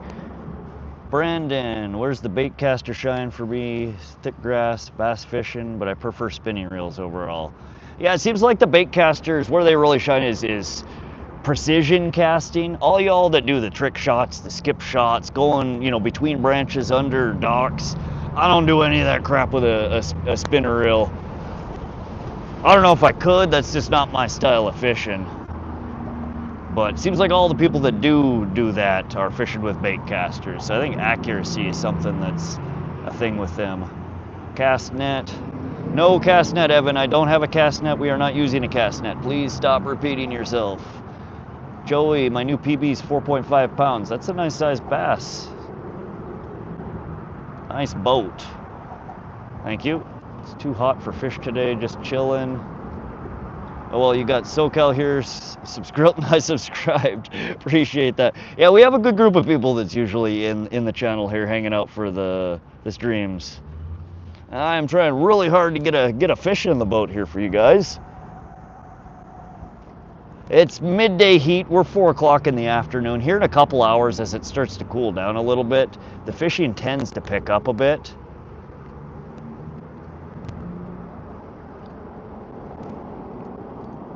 But we will keep trying. I am still way behind. I need a truck so bad. You just said my dream car. You okay from England, UK? Daz, welcome to the stream. We're in central Montana, Daz.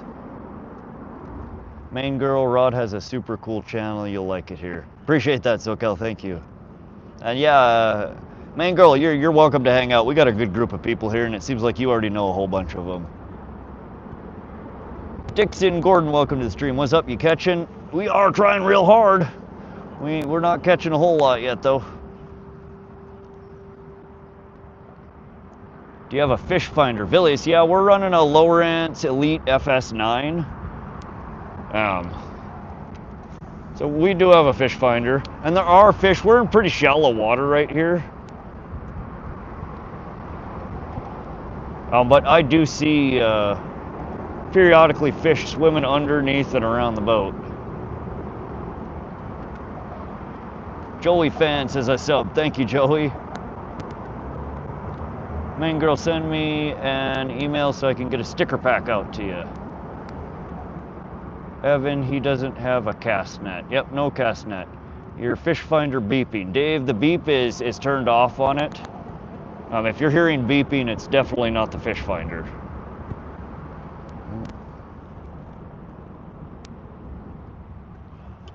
There are so many fish in the areas that I fish, especially with the streams. It annoys the crap out of me, and I figured it would probably annoy the crap out of all y'all to hear that.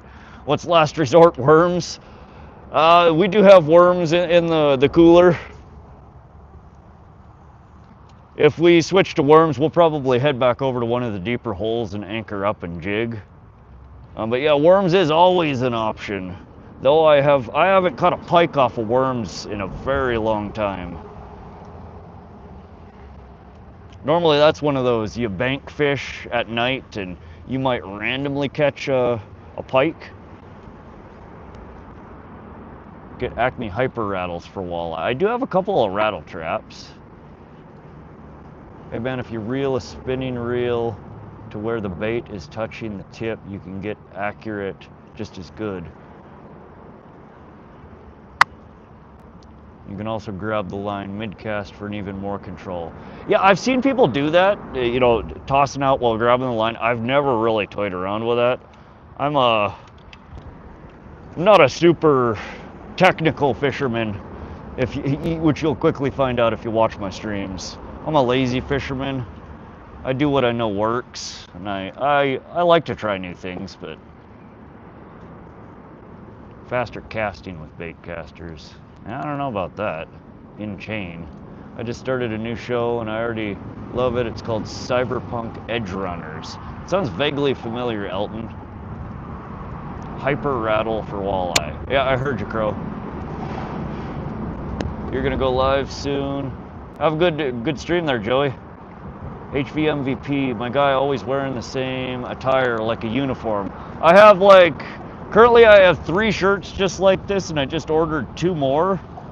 And yeah, I always wear a beanie and various different pants that I don't care about getting gross and dirty. Villius, how deep is it? We're really shallow here. 2 to 3 feet for proportionate, and then it gets down to about 5 foot, which is normally I wouldn't fish for pike this time of the year. But I do know they're in here. I've caught them in here this time of the year in previous years, as well as 2 weeks ago we were here and did pretty good at this same spot. And again, I don't know how far I am. Chat, how's your content, Joey Fan? Any carp here? HV MVP, there are huge carp in here. Ark, eat it raw, no thank you. Square Body Chevy, unfortunately did not get to go fishing today. That sucks, Square Body Chevy. I didn't get to fish a whole lot this last... Oh God, did we just hit that same snag again? I just did it again. I just snagged us on the same spot again.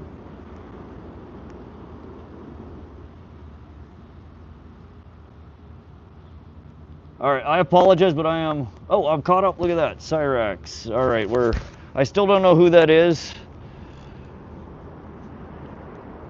Pooey. Bro, you should go to Argy and you can catch this monster fish that snapped my cousin's line. I don't know what or where Argy is.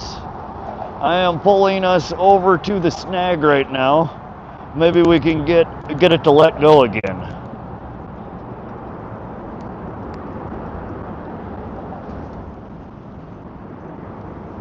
We got another boat trying to move in on my honey hole here. He is just lurking right behind us here. Italy Kid said, "Hi, I love you." Thanks for stopping in, Italy Kids. How you doing today, buddy?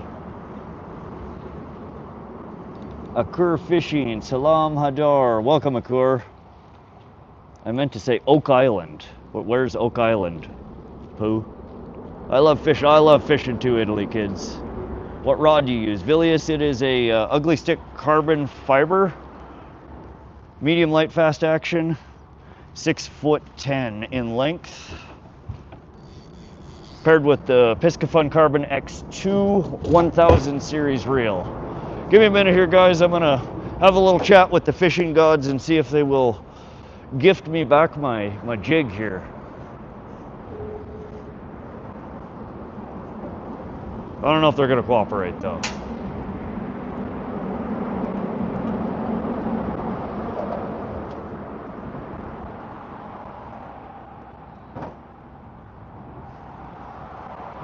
I love with this braid, I can literally pull the boat around with to the snag.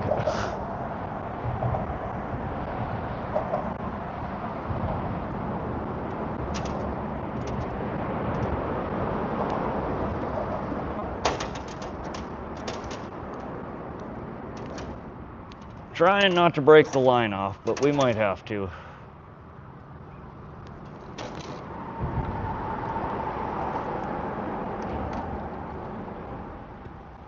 Oh yeah, we snapped her. All right, we got lucky the first time, not so lucky the second time. Oh, come here. Let me keep my bead at least. Get over here, bead. I see you. I'm coming for you. No, bead.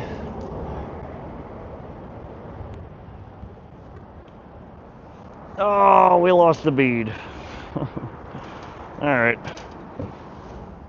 Well, guess it was time to change the lure out anyway. Yeah, it's super shallow, and there's a snag that I don't know what it is, if it's a chunk of metal or a shopping cart, something somebody threw off the bridge here, I would reckon. But we are in really shallow water. It's like 2 to 5 feet. Kind of blurry. I'm sitting at 5 bars here. Katrina, how's your signal today? I know you said your signal was a little off yesterday. Am I blurry for everybody else, or is this screen clear? What lure are you gonna use now? I am not sure. Let's get a bead and a swivel tied on, and we will decide what we're gonna throw next.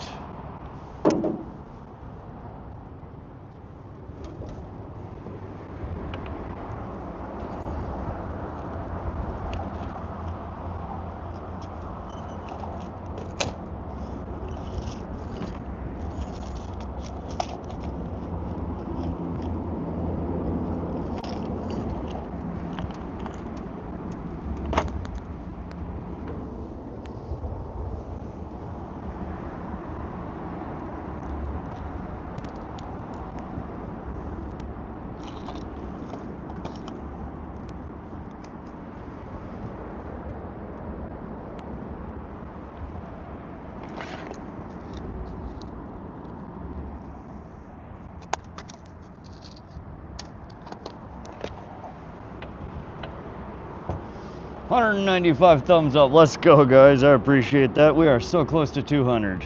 Thank you. All right, so I am throwing a bead on here. To get out of a snag, point your rod directly at the snag. Use your other hand and grab the line. Pop the line out of your hand. Not explaining it well. Yeah, there's lots of different ways you can do it. It doesn't always work. Sometimes you can jiggle her just right. Sometimes you can, if you got a 2-piece pole, you can take off the front of that pole and send her down and launch it at your snag. Snag. I have a feeling it's a shopping cart. And most of the time that I get snagged on it, I am not able to get it to let go.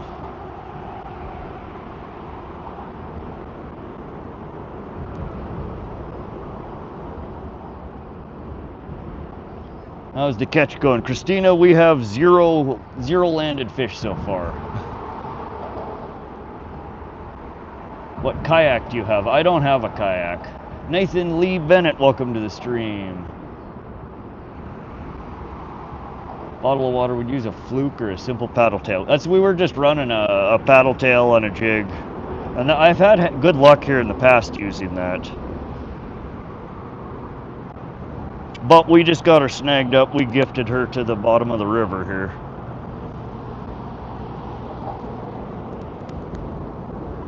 We'll get her tied up and we'll get something back out there. I haven't decided yet what.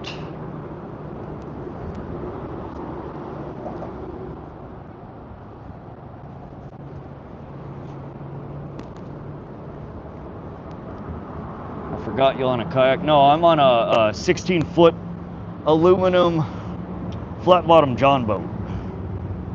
No kayak.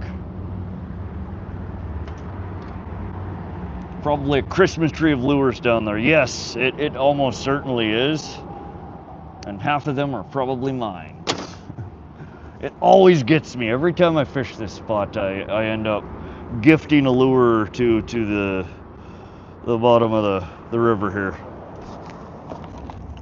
That's all right. It was just a jig and a plastic. We got plenty more.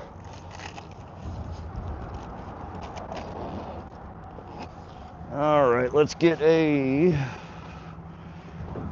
another leader on here.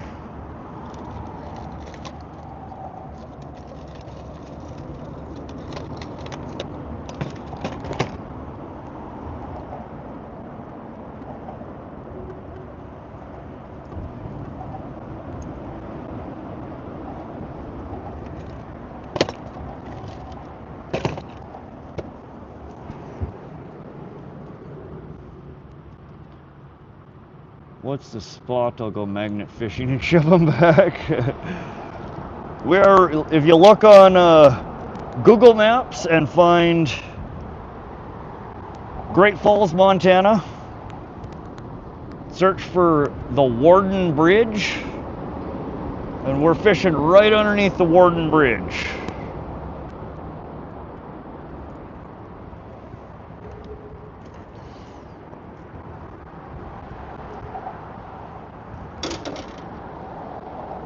And I actually just pulled back out. We're going to throw the Bandit 100 back on here. I found my pearl white. This is the color that I like to throw. Madi, welcome to the stream. So what we're going to run, we just took one off similar to this a little bit ago. It's a Bandit 100. It's a shallow diving crankbait, square build. Dives about 2 to 5 feet. And this is my most used lure in the Missouri River and the Sun River. I usually have really good luck with this.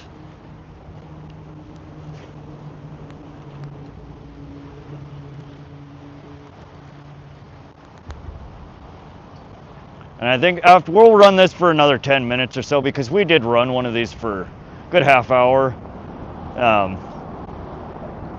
The leader that I was grabbing out just happened to have this attached to it, so that's kind of my lucky lure. Figured we'd toss this in for a little bit. But I think I'm going to switch to an inline spinner next.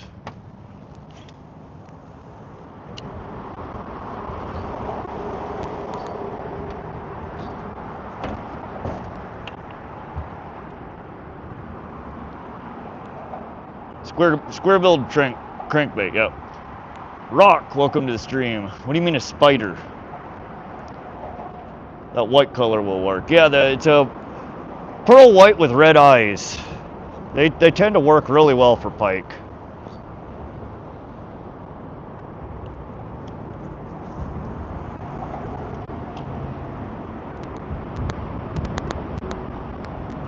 Dave James, no, you didn't miss a fish, Dave. You should try throwing a green pumpkin, black flake, Gary Yamamoto. I think I might actually have one of those in my bag.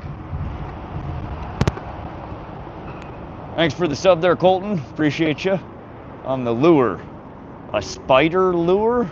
I'm not familiar with what a spider lure is, Rock.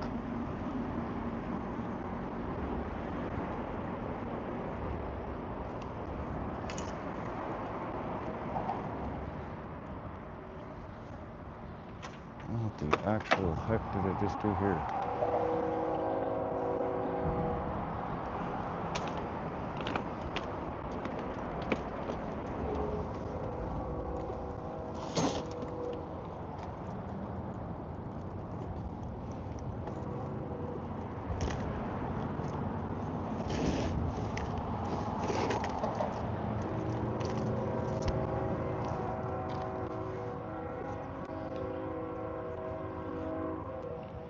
Yeah, it's the best time to catch fish right now that the Bass Club, I'm trying to fish as much as I can.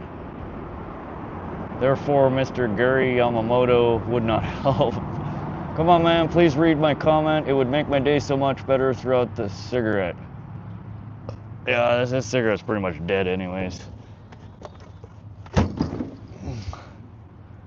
Jonah Ferguson, welcome to the stream. I read your comment, buddy.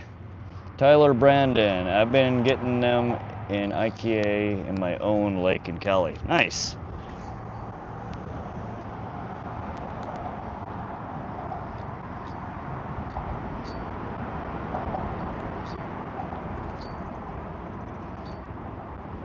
Never use spider lures, they're overrated. Yeah, I don't know if I've ever heard of a spider lure. I'll have to look it up. UTK, hey bro, how you doing UTK? Welcome back. DC, can you shout out Dix? Somebody mute or time out DC, please. Bottle of water, better off using even frogs. I've actually never fished with a frog lure. Thank you, Flash. Dumb and Dumber, what's up, Dumb and Dumber? How you doing? You're welcome, Jonah.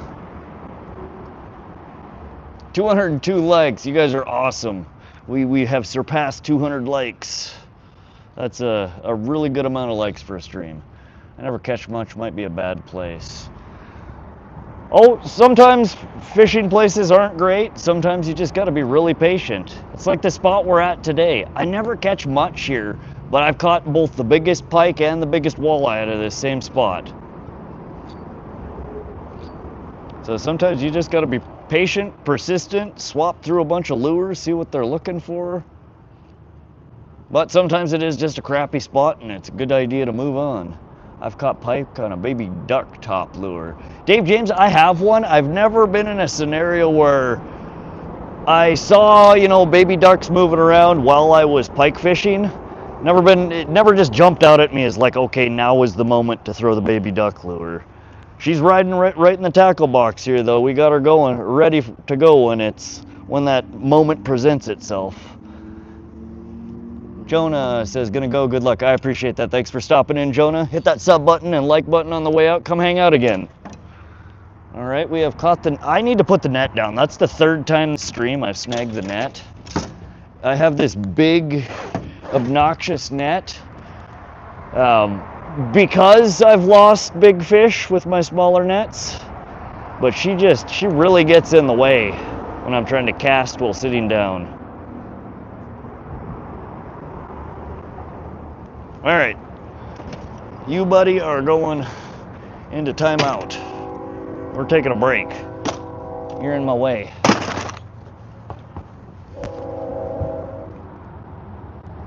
Fishing Bros, welcome back to the stream. Yes, I remember you. I've seen a pike nail a baby duck. I was like, okay. Yeah, no, they are a highly voracious apex predator. If they think it will fit in their mouth, and hell, half the time, I don't know how they could think it would fit in their mouth. They will bite it at almost anything. I always tell people, pike are like toddlers. They just put shit in their mouth to see if it's food. You would be surprised what a pike will eat sometimes.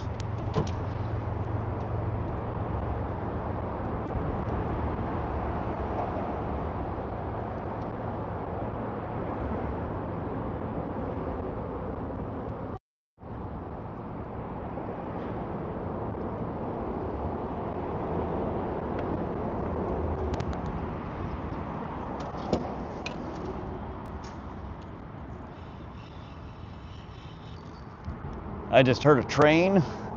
There are a couple of trains that go by this area. They're way further downstream though. What you probably heard was a car driving over the bridge that we're sitting below.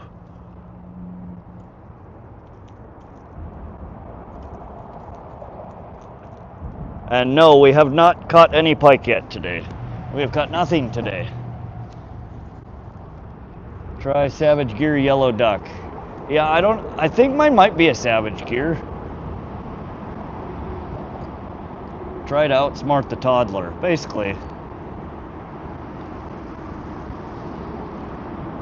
Just got back from catfishing with chicken livers, got 2 decent ones. Heck yeah, dude. Nice job, Gabe. Dimitri, welcome to the stream. You actually felt sorry for it, Madhead.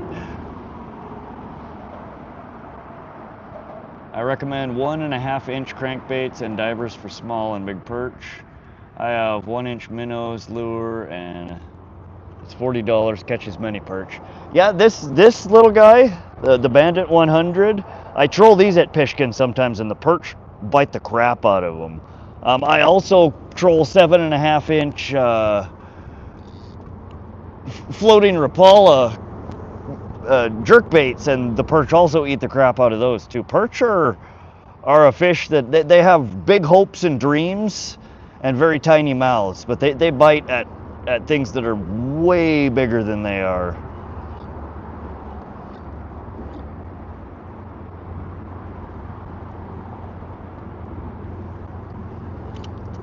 Damascus, a fluorescent small jig.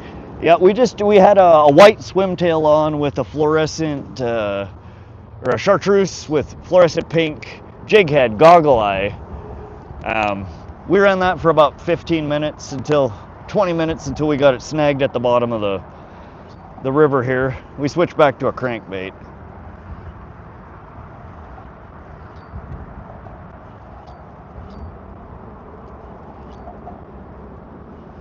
Fish don't know how big they are. Yeah, they're not.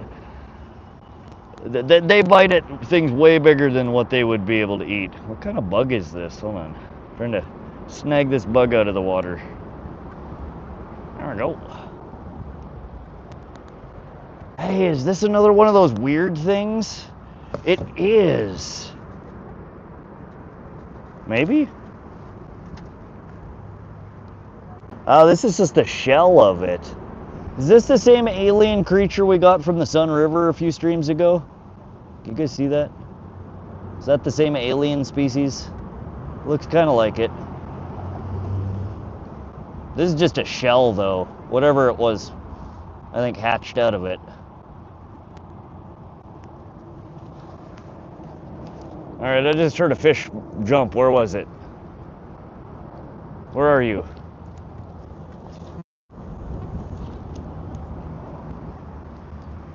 SoCal, yeah, it is. Sophie the Sloth, welcome to the stream. How you doing, Sophie? Tyler.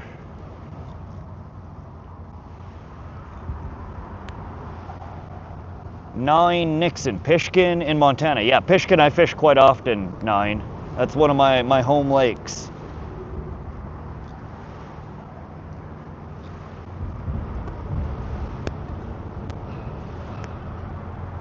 Look like dragonfly larvae. Is that what comes from those? Is dragonfly, Joel? Kyler Smith, welcome to the stream. Mailman, welcome to the stream.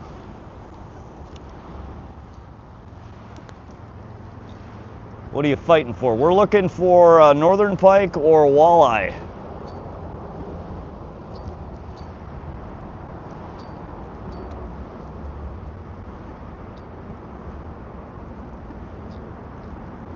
What lake are we on? We're on the Missouri River outside Great Falls, Montana right now.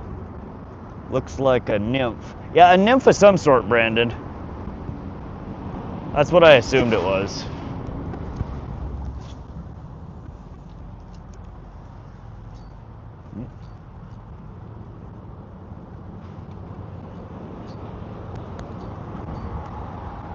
Alright, we got our lure snagged on the line. That happens sometimes.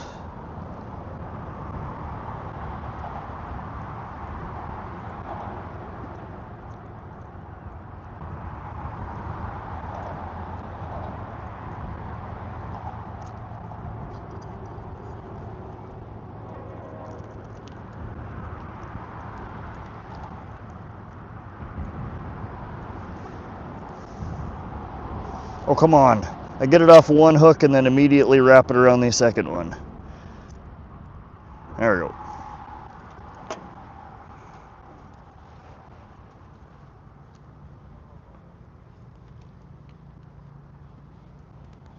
Caught a pike on a 1.5 inch crankbait, didn't even follow it, barely twitched it. The beast was 80 to 90 centimeters long. Nice. You might get a rare fish, Sophie. Maybe, Sophie. Kyler, what have you caught? We have nothing so far. We're not having a great luck. Sweet, I'm on the Flathead area, only fished Pishkin once, and it was nonstop topwater pike in the morning. Topwater does do good at Pishkin. That reservoir is just loaded with pike. I've never really caught a monster out of there, but if you know how to fish it, usually you don't leave there with, you know, it's easy to limit out there if you're keeping pike. I was there, I think 3 weeks ago was the last time, and I had 18 landed over about 10 hours, and I lost probably 10 in that time too.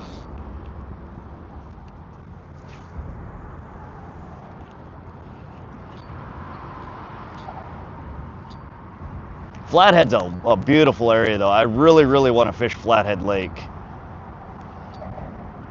Madhead, oh, I forgot to say today I chucked my lure out, and as soon as it started to reel in, there was a pike on it. It was buzzing. Nice. Yeah, pike are oftentimes like a bass. They're a super reactionary bite. Oftentimes within, you know, a split second of hitting the water, they'll slam it. I refer back to they're like a baby. They like to put things in their mouth and then decide if it's something good to eat. When they see something and if they think it's going to get away, they just bite at it. They would rather grab it than let it get away, and they'll figure out if it's food later.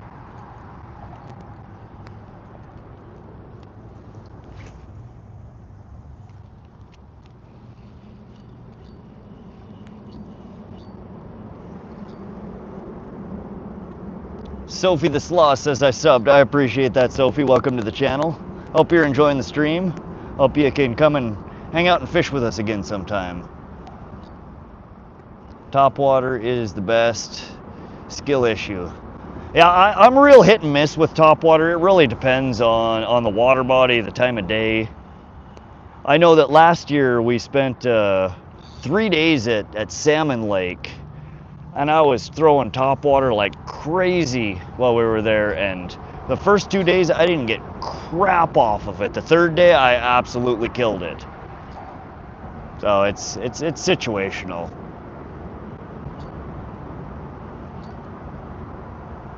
Sophie says, I'm gonna like your video. I appreciate that as well. Thank you, Sophie.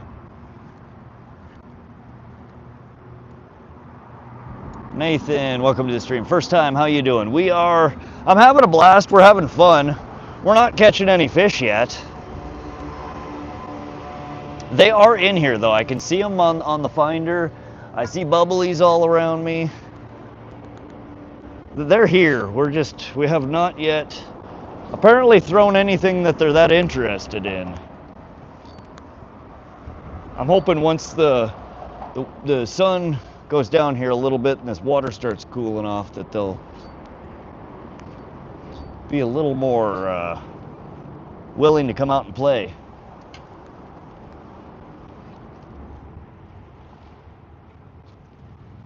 Bottle of water, can't donate, sadly. Yeah, we don't have donations enabled on the stream here.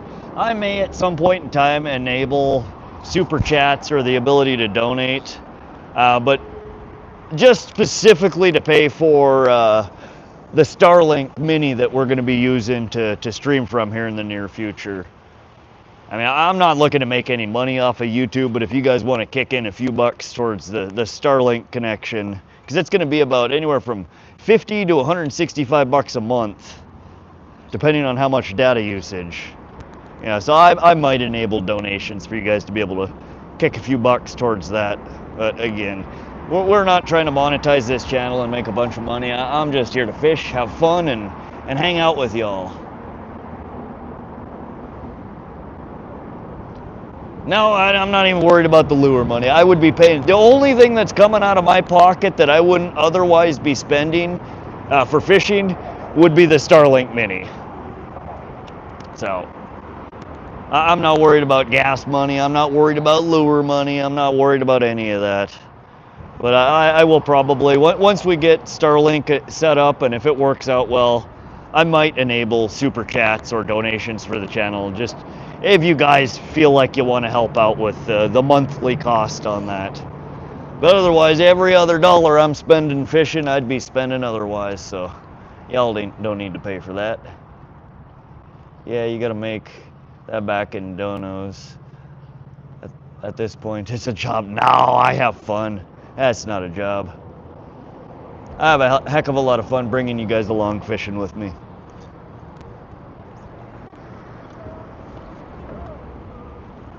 And as I've mentioned before on my streams, I may not look it, but I'm near retirement age. I am not filthy rich, but I have a good amount of retirement and investments. So money is not a big issue for me. I think a lot of people like, though, being able to kick a few bucks just to say thank you, and I'm okay with that. I don't want people spending money on my stream, you know, because some people do. They'll pick between donating to a stream and, you know, trying to make somebody's day and paying rent or paying for groceries. Like, don't do that with my channel. I don't particularly need the money. I don't want the money. But again, the Starlink Mini, that is an additional cost that is going to be solely just for streaming. So if people want to kick in a few bucks for that, that's no problem to me. Well, you honestly look like you're 36. People always think I'm a lot younger than I actually am. Where are you from, SoCal? He's San Diego area, somewhere out in the desert. Tyler Brandon, oh dang, SoCal. Well, crap, you should come down. We can get a trip. Okay. Might donate 70 to 100 for that cause. Yeah, well, whatever you guys want to. But again, we don't have the Starlink Mini yet. I haven't figured out batteries for it. Stuff should be arriving in the mail next week. So maybe for next weekend stream, I'm thinking the first place that I'm going to take you once I get it set up is Pishkin Reservoir, which we were just talking about. That's one of my pike honey holes. It's a local reservoir. I don't usually catch big pike there, but that's one that I've kind of dialed in on that reservoir. I know how to catch them, where to catch them, and I usually catch anywhere from 10 to 20 a trip. Which is a blast. I'd love to show you guys that. And I think we need to switch spots here. This spot is just not cutting it right now. Do you do sea fish? Nope, I do not. We're landlocked here in Montana, central Montana. There is only fresh water here.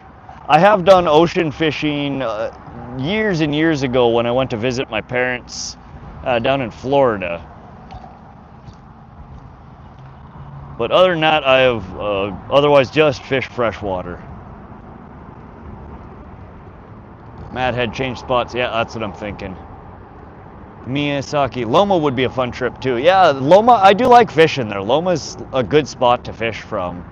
But unfortunately, again, we don't get great cell reception there, so that would definitely be a spot for Starlink, Mia.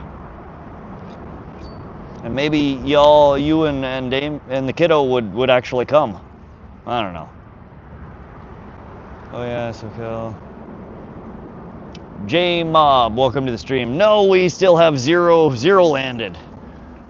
We're about to move spots here. I'm gonna duck under, I think, one of these other pillars.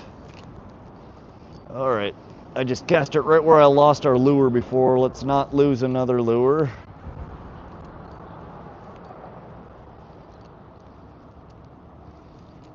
The sun is really barreling down on me.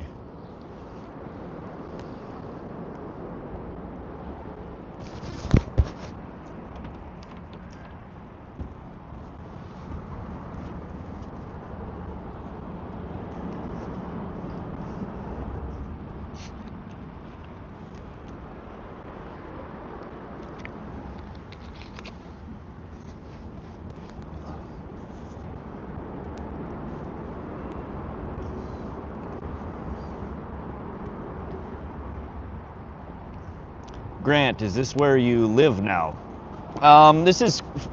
We're about 15 miles from where I live. This is Great Falls, Montana. This is where I grew up. But no, I don't actually live in Great Falls anymore. I live a ways out of town. Catch a catfish maybe. Yeah, Mia, the catfish, or maybe we can get into the sturgeon there again. Loma's a fun spot to fish, it really is. And in between catching that, you catch goldeye constantly. I think the stream would probably love that, actually. A lot of these people have probably never even seen a goldeye.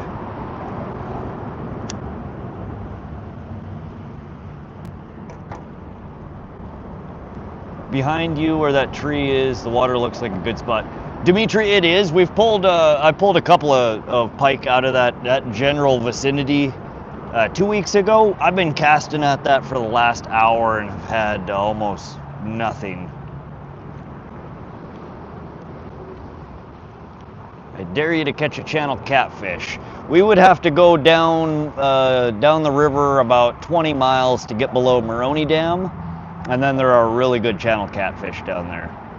Goldeye are kind of pretty. They're actually a really neat looking fish. There's a couple of variations. So we have goldeye here, and in other regions in the US they have a really similar fish that they call a moon eye. They're like a silvery fish, and they have like an obnoxiously large eyeball, which for a goldeye is gold, and a moon eye I think is like silvery. Maybe we could pay for some lesson. What kind of lessons are you talking about, Dave James? Crypto Billy is laughing. Moki Moss. Growing Nixon. Freshwater herring, if I remember correctly. Yeah, we're gonna... I think I'm gonna bump over to the next section of the bridge. The water's a little deeper over there. And a little more shady.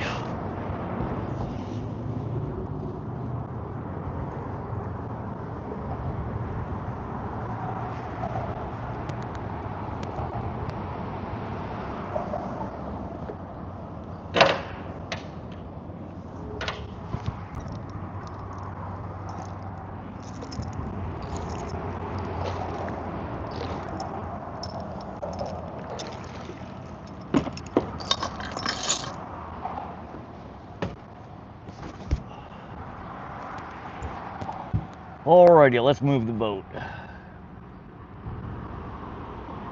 Mochi or Moki? I think it's Mochi. J-Mob, thanks Katrina. Mark, you ever tried Sea Surcast fishing rod? Never heard of it, Mark. SoCal, it's not commands in my room. If you type .help, just like period and help all together, no spaces. Most of my commands that I've added are all for moderators currently.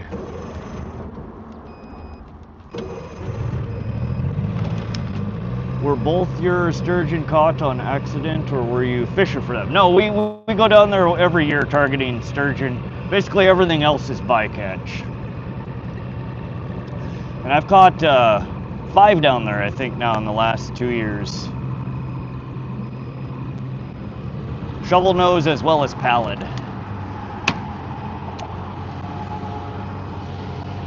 We throw out there, oh, we got other guy on the side here. We throw out big worm balls for them. Tyler, welcome back. Sophie, how you doing? I've caught massive sturgeon the size of most of my rod. Hard 7-minute fight, they're hard to catch. Yeah, they're an infrequent catch there for sure.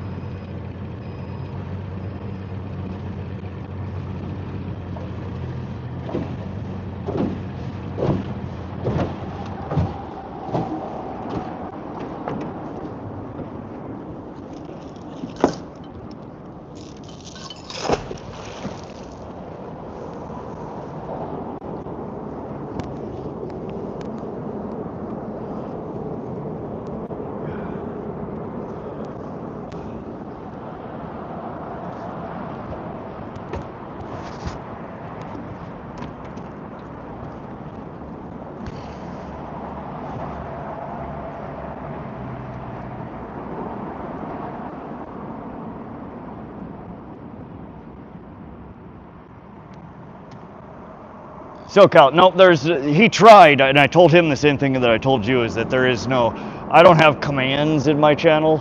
That I set it up as .help. Ooh. The hell did I just whack that off of?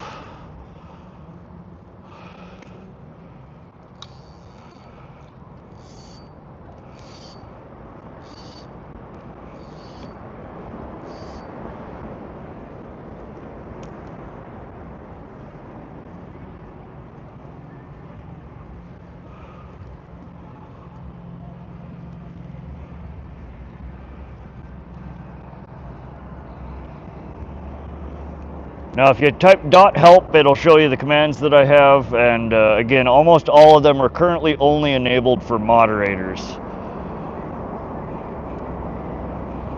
What the hell, there's a lot of, trying to get rid of this loopy on here. I don't know how the hell I managed that.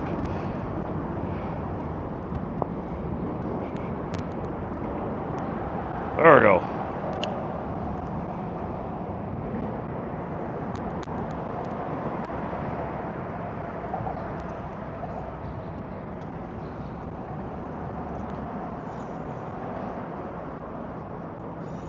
Give me a minute here, guys. I am currently tangling myself up everywhere.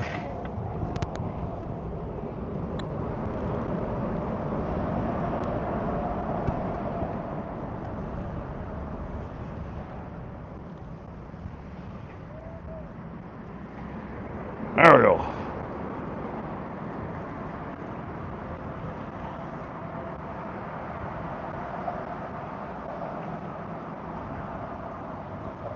Sophie says, I love your videos. Thank you, Sophie. I'm glad you went to check them out.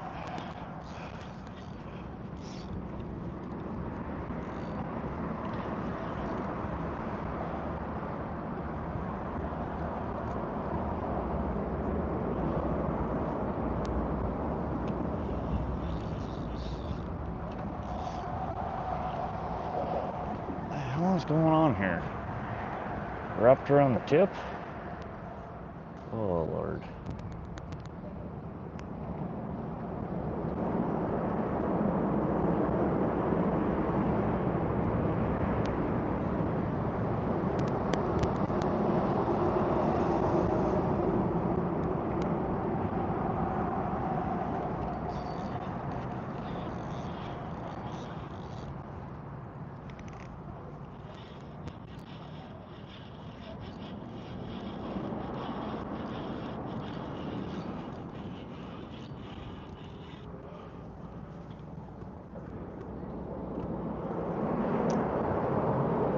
Oh, we are having all the tanglies here today. Tangly, tangly.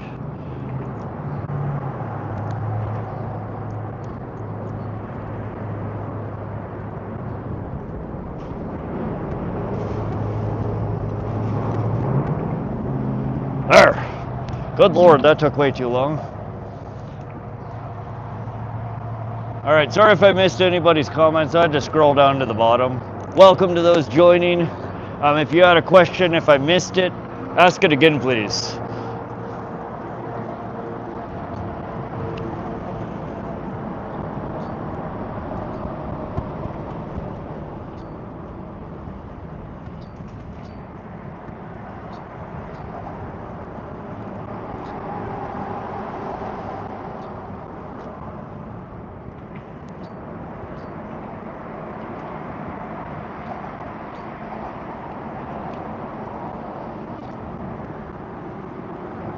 SoCal, type .stats, S-T-A-T-S. It'll show you how many subs you have, how many views you have, how many videos you've posted.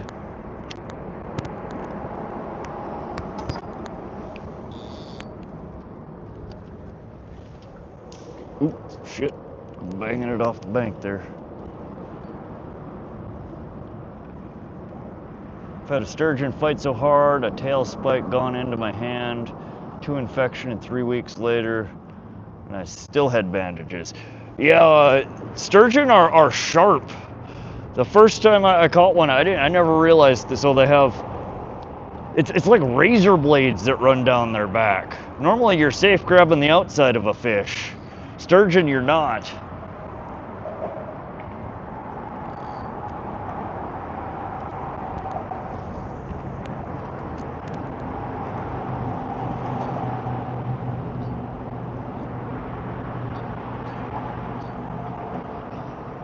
Yeah, SoCal, that was the one that I was working on last night, trying to get fixed after my live stream.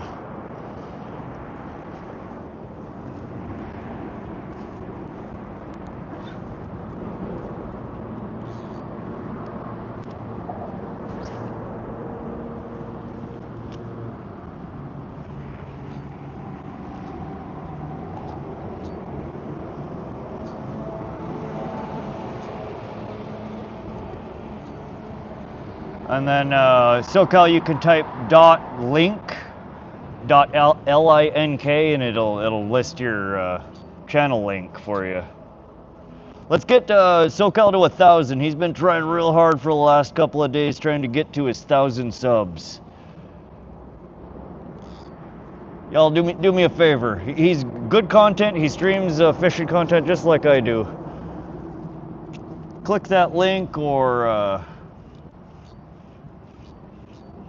look him up on YouTube and go give him a sub.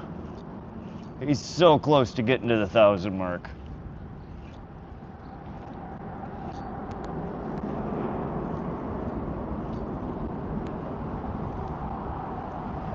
Sandpaper bellies that hurt like hell. I pray I don't catch sturgeon after that experience.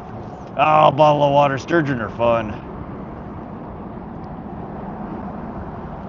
Hey, CJ. It's not, yeah, so it works if you're on a desktop, and some mobile devices it will display as a link. But that's as good as I can get. There's no way for me to, with the bot, at least not yet. I haven't created a command yet that'll just like link the at that you can go look up.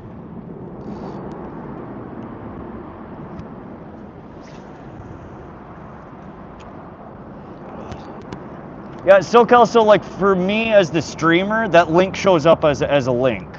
On my second phone, where I'm just a viewer, it's a dead link. You can't click on it. If you were on a computer, it would show up as a link. If I were streaming in horizontal instead of vertical, it would show up as a link for everybody. There's limitations in the vertical live feed as to how they treat links. Kind of dumb.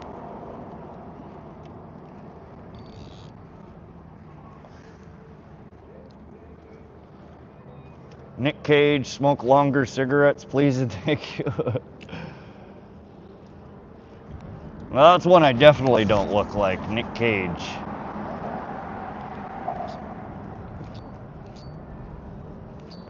Come on, fishy fishy. They are swimming all over below us.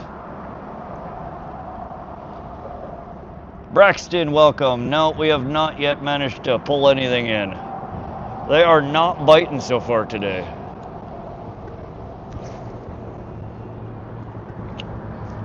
I think honestly we might switch back to trolling here in a little bit.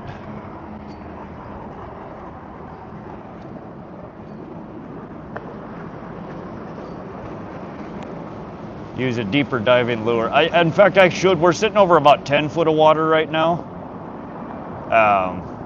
So that's not a bad idea, Bottle.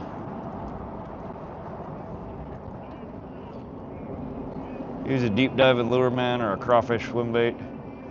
Nathan, no, unfortunately, live bait is not permitted in this water body. If I were to go about 20 miles downstream below Maroney Dam, you can use live bait.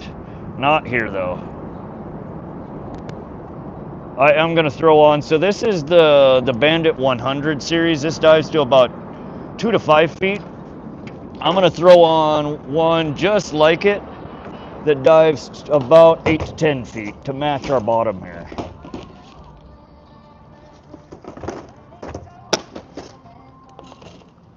Close your ears, guys. There's some music going on.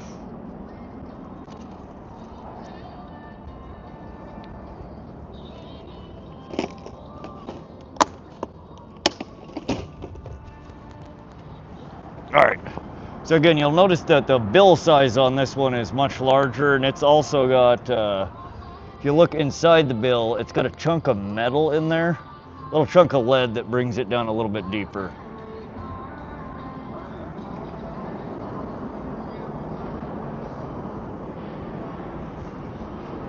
So we'll run this guy, that'll bring us a little deeper in the water column. We'll see if maybe that'll get them to bite.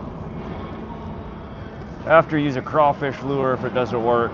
I do have a couple of craw pattern lures.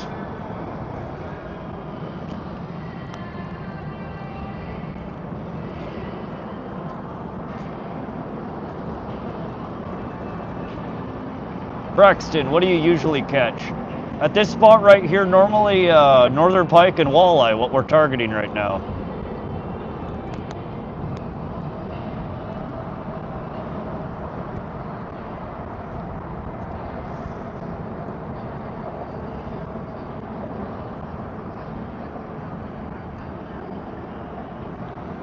The command is .caught, and all that just tells people to look at the pinned message, SoCal. You get a music ban on YouTube. I did on Twitch years ago. So what I have to do, basically, because of what they did, they drove by, there's music playing that's almost certainly copyrighted. Before I make this live public, because it'll turn into a video as soon as I complete the live, I have to let it, before I make it go public, I publish it. I let the copyright check run through, and if it finds any portion that it finds violated copyright, it'll allow you to scrub it from the video before you publish it live. And as far as I understand it, as long as you scrub it before it's published as a live video, you're not breaking any TOS of YouTube. But yeah, otherwise you will get copyright strikes, and you can get your channel demonetized and or banned.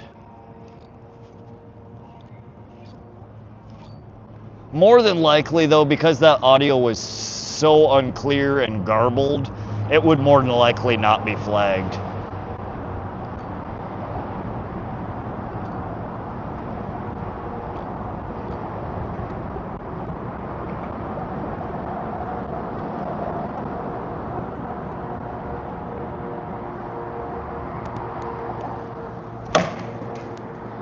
Well, there went that lure. We just busted her on the side of the boat.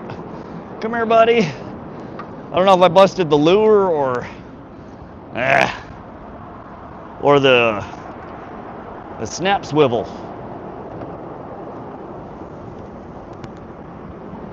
No, I think we busted half of the lure off. We just snapped the bill right off of that guy. Good thing I got a bunch of them.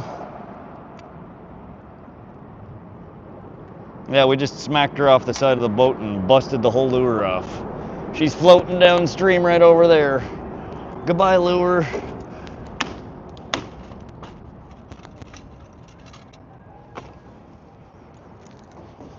I really shouldn't be casting from being seated.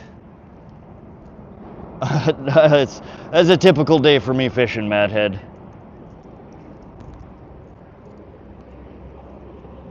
That's why I travel with lots of them.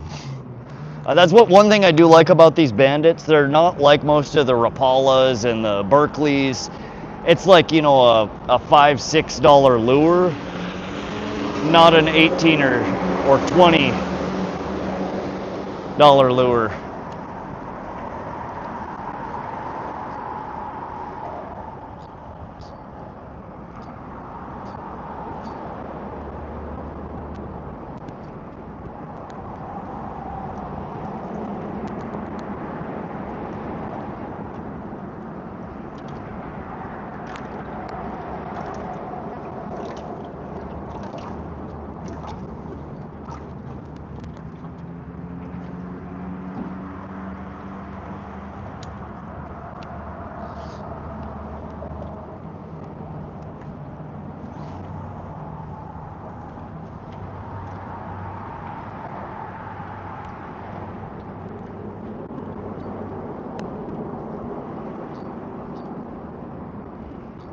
But I hope everybody's having a wonderful afternoon today, evening, Monday morning if you're in the future.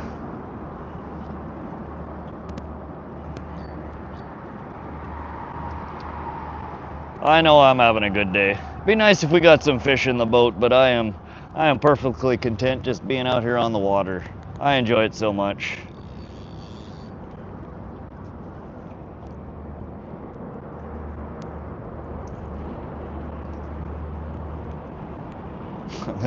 This other boat over here, as soon as I moved from that shallow spot, they immediately went and snatched my spot. Cast left. Yeah, I'm really close to the pillar on that side.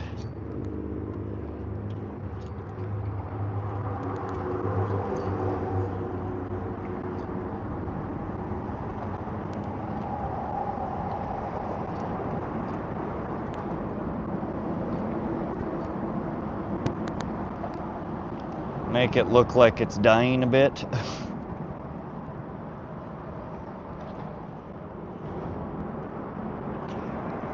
Yeah, Bottle, when somebody times you out, oftentimes they'll time you out for 5 minutes, 10 minutes, an hour, a day. If it's accidental, usually the way that we fix that, the mods will go in and then just time you out for 10 seconds, and it basically resets that timer, and in 10 seconds you're back. So it's just a quick, easy way to get you back into the room.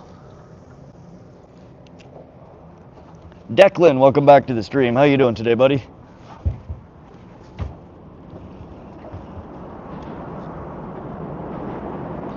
And we do still have tons of fish passing under the boat. Most of them are fairly small. We do see some good-sized ones coming from time to time, though. I think a lot of these are probably trout and perch. Possibly walleye, too. Jose Antonio, welcome to the stream. Hello, Desde. I only speak English. Inglés, por favor.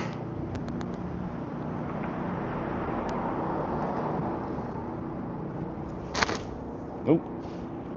We're just smacking everything around here. Sophie, welcome back. Where are you from, Sophie?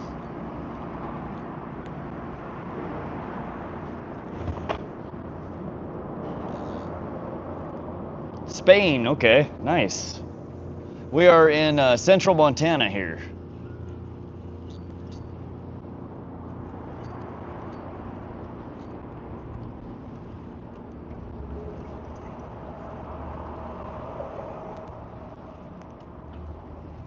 Rowdy's puffing. I do have my vape here, I should hit that. It's been a minute. Oh, these fish, come on.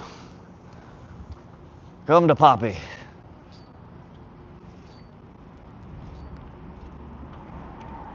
Mike Kelly loves me some trout slaying. Yeah, the trout, there's a ton of them down here. They're super picky. I don't know if it's all the boat traffic or...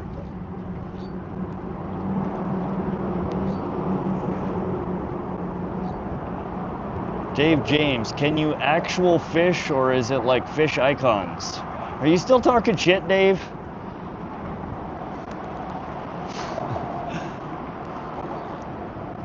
Just burned the first sample of my newest strain I made. Nice, Okel. Yeah, I miss the Cali dispensaries. I got hooked on the sour diesel while I lived down there. And we get that strain at some of the dispensaries around here, but it's shit compared to the Cali grown. I'm used to, you know, the sour diesel that's, you know, 37, 39, sometimes 40+% THC. And the shit up here is like 20. It's like fucking ditchweed. Bottle of water. I love lipless crankbaits. I do have a handful of lipless. I don't run them as often as the square bills or the deep divers, though. Again, I don't usually fish super shallow.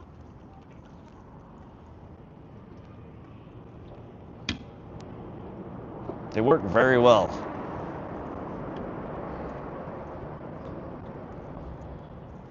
Rude words from a druggie. I will have you know, my friend, that in the United States, in many states, it's legal. It's no different than y'all going down to the bar and grabbing a beer, or going to the gas station and grabbing a pack of cigarettes. Love fishing. It's like a medicine when I'm stressed. I agree. That is one of the main reasons that I fish. I find it very relaxing and enjoyable. Diesely tinged to it, Braxton says. Hockey and fishing, welcome. How you doing today, Hockey and fishing? I'm saying, can you see fish on the fish finder, or is it just fishy icons? No, I don't use the icons. Oftentimes it will label crap that is just shit floating down the river as a fish. So I disable that, and you can tell from the arches, the shape of it, that it's an actual fish. Yeah, I learned that after the first year of running the fish finder, and it's like, man, this thing thinks there's fish everywhere. So I took off the fish icon, and it's like, yeah, that's bullshit floating. That's bullshit floating. And it would otherwise mark as fish. So no, I disable that so I can actually see what it's picking up. And I think it's usually fairly easy to distinguish a fish from debris and crap floating down the river.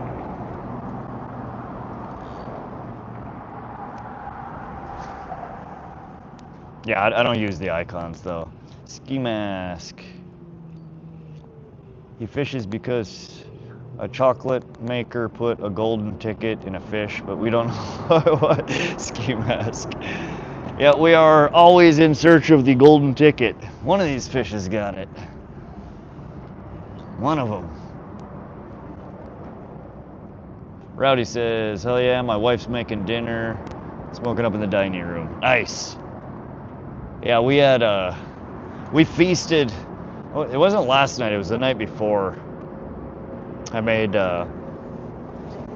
some nice fat beef ribeyes. Or excuse me, short ribs. Some short ribs, beef short ribs, some cubed potatoes, and some asparagus. Oh god, so good.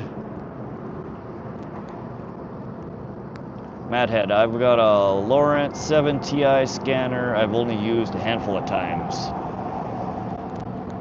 Yeah, I think actually when I bought this boat, it had that same model on it. I swapped it out for the 9-inch, and I got the Lawrence Elite FS. It's got the side scan, the down scan, I think they call it the triple shot transducer. It's a pretty nice finder.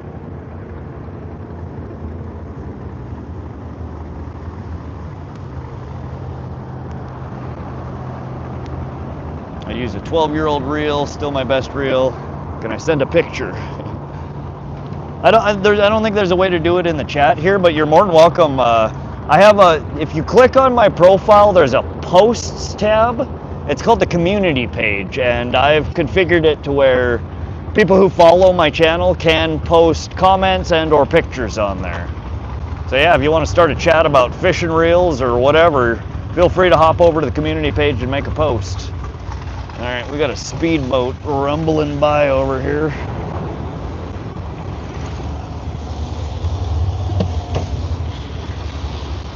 Oh, those things are so loud. Most of them, they have inboard motors instead of outboard motors, and I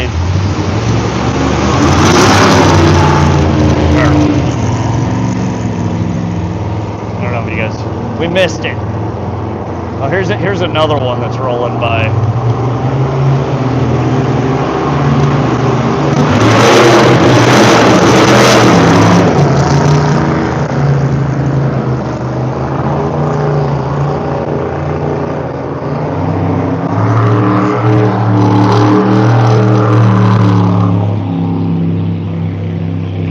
Yeah, they're loud. And they purposefully come under the bridge because it echoes, so they all slow roll under the bridge, and then once they get in, you know, the the arch of the bridge, they rev it and rooster tail and oh, they're motors taken out of cars. They're usually big blocks, so like a buddy of mine, he's got a 455 Rocket in his, which is the same motor that I have in my hearse.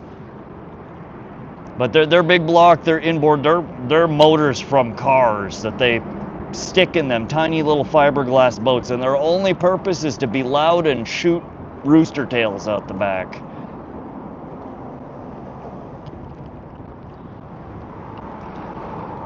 Fish scared away instantly. Yeah, shit like that also is why why the fishing is not the greatest in here usually.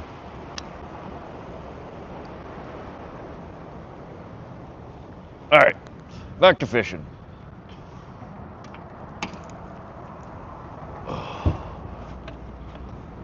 I think we're gonna, what is it, 5:20? Let's say in 40 minutes at 6 o'clock, we're gonna switch over and we're gonna do some trolling again. We may run thinking maybe a bottom bouncer rig and a crawler harness. Katrina got many bites today? No, it has been, the bite has been really off here today, unfortunately. Bottle of water, move spots. Yeah, we could do that as well. I'm just trying to stay in the shade right now. When we're anchored up, it gets real toasty trying to fish in one spot. Also, we got to take a ciggy break. Please use a crawfish lure in an undeep spot. It's so fun to do. We could try that in a little bit. It's Molly, I am a hater. Braxton Dietz, have you bottom bounced today? No, we have not. That was, again, what I was thinking would maybe be our next, is we'll bottom bounce and troll around a little bit. See if we can entice some of these dang walleye to come out and play.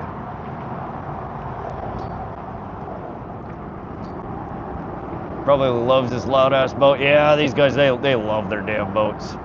Appreciate the sub there, Rowdy.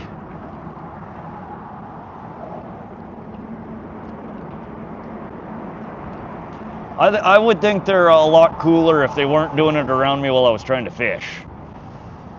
Drives me nuts when they race around right where I'm trying to pull fish out. Laura, welcome to the stream. We're in central Montana, Laura. You got rooster tails for pike? I do. I got a whole tackle box full of them.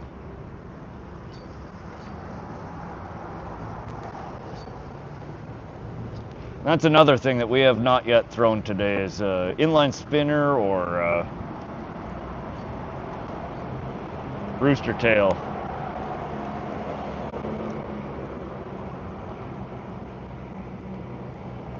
I'd like to see a trolling harness set up in use. Yeah, we could do that here in a little bit. Maybe we'll give the crankbait here another 15 minutes and then we'll set up a bottom bouncer rig. They're fairly simple to set up.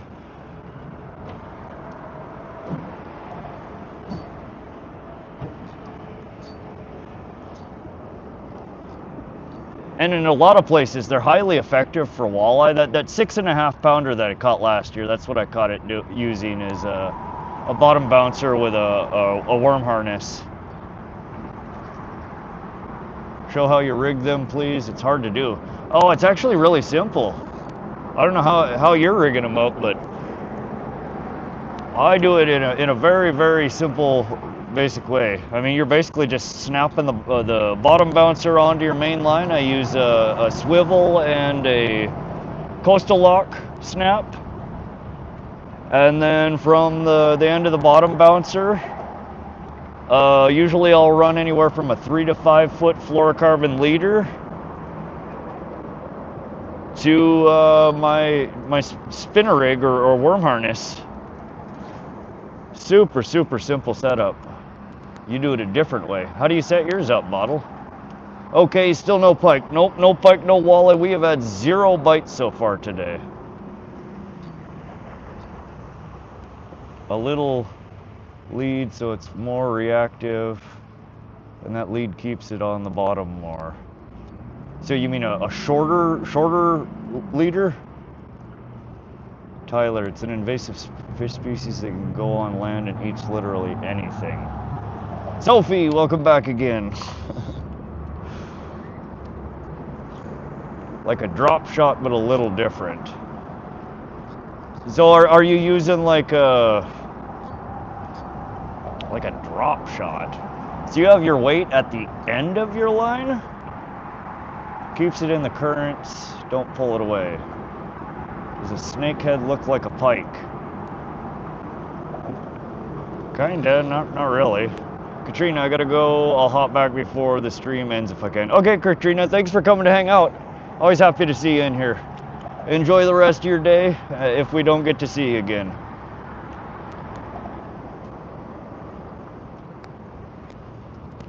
Howdy, guys.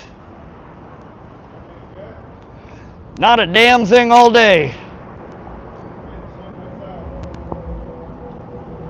Say,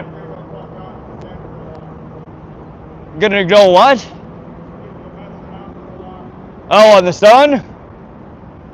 Yeah, I was thinking about heading up that way till the two speedboats zoomed up that way. I don't know. Good luck, guys. Appreciate the sub there, Bass. Yeah, this guy that's been fishing next to me said he hasn't gotten anything all day either. The bite's just off today. We all got our ways to rig. Show me how you rig yours, though. Yeah, well, give me a few more casts on this and we'll throw it out. My bottom bouncer rig is, there's a channel on YouTube. I think his name is Tom Boley, B-O-L-E-Y. Super good walleye fisherman.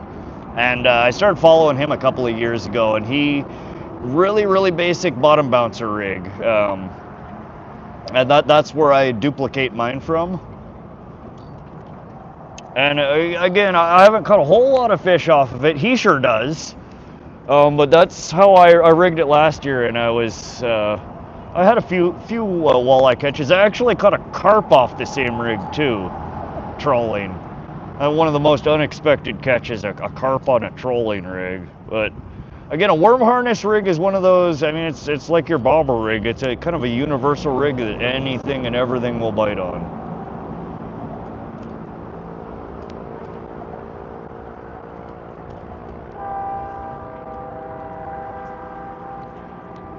Three more to go. Three, you guys, please go follow SoCal. Get him to that 1K mark. He is so close.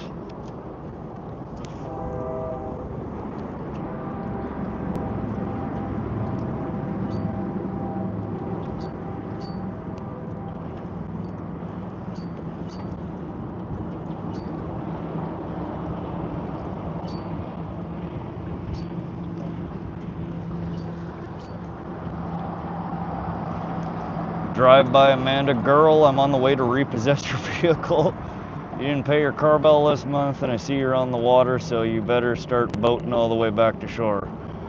Girlfriend, I bought my truck with cash, hard money. I don't know a damn thing on it.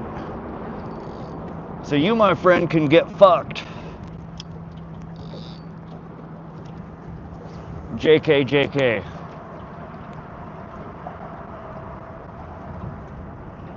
Ah, Shrek, that's a bad habit, I know, but I'm also an adult, buddy.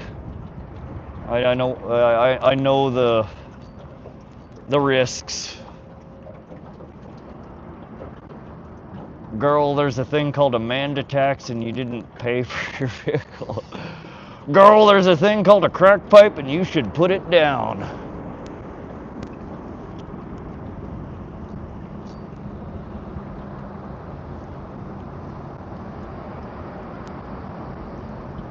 I put it down more than you would know. I believe it, buddy. I believe it. Welcome to the channel, Drive By Amanda. Please leave the crack pipe at the door. You don't have good lungs if you smoke, though. That's bad for you, but Shrek, it's just, it gets slightly annoying when people come in and start shouting, stop smoking, stop doing this, start doing that. We're here to have a good time and relax, not to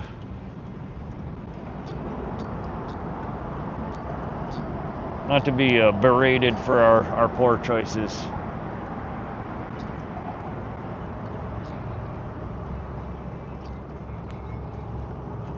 Drew wood, that's how I fish for walleye. Small hook, slip bead bullet, or worm weight, drag it on the bottom, slow. Can do the same with a jig, but walleye have a lighter bite sometimes and they hit the hook more. Okay. What rod are you using? Adam, we're running the Ugly Stick Carbon, a medium light fast action.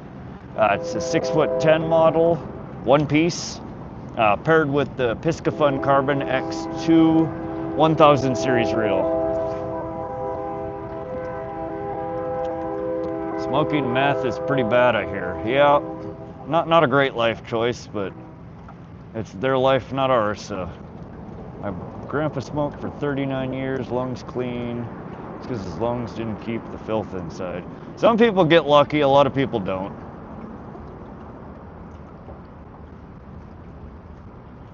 All right, let's not bicker, guys. Let's just talk about something else. Please, chill. Don't make me stop this car. I will stop this car. Catfishy, welcome to the stream. No luck today so far. No disrespect, but what kind of cigs are you smoking? I smoke American Spirit Mellow Menthols. Mr. Bojangles, we are fishing for Northern Pike and Walleye. And none of them want to come out and play today. We got 4 more minutes of throwing this, and then I'm going to rig up a bottom bouncer, and we're going to troll for a little bit. That spiraled quickly, right? Joshua says, I caught my first flathead today. Awesome, Joshua. Congratulations.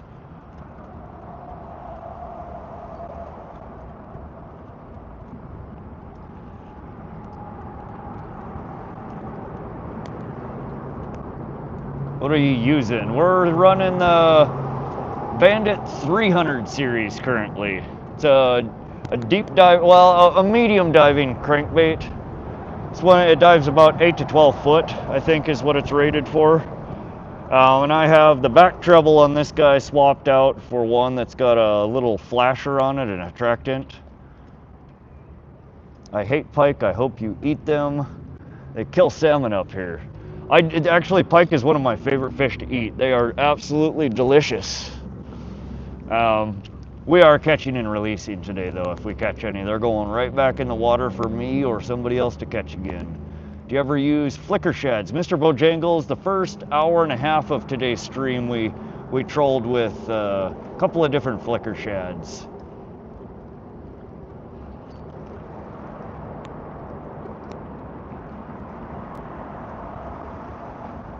They kill walleye and sauger on flicker shads here. Yeah, that's what we tried earlier. That's what a buddy of mine was telling me to run here in the shallows, is flicker shads. He said that he does really well in this area with flicker shads, but we didn't have not a single hit. Piker slime, that's just the outside ski mask. Once you get the skin off, they are no longer slimy. They are delicious white meat. Howdy, guys.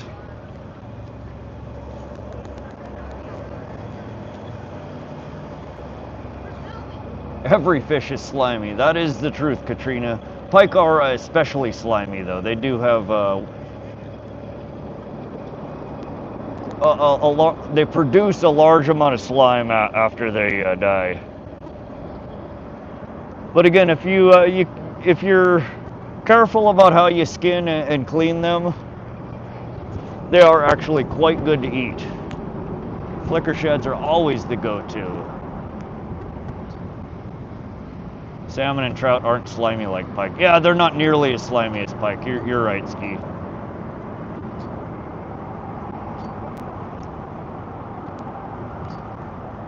Do you have bream? Not here in Montana.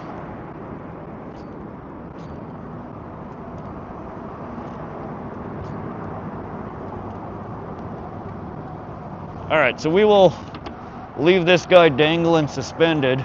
We might get lucky and catch something while it's like that. And let's grab a bottom bouncer and a worm harness here. And there are tons of different ways to bottom bounce. I use an actual bottom bouncer, not just like a three-way swivel or one of the myriad of other ways that people rig up bottom bouncers. And I'm probably gonna throw on, let me see if I can find a ounce or an ounce and a halfer.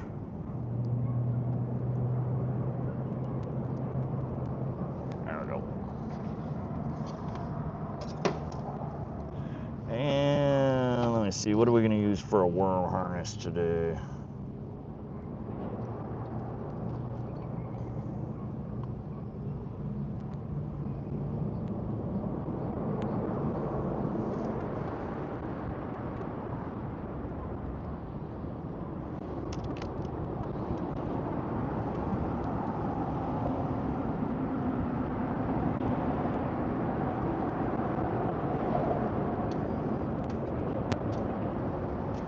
All right, I was just picking out a worm harness and a bottom bouncer here. And these are super quick and easy to rig up.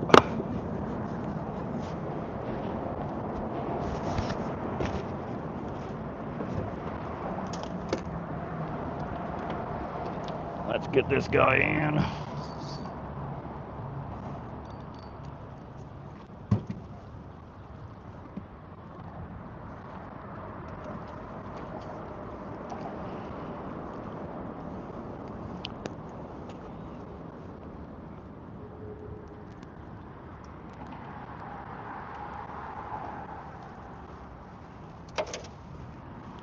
Alrighty, let's get this camera turned here slightly. They might be feeling deep. Well, again, there's not a whole lot of deep here. The deepest part is like 12, 15 foot here. There's kind of a channel that runs and meanders through here. Most of it outside of the channel is like 3 to 5 foot deep. So this is just a very basic bottom bouncer. They come in different colors, different weights. I'm running a 1 ounce here, and the rule of thumb is about 1 ounce for every 10 foot of depth you're trying to achieve. So if you're in 10 foot of water, 12 foot of water, you want to use like a 1 ounce. If you're on 20 foot of water, you want to use a 2 ounce. 30 foot, 3 ounce, etc. And this guy,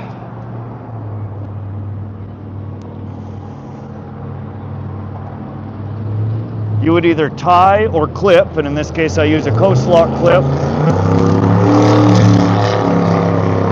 The jet boats are back, so we just clip to the eye on that. And basically this, the long line here, the tip dangles down in the water, and this just ticks across the bottom. Behind that,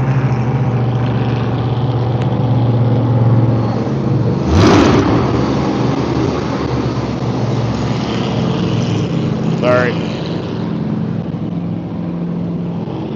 got a little loud, you guys can't hear anything. So behind that you can run basically anything else you want. What we're going to run is what is called a harness rig or a worm harness.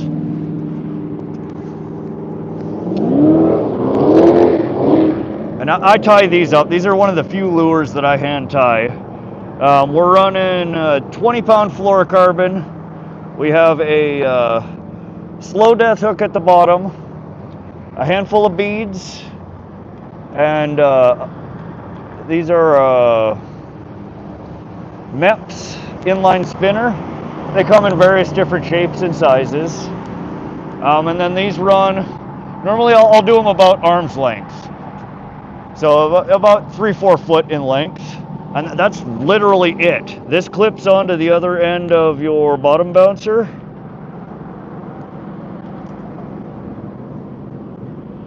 And then we're gonna grab Probably a half a night crawler. Give me a sec here to grab a crawler out of the out of the cooler.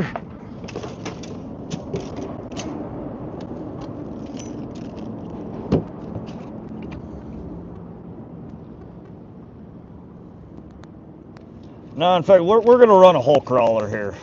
We'll give them, if we have short strikes, if anything actually bites at it and we don't hook up, we may shorten it to a half a crawler.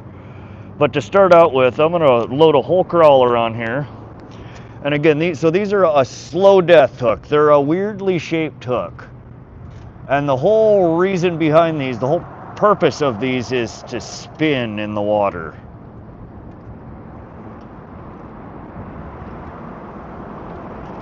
And I usually take the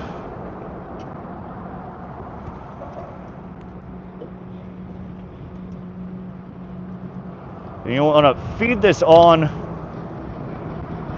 all the way. You don't want to go back and forth on it. You want it actually all the way on the hook.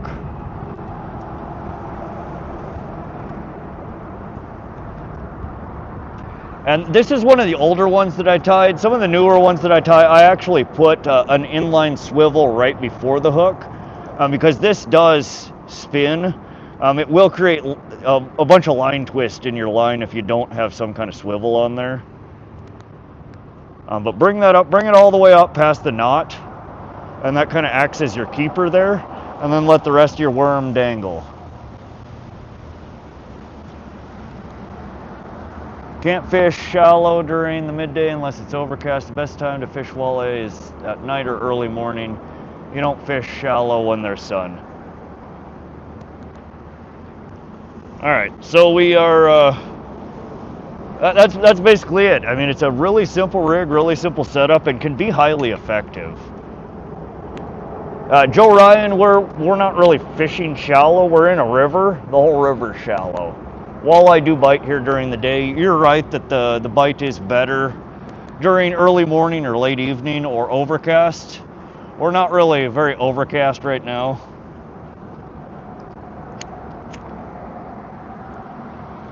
So we're going to try dragging this up and down the channel here in the river, right at the edge of the drop-offs. Joe Ryan, I'm gonna have to come out there to Montana to help this guy catch fish. I think I'm good, buddy. You're welcome to swing down. You might be able to teach me a thing or two. I'm sure I could probably teach you a thing or two as well. What's going on with the rod? It's just sitting off the side of the boat right now. I need to pull up my anchor and we're gonna do a little bit of trolling.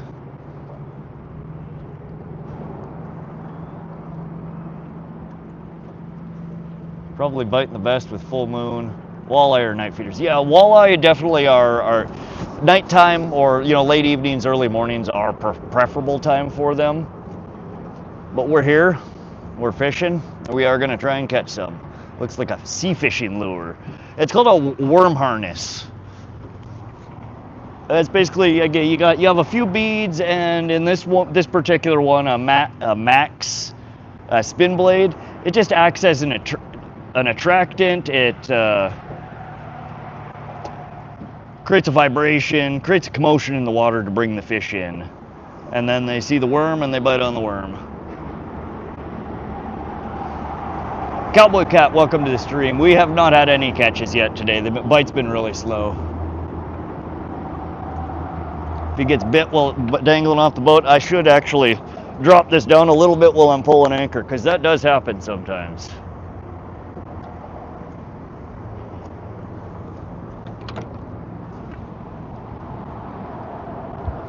Mr. Bojangles says, I fished the Mississippi. Nice. Seen somebody trolling for alligators. How big is the boat you're on? Farouk, welcome to the stream. We're in a 16-foot, 48-inch wide, flat-bottom aluminum John boat. The guy in the background water skiing was hauling ass. Oh yeah, they have fun down here. But I'm gonna pull this anchor up and we're gonna do a little bit of trolling here, guys.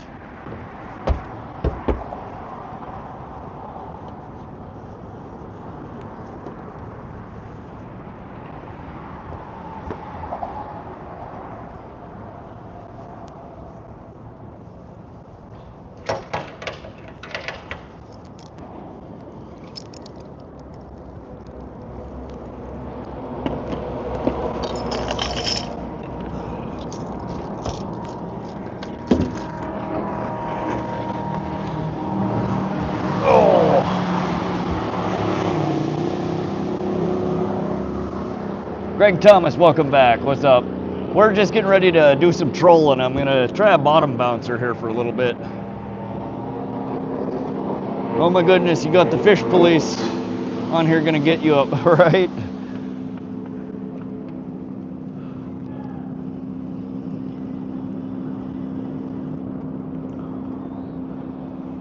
All right, let me readjust my camera here real quick. Point you over to the right side of the boat.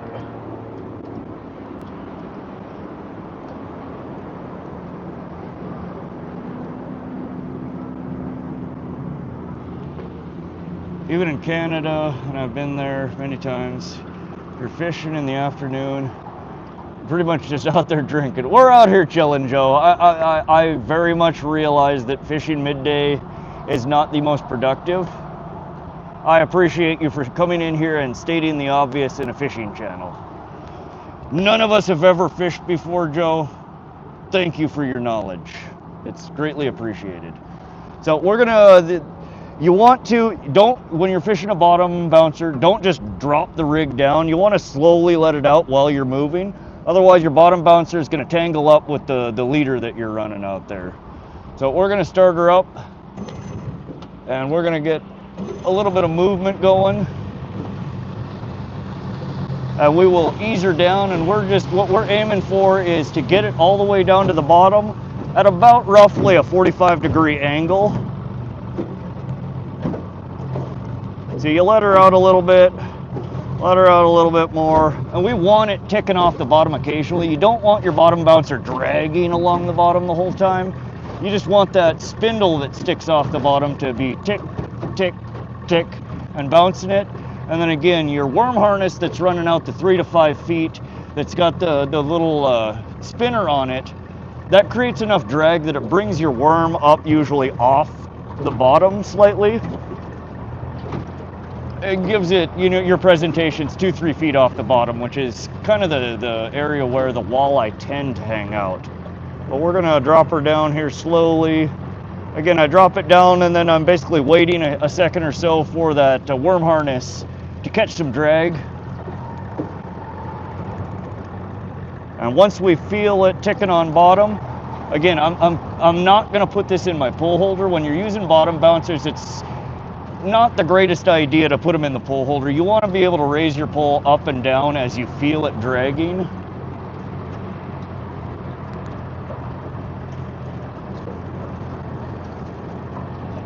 Joe Ryan, I'm only allowed one pole, and again, I'm telling people right now that you don't want to put your pole in a pole holder. Bottom bouncers, you'll end up losing a lot of them if you're relying on a pole holder instead of holding them in hand.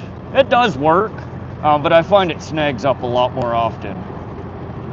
Walleye going to be at the bottom. Again, Mr. Bojangles, that's why we're running a bottom bouncer. The weight brings us down to the bottom. We're then running a 3 to 4 foot leader off the end that brings the lure up slightly in the water, your bait presentation.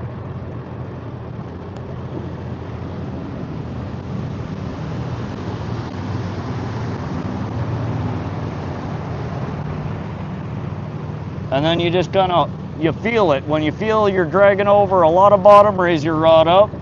If you feel like you're not hitting the bottom, either let more line out or, oop, hang on guys. Jet ski's trying to toss us on in.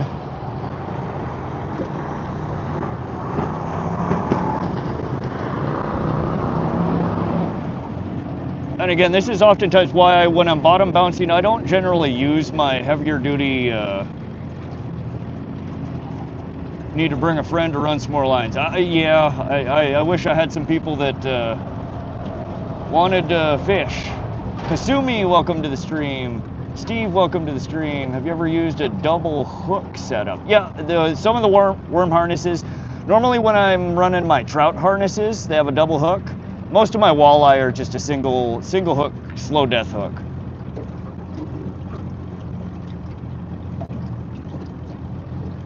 Do you crappie fish? I've only ever caught one crappie in my life, a black crappie. I caught that about a month ago. We don't have them in a lot of our waters around here.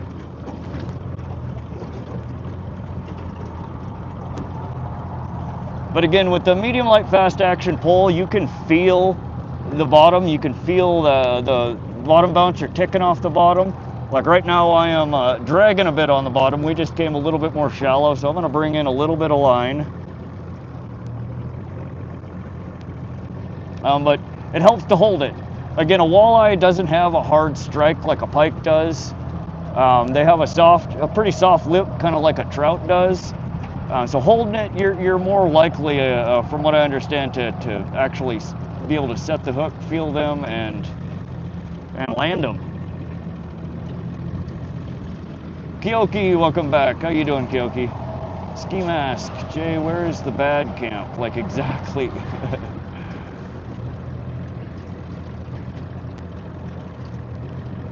Julian says, man, I wish I was there so I could fish with you. Yeah, I invite people. Every time I go fishing, I invite people to come, but nobody ever seems to want to come with me. No. We just come out here and I hang out with you guys. Pike have a hard strike, yep. Walleye, the few walleye that I've caught out of this area were pretty gentle strikes. You would probably miss it if you had it in the pole holder. I'm gonna go fly fishing in Scotland, very excited. Gonna make my own patterns. Nice, that sounds fun. Yeah, my smoke went out again. I think this is the 4th time we've lit it. And I'm actually gonna bump the speed up here slightly. Oh, Joe Ryan, I'm not worried about the rod going out the boat. I'm worried about the bottom bouncer snagging up on the bottom and losing the bottom bouncer. These pole holders will easily hold the pole.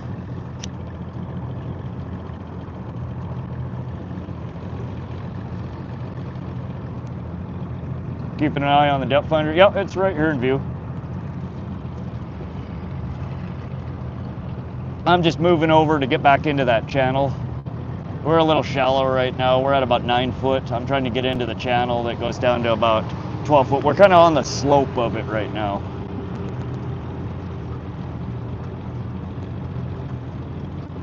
Mr. Bojangles, this is the Missouri River outside of Great Falls, Montana.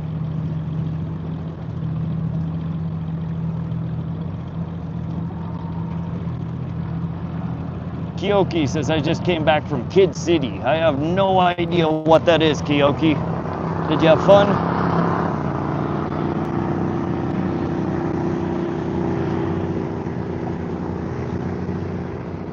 Okay, do you carry a gun while fishing? Not usually. I do have a pistol at home, but I don't generally bring it out with me when I'm fishing. When I go out camping, I'll bring it sometimes. Mr. Bojangles, they have flatheads. No, here in Montana, the bigger catfish that we have, the biggest catfish rather, is channel cat. As far as I know, we don't have flatheads here in Montana. You got to go about 20 miles downstream from here in the Missouri and get below the series of, there's like 5 or 6 dams. The last dam is the Maroney Dam. And once you get below the Maroney Dam, the channel cat is really good fishing down there.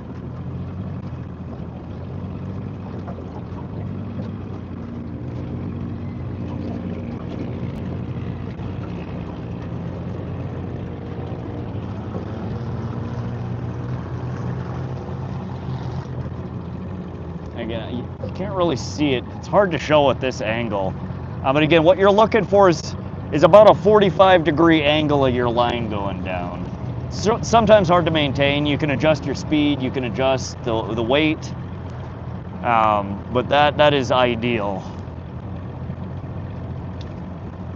Madheads, right, bro? I'm off to bed. Enjoy the rest of your day.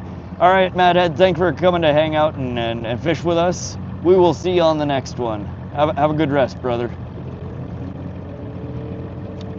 Amsterdam Canals bass. I'm not a huge bass fisherman. Flash here or SoCal would be able to probably give you much better advice on bass fishing. Kyoki, you caught anything? No, Kyoki, we still have not. We're just switched. We're doing a little bit of trolling right now with a bottom bouncer and a worm harness. Trying to see if maybe we can entice these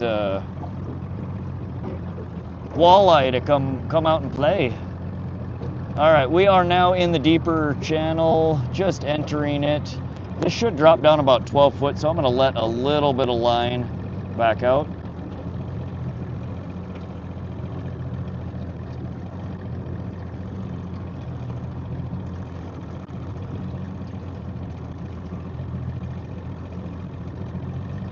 Yeah, we're doing good. We're having fun, Keoki. I have fun whether I'm catching or whether I'm not. That's all part of fishing. And this is a stretch of water I have caught really big fish in the past in, so I know they're in here. So I don't mind being patient. And I'm also, every time I come out here, I try to do something a little bit different. Mr. Bojangles, you need a line counter. I have a bunch of trolling reels. When I bottom bounce, I tend to use lighter gear. I like to use actually a spinning rod for bottom bouncing, not my leaded trolling rods. It's a medium light fast action ugly stick carbon, 6'10", paired with a Piscafun Carbon X2 reel. Yeah, typically when I'm trolling deeper, Mr. Bojangles, I use my Akuma rods and reels. Those are all loaded with lead core line.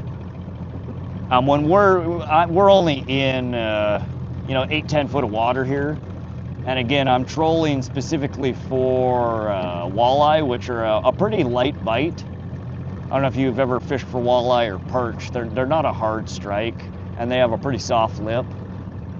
When I fish like this, the lighter action braided line, I have much better luck than when I'm fishing the heavier leaded line. How do you like the rod? It is my go-to rod. I have 2 of these, and I've actually been thinking about picking up 2 more. They're a great all-around rod. Very sensitive, you can feel everything. They're super lightweight. Paired with the reel here, I get a good amount of cast distance with 30-pound braid on there. They're overall for just a general all-around pull, I highly recommend them. Bait caster with braid is what I prefer trolling. Snags are hard on spin cast reels. Yeah, I don't do, again, the bait cast. My trolling rods are line counters, which are a bait caster style reel, but you don't actually cast them. The leaded line you just drop out the back of the boat.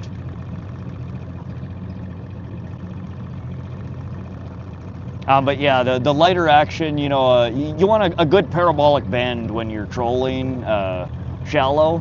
You want to be able to feel what you're dragging over to be able to adjust your depth, how much line you got out. The heavier line, you don't feel as much, and oftentimes you'll get snagged up. You'll lose a bunch of lures, bunch of line.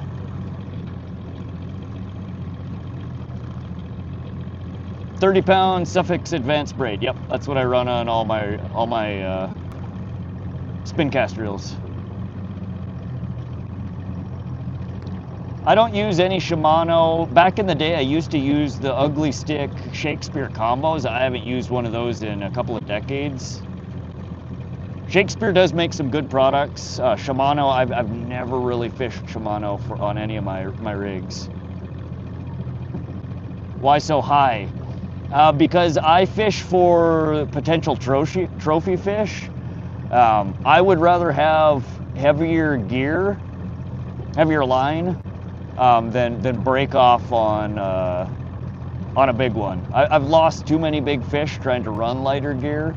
I would rather the little fish miss those ones and catch the big ones than the opposite. I don't buy into the whole mantra that fish are line shy.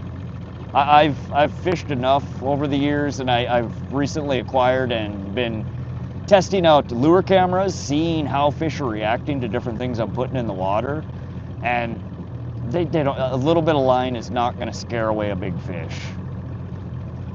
The heavier line, again, the 30-pound Suffix Advanced braid is super thin diameter. It's much thinner than a lot of the other braids that are on the market.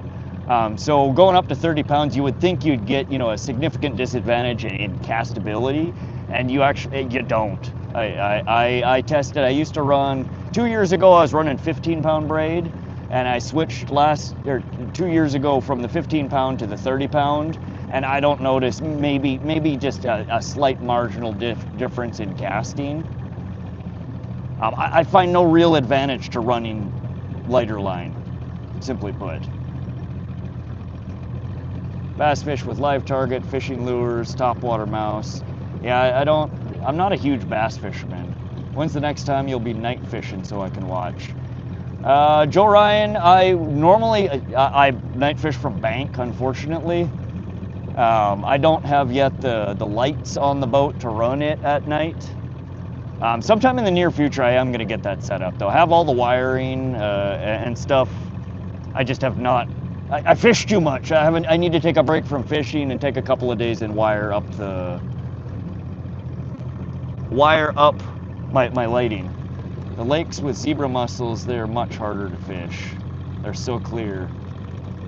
Yeah, so we don't have a lot of super clear water bodies around in this area. 30-pound braid is same diameter of 6-pound mono. Yeah, a 30-pound braid is, especially the Suffix Advanced, because it's actually smaller than most of the other ones, is equivalent to a very small weight mono or fluoro. Simple user, we're running a ugly stick carbon, medium light, fast action. It's a 6'10", paired with the Piscafun Carbon X2, and this is the 1000 series. I also run a 2000 series on the other rod. Mr. Bojangles, do they have muskie? We don't have muskie native here in Montana. We have Northern Pike, and then we have the hybrid between muskie and Northern Pike that they stock, which are tiger muskies. And those, there are some in here that escaped a pond upstream a few years back. A really, really rare catch. But normally you have to go to a reservoir that they specifically stock tiger muskie in. I will take you guys there. One that I fish is called Ackley Lake. It's about an hour-and-a-half drive from here. And they do have 40, 50-inch tiger muskie in there. Really, really big, nice muskie. Or tiger muskie. Yeah, a tiger muskie is a hybridization of a Northern Pike and just the standard muskie, but they're infertile, so they're unable to breed. They can't have offspring.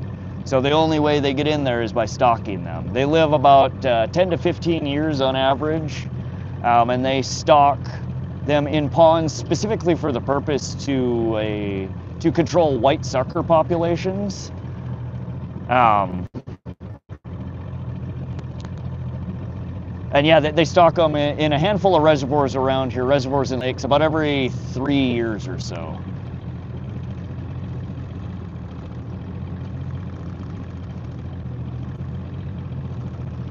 Please tell me the luck is game. Hayden, no, we are still, something we have done has not appeased the fishing gods today. They haven't given us any fish yet.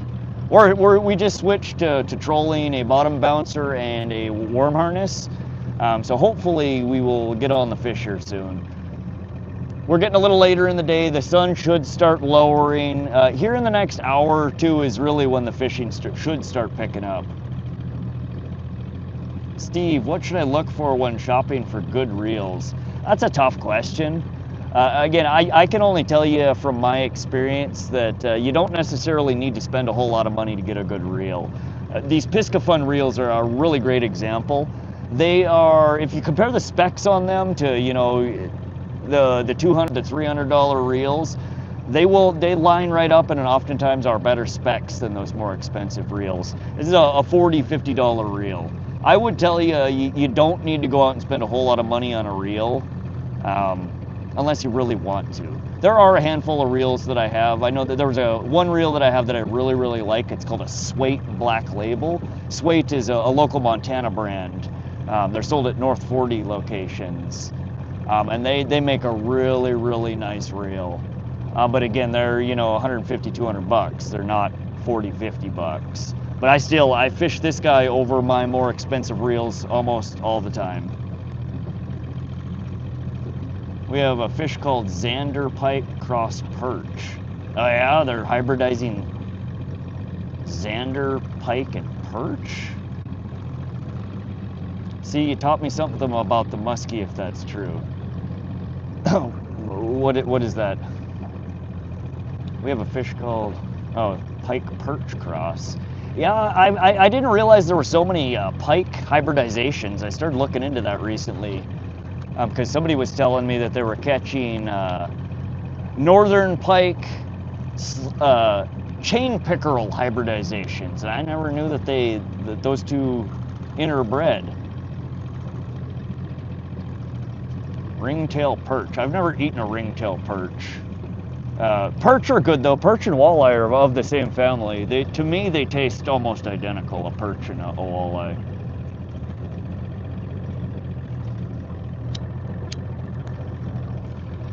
Yeah, I recently also found out that there is a species called a southern pike. Apparently they are a newly recognized species. Sometime in the mid 2010, 2012, somewhere around there, they were recognized as a unique species. And they look like a chain pickerel on the bottom half of the body, the horizontal bars. And then at the top of the body, on the back, they look like a northern pike, but they've been classified as their own unique species now, a southern pike. Ooh. We just hit bottom there. I think we picked up some weeds. I got out of the channel here. I'm not paying attention to the bottom. Perch pike are delicious. How the hell do they breed a perch and a pike together is what I want to know. They got some labradoodle shit going on there.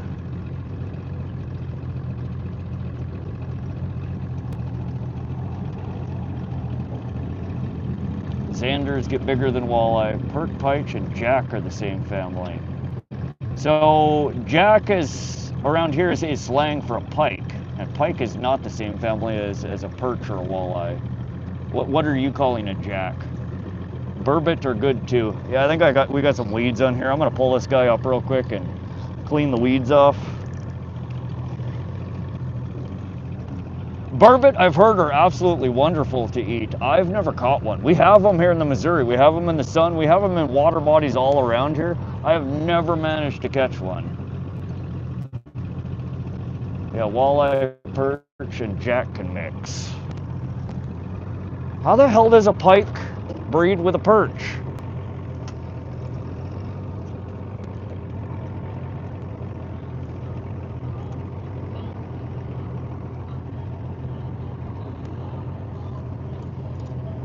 All right, we got our salad off the line. Let's get this guy back out there. Do the new pike species still have the Y bones in them? Yes, Joel, they do. They're only in a couple of regions around the world. I forget specifically where it is. I want to say it's somewhere over in Europe and or South America.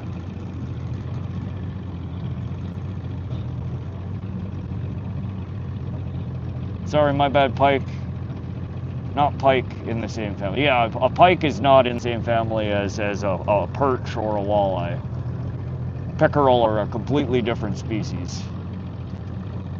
How do you breed with your missus? I try not to. I don't need any little me's running around. Roddy, what's up, Beetle? How you doing, buddy? Down syndrome Jesus. That is quite the name there, my friend.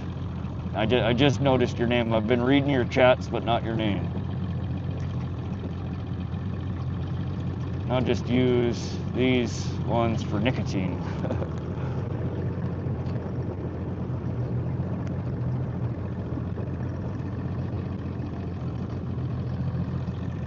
Now, I guess with fish, it's not as confusing or complicated, you know, because they're not actually breeding. The female throws out the eggs, the male showers them in his goodies. So it's not like a poodle breeding with a Labrador. Shit like that, where it's like I just don't understand the dynamics of it. Perch, yes, is in the walleye family. Absolutely, those are both part of the same family of fish. What I was saying is a jackfish, which is what slang that, as I understand it, a jack is a pike, a northern pike. Pike are not in the same family as walleye and perch. What bait, bro? We are running a bottom bouncer currently with a worm harness and a night crawler. Nathan, you guys have a good rest your day. Hopefully you can catch some fish. Ooh.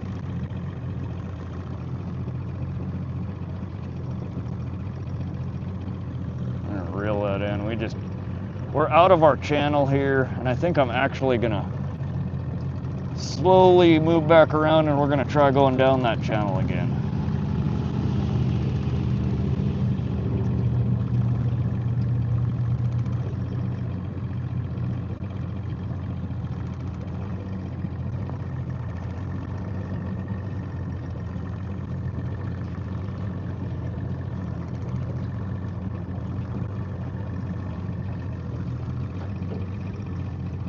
Tell him, Rod.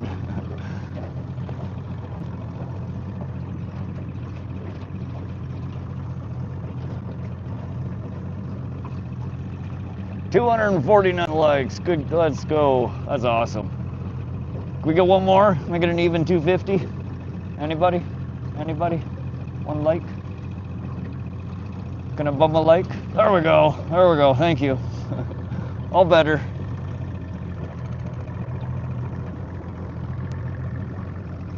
All right, so we are hitting back into that channel, and we're gonna, I normally don't like to troll downstream, but we gotta get back into the channel here. Come on, fishy fishy, that's what I'm saying.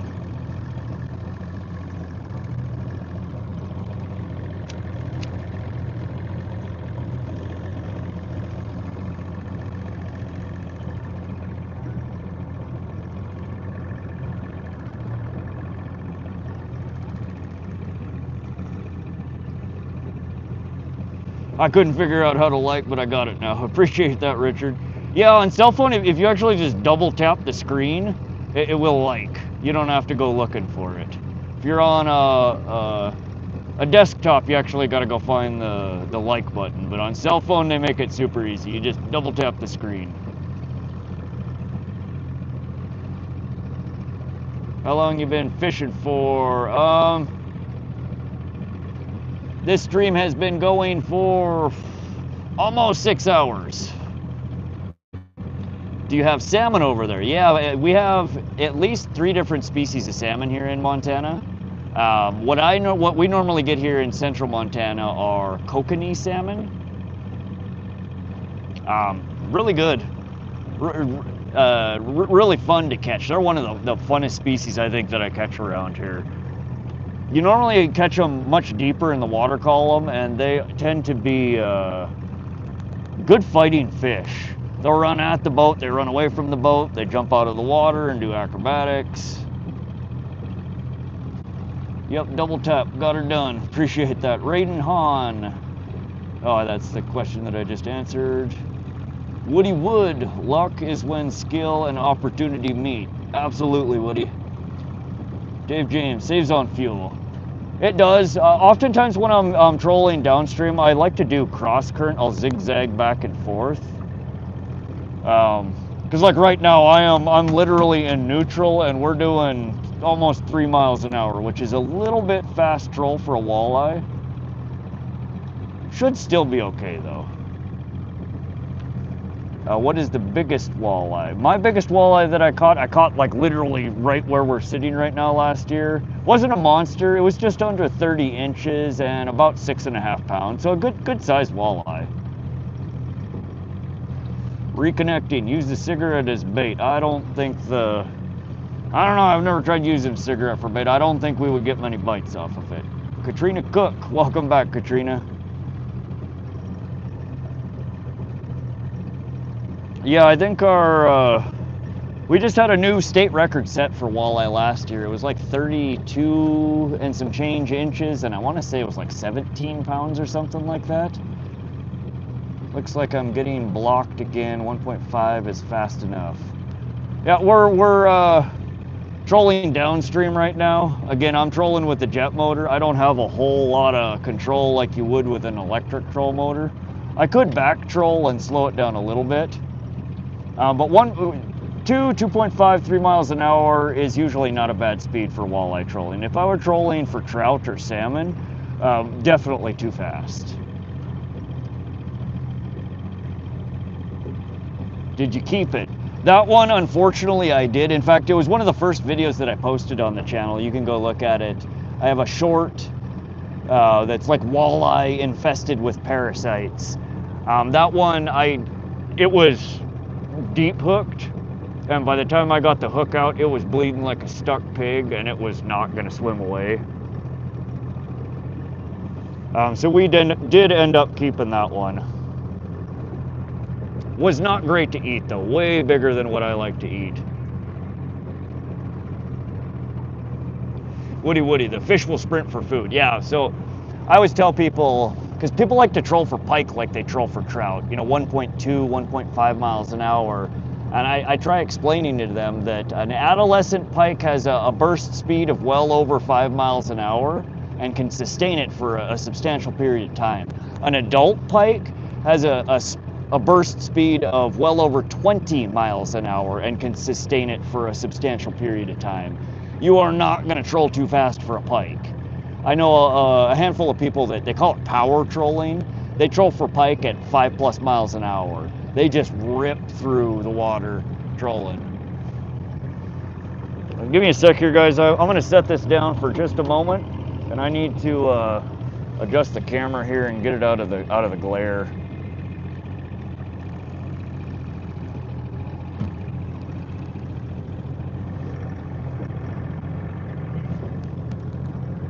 Glenn says, get fish hooked on nicotine and they'll be jumping in the boats trying to grab people's cigarettes, right? Greg Thomas, welcome. Family in Michigan, Upper Peninsula, went pike fishing on a small lake, caught one right off the boat. Spoon. Yep, spoons can be really effective for pike. I caught northern pike and white horse on the sig filter. They hit on anything. A pike, I would believe, would probably hit on a cigarette, but I caught a pike off of a bread ball a couple of months ago. Carp fishing. Thought I had a big carp on the line, and nope, it was a pike. Ever catch trout while trolling? Yes, trolling for rainbow trout is actually a highly effective method for catching them this time of the year. In general, fishing, the dog days of summer, midsummer when it's hot out, trolling is one of the most effective methods to catch almost any species of fish. Fish spread out all over the water bodies when it's hot like this. It's not like early season and late season where they tend to be in the shallows. This time of the year, they're all over, and oftentimes they're suspended over deeper water, and trolling allows you to cover more ground, give you some different ways to present your bait out in the water, and it can be highly effective for almost every species. Smoking menthol, yeah, 420. I switched to menthol when I was probably in my early 20s, and I can't even smoke a non-menthol anymore.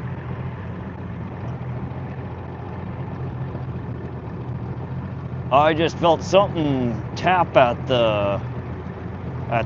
We're over 12-foot bottom here. That was not the bouncer dragging. When we pull this up, we might have half a worm. I think that was just a short strike. Strat Home Ghost, welcome to the stream. Hi, welcome back, buddy. Fair, I feel that. Yeah, I mean, cigarettes in general are gross. I don't ever smoke, kids. If you don't smoke, don't ever start. It's one of the worst decisions you'll ever make, and it's one of the hardest things to quit. Don't do it. But yeah, I don't even enjoy them anymore. I'm just addicted. Trash Panda, how you doing today? We have caught diddly squat today.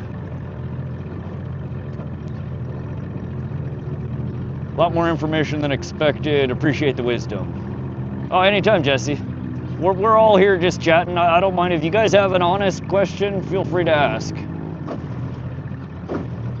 Hot Cheetos. Hot Cheetos is also an addiction. Mia has a hot Cheeto addiction. Welcome to those joining the stream. Appreciate y'all coming to hang out. We're fishing here in central Montana on the Missouri River, and we are targeting right now, we are trying to get a walleye in the boat. Or a trout could bite off of this, a pike could bite off of this. We're running a bottom bouncer rig with a worm harness on a slow death hook. It's one of those kind of universal bottom bouncer rigs that you could grab almost anything from the water body. Ah, there's some shade, that feels so nice. Zayden Group Fishing, any tips on how to grow your YouTube? Zayden, we're a brand new YouTube channel here. We're a little over 2 months old. I will tell you from my short experience with YouTube streaming, I had a hell of a time getting the first 50 subs. Once you get past 50 subs though, it opens up live streaming. What we're doing right now, ever since I started live streaming, the subs and the views, the activity on the channel has absolutely exploded. People like fishing live streams. They like to feel like they're part of the experience. A lot of y'all, we got 55 people in here, and I would imagine probably a good majority would rather be out fishing than watching me fish, but this is kind of the next best thing. Maybe a little better if I was catching some fish, but y'all know, you fish, you know how it is. But I would suggest if you haven't started doing so, start live streaming your fishing. People love to watch it, and one of the most important things that I've found that I think a lot of the streamers, especially the fishing streamers, neglect to do is they don't engage with their audience. Again, my main focus the majority of the time while we're streaming is on you guys. I'm chatting. This is almost secondary. You know, we're all here and we all want a fish to come on the end of the line, but it seems like the more engagement you give the viewers, the more engagement they give back.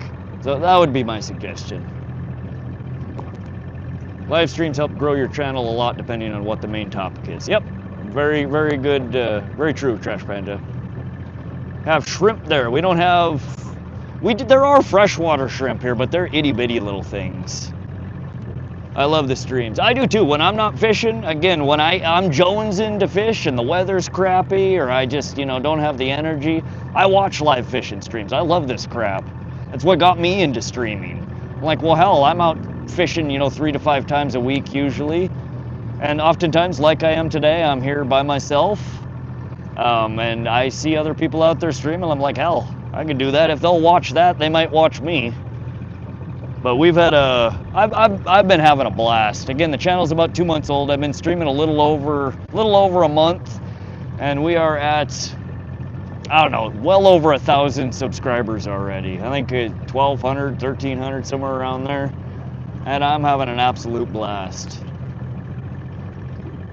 You're gonna have to start catching. Dave James, we do, most streams I catch fish. Again, this is one of those spots that I skunk more often than not than when I come here, but I can't stop coming here because 2 of the biggest fish I've ever caught came out of right here.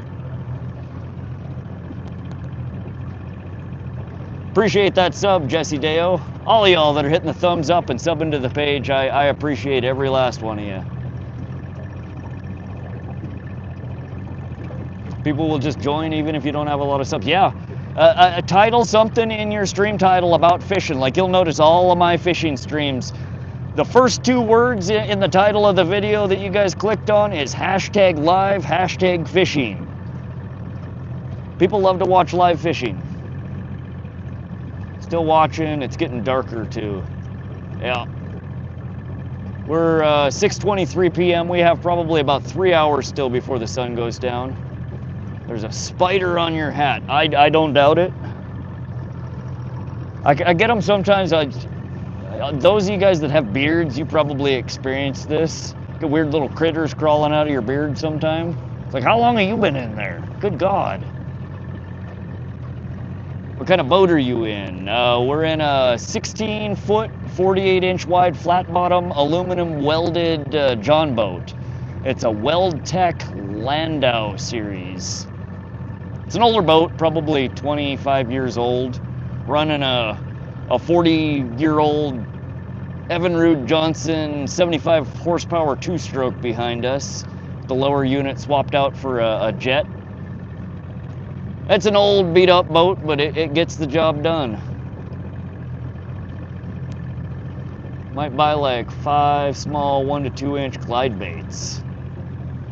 Glide baits. Yeah, I don't have a whole lot of glide baits. 1 to 2 inch though, that's really small. I usually don't troll lures that small. I could try it though. Shit, I got plenty of lures. We'll add that to the collection. Small glide baits. Muddy Waters. Turner's making your order. Oh, is he making the gear that he was gonna ship over to me? Oh, dang it, I'm missing it. I want to remake them perch. I want to attempt making my own lures, but out of cans or something like that, but I wouldn't know how to start. Trash Panda, Google and YouTube are your friend. You may think you have a unique idea. I guarantee you it's probably been thought of, and there's probably whole tutorials and video series on how somebody else does it. Watch a few. Get some inspiration and take that and make it into your own. You don't got to do it exactly like them, but if you don't know where to start, look at what other people are doing. Usually, what is the saying? Imitation is the greatest form of flattery. You know, go find what other people are doing, see if it works for them, and take that and run with it. You don't got to do it exactly like them. Put your own spin on it. But that's what I would suggest. B Fatty says you have beautiful lips. Thank you, my friend. I'm taken though, buddy. These lips belong to someone else. I've seen Fishing with Tate make some out of monster cans, and it's where I got the idea. Oh, okay.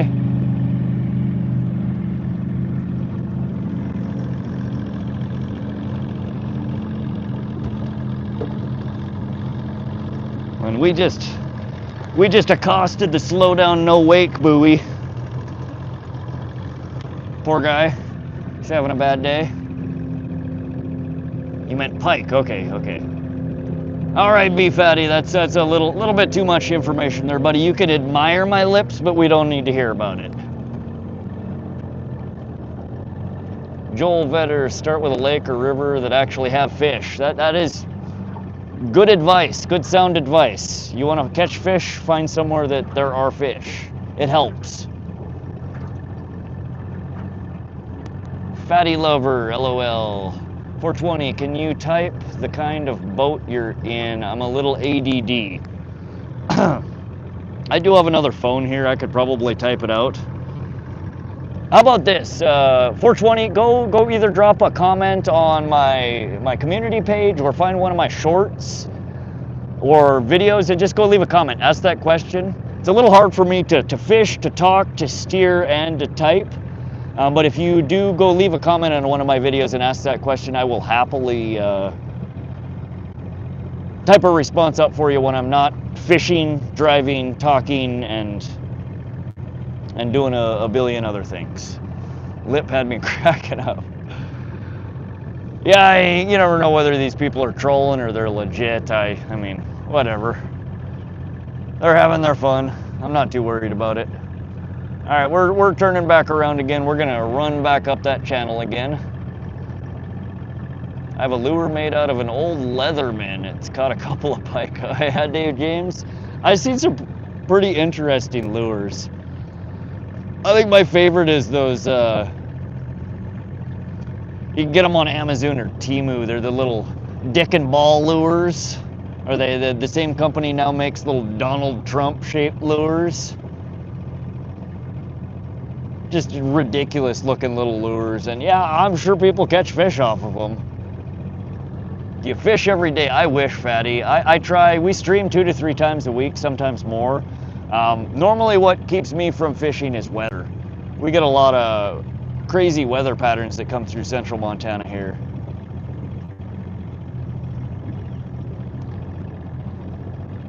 He did it!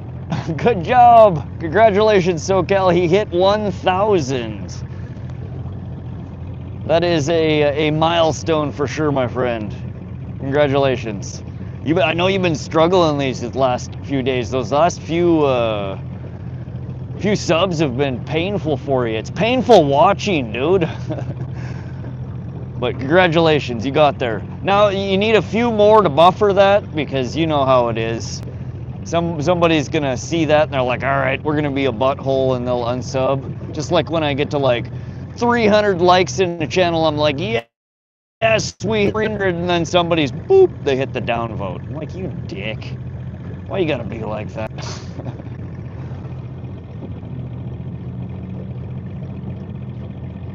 Kiyoki back for the 900th time this stream. Welcome back, Kiyoki. Matt Erickson, you definitely are fishing. I've visited your live several times, and you definitely aren't catching. Yeah, it's all part of the master plan here, my friend. We fish some more. Sometimes we fish even more, and then we catch. You know, it's just how it goes sometimes. Kiyoki, my phone died. Oh, okay. Well, welcome back. We're glad to have you, Kiyoki. Visit the FishBrain profile. Yeah, we do have, so any of y'all use FishBrain, feel free to look me up on there. You can see, I don't post all my catches on there. I post some of the more interesting catches. I often will post the gear that I'm catching them with. I mark exactly on the map where I'm catching them. So you can get a lot of information that may or may not help you where you're fishing. Some of you guys are local to Montana. I know I get messages on a daily basis from people asking for tips and advice for different water bodies that I fish in. And I'm always happy to try and help and guide you in the right direction. I'll tell you what works for me. It may not translate, it may not work for you, but I will happily try and give you what knowledge and information I have to share. I'm not the type of fisherman that gatekeeps. I don't keep spots secret, I don't keep methods secret. What I'm doing has been done 1,000 times before. Oftentimes it's just, you know, educating people, giving them a little bit of knowledge. A little bit of knowledge is power. So if you guys want to chat or you want to check out some of the things I've been catching, because sometimes I do catch fish. Today is not one of those days that we're catching a lot. But FishBrain is a good spot to hit me up. You can find me on there at Vox, V-O-X. If you don't have the app, you can also look me up on the website, because you can access it via website. Fishbrain.com/angler/Vox, V-O-X. That's a master plan, all right? We will fish until we catch. That is the plan.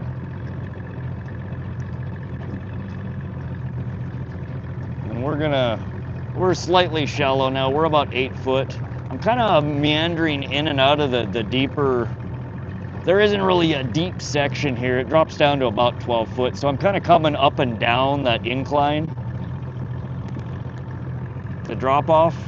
And that transition area tends to be a good place to fish for almost any species. What's the best way to work my lures towards me? Not swim baits, I mean paddle tails. Not paddle tails. Is anyone else confused by that statement? You can never have enough knowledge. I'm always trying to learn. Thank you for sharing this. Happy to help, guys. I hope you may pick up a tidbit or two out of my babbling throughout the stream that'll help you catch more fish, help you find more fish, help you have more fun while you're fishing. But what's the best way to work your lures towards you? I will give you one simple grain of advice on that. Be erratic. Again, that is one thing that I have learned from the fishing cameras, watching my lures underwater, watching how fish are reacting to them, watching how long a fish will follow a lure that's just, you know, bobbing. If it's just bobbing, you will get a fish follow you for miles sometimes. The moment that lure does something that makes the fish think it's going to get away, if it jerks one way, if it speeds up, if it pauses and rises up in the water, just those slight variations is almost always when you get a fish strike. So especially when you're fishing for a predatory fish, a highly aggressive fish like a walleye or a pike, be erratic. It doesn't matter how stupid you look, how crazy, real fast, real slow, jerk, jerk, jerk, let it pause. You know, there's no real one right way to fish a lure. There's a way that a lot of people will fish a lure, but if you want my advice, be erratic. Speed up, slow down, jerk like crazy. You will notice that you will get more hook sets. more fish activity, more crap biting at it. And it's just, I think it's that they get like a sense of urgency when they think that they follow it because they're not quite sure what it is. And when they think it's going to get away, they have the tendency to bite at it to make sure it doesn't get away so they can figure out what it is. So just be erratic. Trash Pen, I'm gonna have to go, but y'all take it easy and enjoy the fishing rod, man. Thanks for stopping by, Trash. Always a pleasure to have you in here. And we will hopefully get something on the line here. I need to be erratic. I need to take my own advice here. Gotta go. Thank you for tips. Bottle of water, again, thanks for hanging out, guys. We stream 2 to 3 times a week. Come hang out again. Hit that sub button on the way out if you haven't already, and come fish with us. I promise you, today, not all of the streams are like today. We do catch fish. Sometimes we don't, though. That's fishing. Brought a friend to my secret sweet honey hole once. Very few people there before I brought him. A month later, there was more people fishing than I'd ever seen. That does happen, Joel. It does. And I understand why people gatekeep. I'm not one of them. I'm not going to get bent out of shape if my favorite honey hole is packed when I go to fish there. I got a car, I got a boat. I have the ability to go wherever the hell I want to. A lot of people don't. And that's why especially the local holes are around here where I know a lot of people don't have the boat. They may not have a car to drive, 100 miles or an hour or two in a different direction. I like to share because I like to see people catch fish. Still dangling that bottom bouncer. We are. I had one little what felt like a nibble about 10 minutes ago. I think it was a short strike. I have a feeling when we pull this out of the water, we might have half a worm. Dave James, show us how to do it. I'm trying, Dave. This is, again, one of those spots that I get skunked more often than not than when I come here. But I can't stop coming here because I know how big the fish are that come out of here. Just me. Are my posts showing up? Those of you guys who have been in the channel before, I try and get to every comment. I do miss some sometimes. My screen scrolls quite quickly. I'm looking at my fish finder here. I'm holding the pole. I'm looking in front of me. I am like distracted driving, so I might miss a comment or two, but yes, your posts are showing up and I try and respond to every last one of them. Are pike a daytime or nighttime fish? They'll bite all day long. I have my best luck early morning and late evening. You can catch them during, dead heat of the day. You can catch them during, dead of the night. But my most active times that I catch most of the pike are early morning, just as the sun is cracking over the horizon till about 10 a.m. Then you get a dead period, and then around 6, 7 o'clock at night until the sun is going all the way down. So you get a good few hours in the morning, a good few hours in the evening that are prime time to catch pike. But they will still bite all throughout the day. You just got to be patient. Tyler, we're after Northern Pike and Walleye. Brad Wilson said hi. Welcome to the stream. What rod and reel are you using? Matt, we're using currently an Ugly Stick Carbon. It's a medium light fast action, 6'10" model. It's a one-piece, paired with the Piscafun Carbon X2 1000 series. They're a super lightweight pole, super durable pole. They have a nice parabolic bend to them. You can feel everything. They're rated for small fish. I use these things for everything. I beat the holy crap out of them, and they are absolutely wonderful. I love them. I will throw this out knowing that I might catch a 15, 20 pound fish, and this rod reel combo will handle it all day, every day. Connor, note we have been skunked so far today. We might have to, when we pull the boat in when it gets dark, I will probably extend the stream. We'll do a bonus length stream here, and we will probably fish off the dock until I pull in a fat carp or something, just so we can catch a fish. Hopefully, though, we don't need to. Hopefully, again, we're almost 7 o'clock. So right about now is when the pike bite starts picking up, and it usually gets better the closer to sunset we get. I've never caught a pike in the dark, and I've had a hard time in water all night, camping many times. Yeah, during the dead of the night, it's oftentimes like the dead of the day. I don't catch a lot of pike, but they are still active.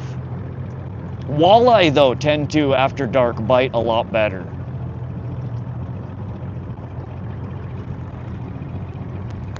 Christopher Columbus, get close to the shoreline.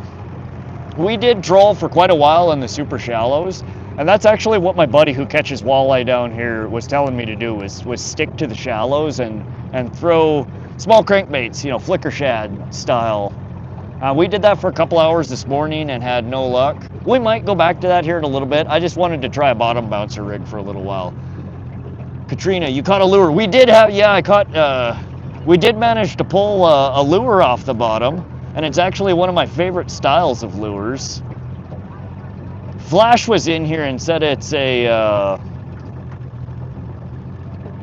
I forget what the hell he said it was. He said it's a bass model. To me, that looks more like a 3D pike model, but he said he looked it up. It looked exactly like the picture.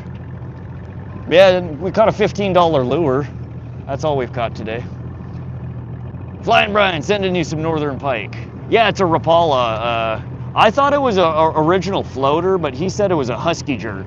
And he said it was a 3D bass, I think is what he called it.